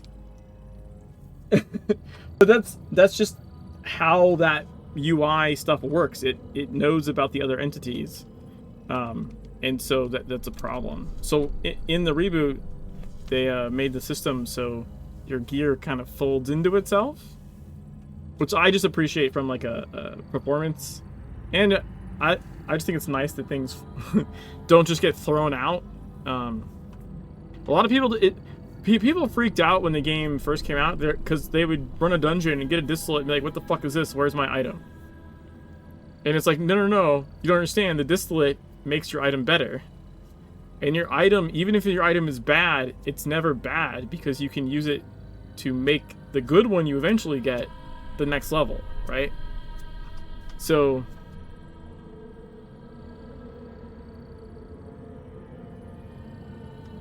it doesn't have the same like wow factor, and I don't mean like wow the game, but I mean just like you know, when you beat a boss and like you get like a shiny gold item or something, right? Like, it is missing that wow factor of getting something cool, like loot wise.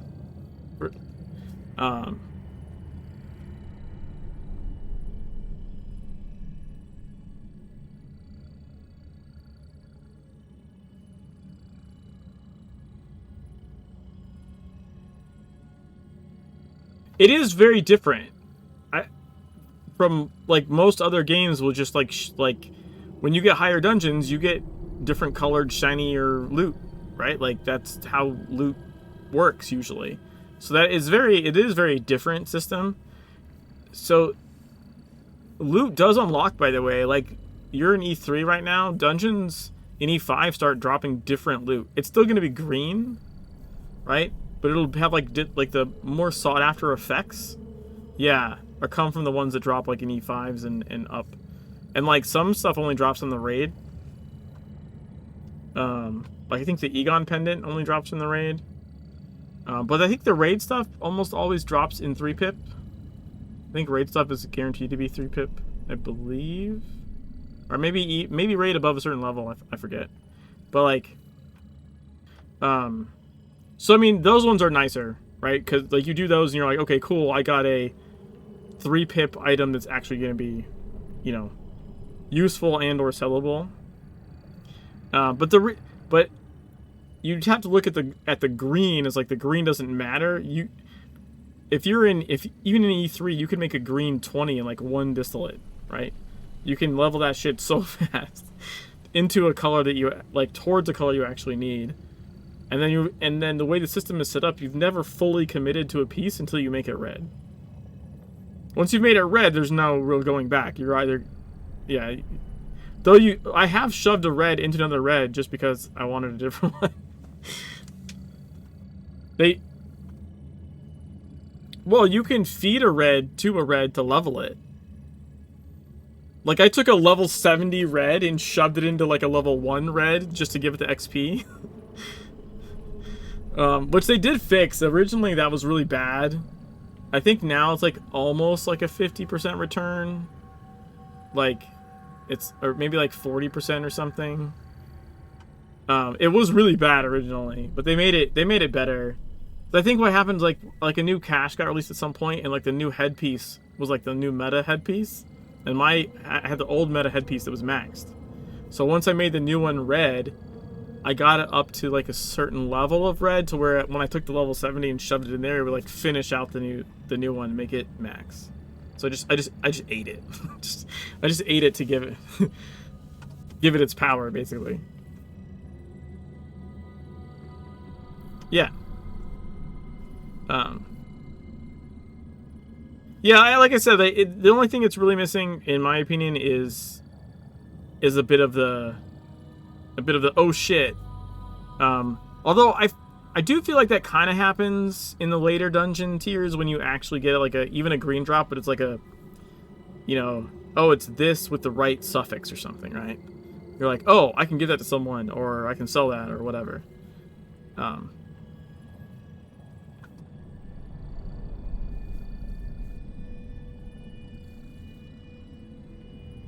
Are you getting shard poor?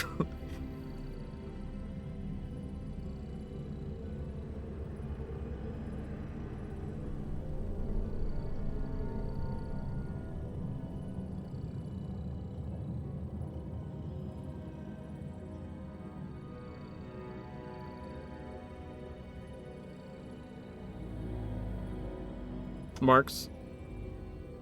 Oh, I was gonna say marks a favor, but yeah, distillates, sure.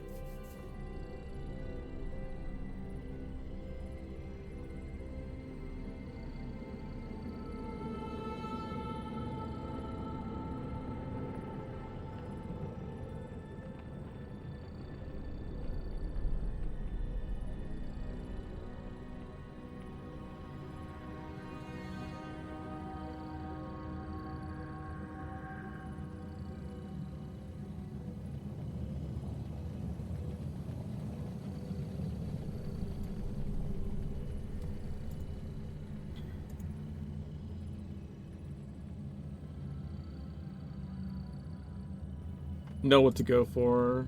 Yeah.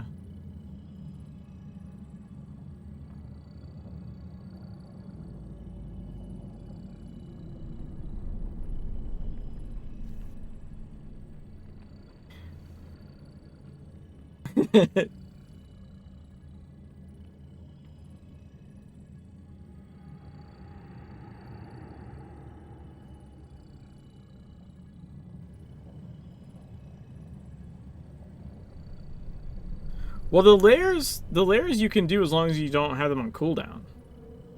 That's the only thing that's going to mess you up. And that works that way for everyone. It's just that the cooldowns are shorter for patron. But like even a patron person might have like already done the layer like earlier in the day and it's still on cooldown for them or something. So like everyone has to pay attention to the cooldowns. There is a mod that makes it easier to see that.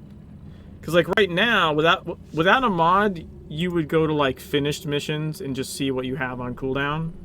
So if someone's like, Carpathian Fang's lair, you would go pick like Carpathian Fangs, and go see if those have like an hourglass.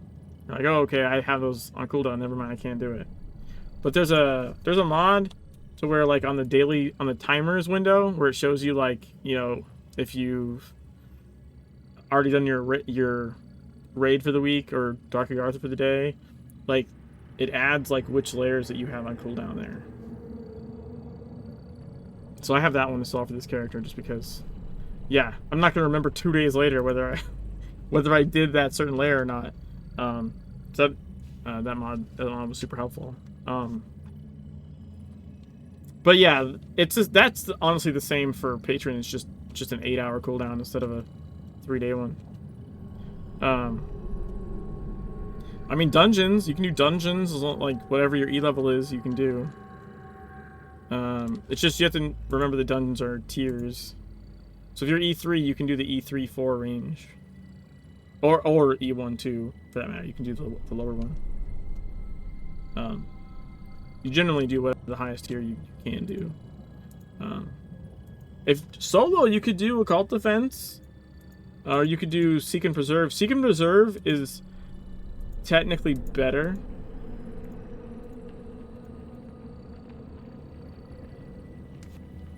Yeah, if you keep all your survivors, you get a guaranteed blue chest.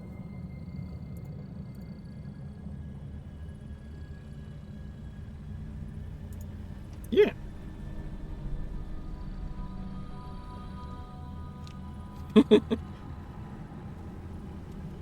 Yeah, in Occult Defense, you can start at Wave 1 and just see like how long you can go for. Wave 1 should be really easy, because you're E3, and then you can just keep going until you fail, because the way OD works is when you fail, it just gives you all the loot for the last ones you completed, so there's really no downside to... That's why, like, when we pushed that last one where we had, like, what did we have, like, 10% left or something we started with, and we somehow still beat it? Even if we failed, we still would have got all the last wave's loot. You know? So, yeah, there's no risk. You just keep going until you can't. And then, yeah, whatever raid you can get into, you know. You'll see people call out for story mode raid all the time. And like, in story mode's not hard. Like, anyone doing story mode, like, they're carrying anyways. Like, I can solo story mode on this character. The raid. I can solo the story mode raid on this character. Like, it's not difficult. Most people that are forming those raids could solo it anyways. They're just looking for company.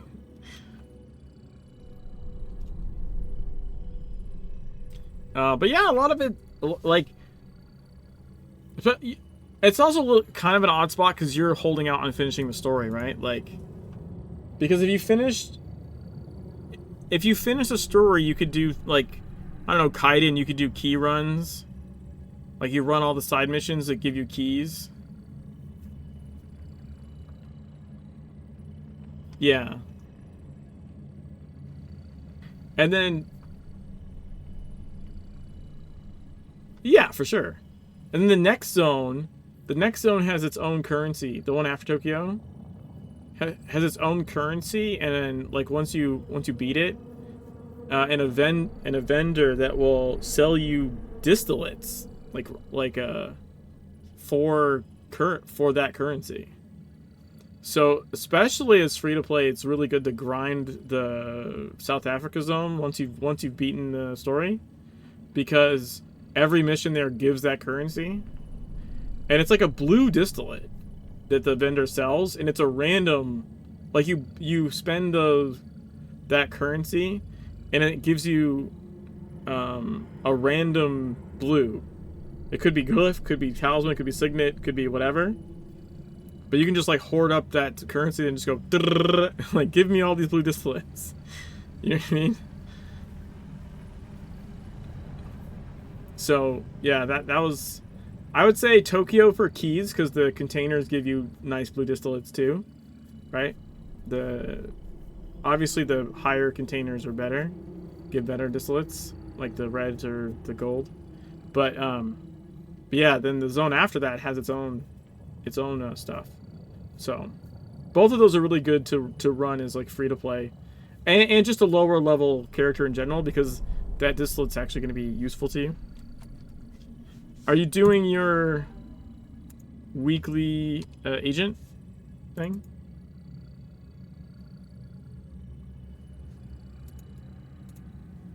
Yeah, because that one gives you purple distillates, so the weekly one. And even like this one I'm looking at, this one is like a purple distillate.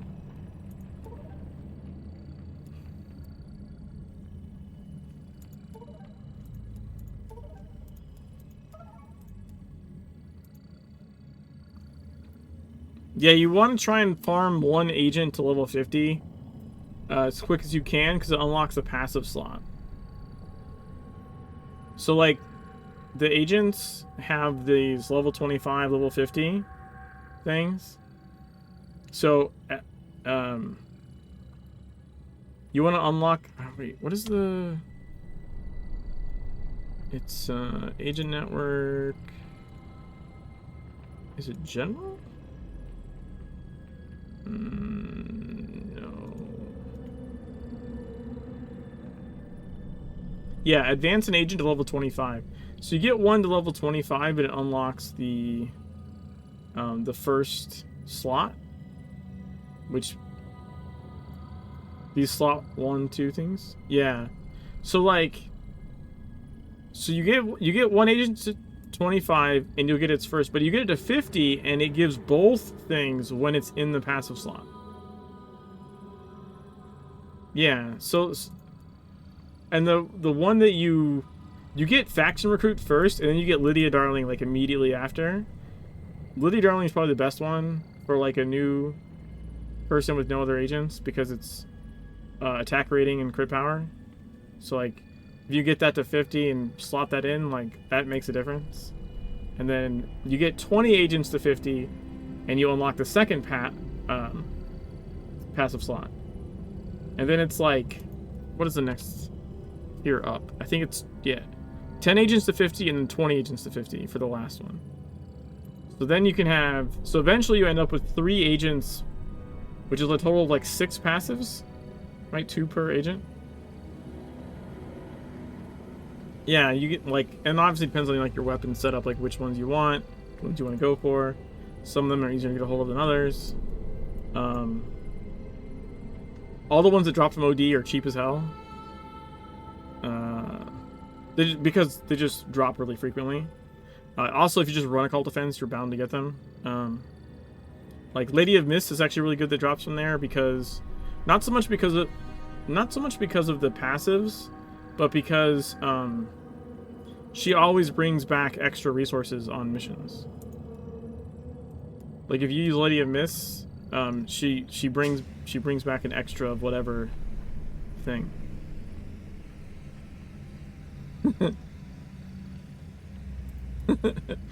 So like there's certain agents like that where, like, you know, if you send them on this type of mission, they do something special or whatever. But yeah, Lady of Mist is like basically and then Laughing Jenny I think also comes from Occult Defense, and she brings back a random extra. So Lady of Mist brings back 1 extra of whatever the mission was going to give you, and then Laughing Jenny brings back 1 extra, like RNG. Like, either way, both are really good for bringing back extra resources so you can run more missions. But yeah, the agent system is pretty cool. The OD ones are mostly all versus certain types. Like Laughing Jenny's 10% damage versus demon. What's Mist is 10% damage versus humans. There's a mod called Agent Switcher. Once you get enough agents leveled where it would make sense. Like, it's a good mod because it'll auto switch in the agents in the passive slot. Like, basically your reticle will pass over an enemy before you've entered combat, and it'll auto switch your agents to the right ones. Yeah, because otherwise you'd have to like stop before every fight and be like, oh, I'm fighting demons now. Let me assign Laughing Jenny to like slot number 2 and right. So generally speaking, you'll have like your main one. Like if you're DPS, like you'd have your like your main weapons. Like this is the hammer one. It's like plus 7% to hammer damage. Like I have that one in, and then your secondary or third would be like the rotating damage type 1, which all come from OD for the most part. That way you're always getting like a damage boost from your agents. I mean it definitely like 10% damage versus plus 10% versus whatever you're fighting. You know what I mean? If you think about it like an occult defense, right? It's really useful. So like we had the wave with ghosts. So if you have the 10% damage versus ghosts, like, right? Yeah.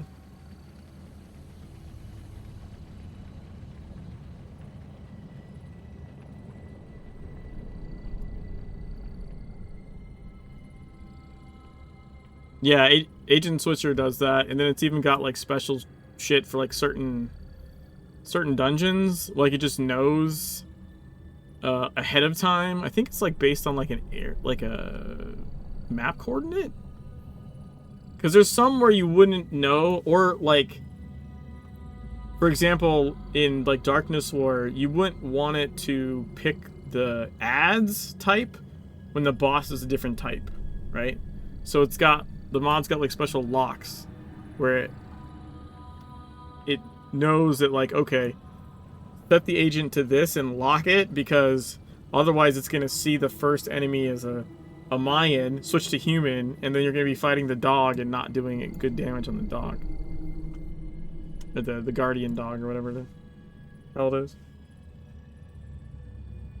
If that made sense.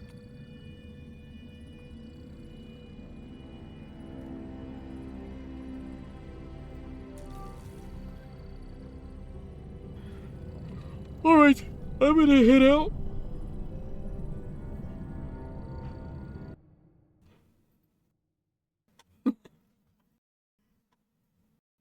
Fun.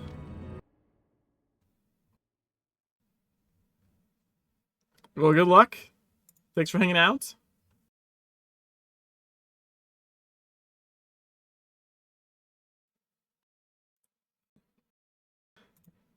No, don't apologize. I gotta have something to do with all the information. I appreciate when people ask questions.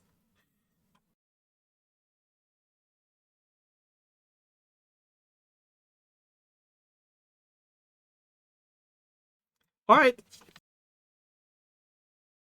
Alright, see ya. Bye. Alright, we're gonna raid somebody.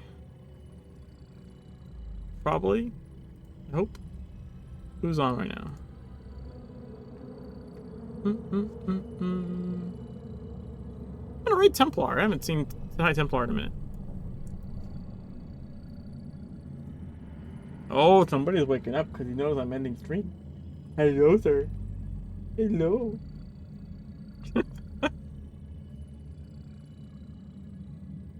Alright. Oh, excuse you. Peace.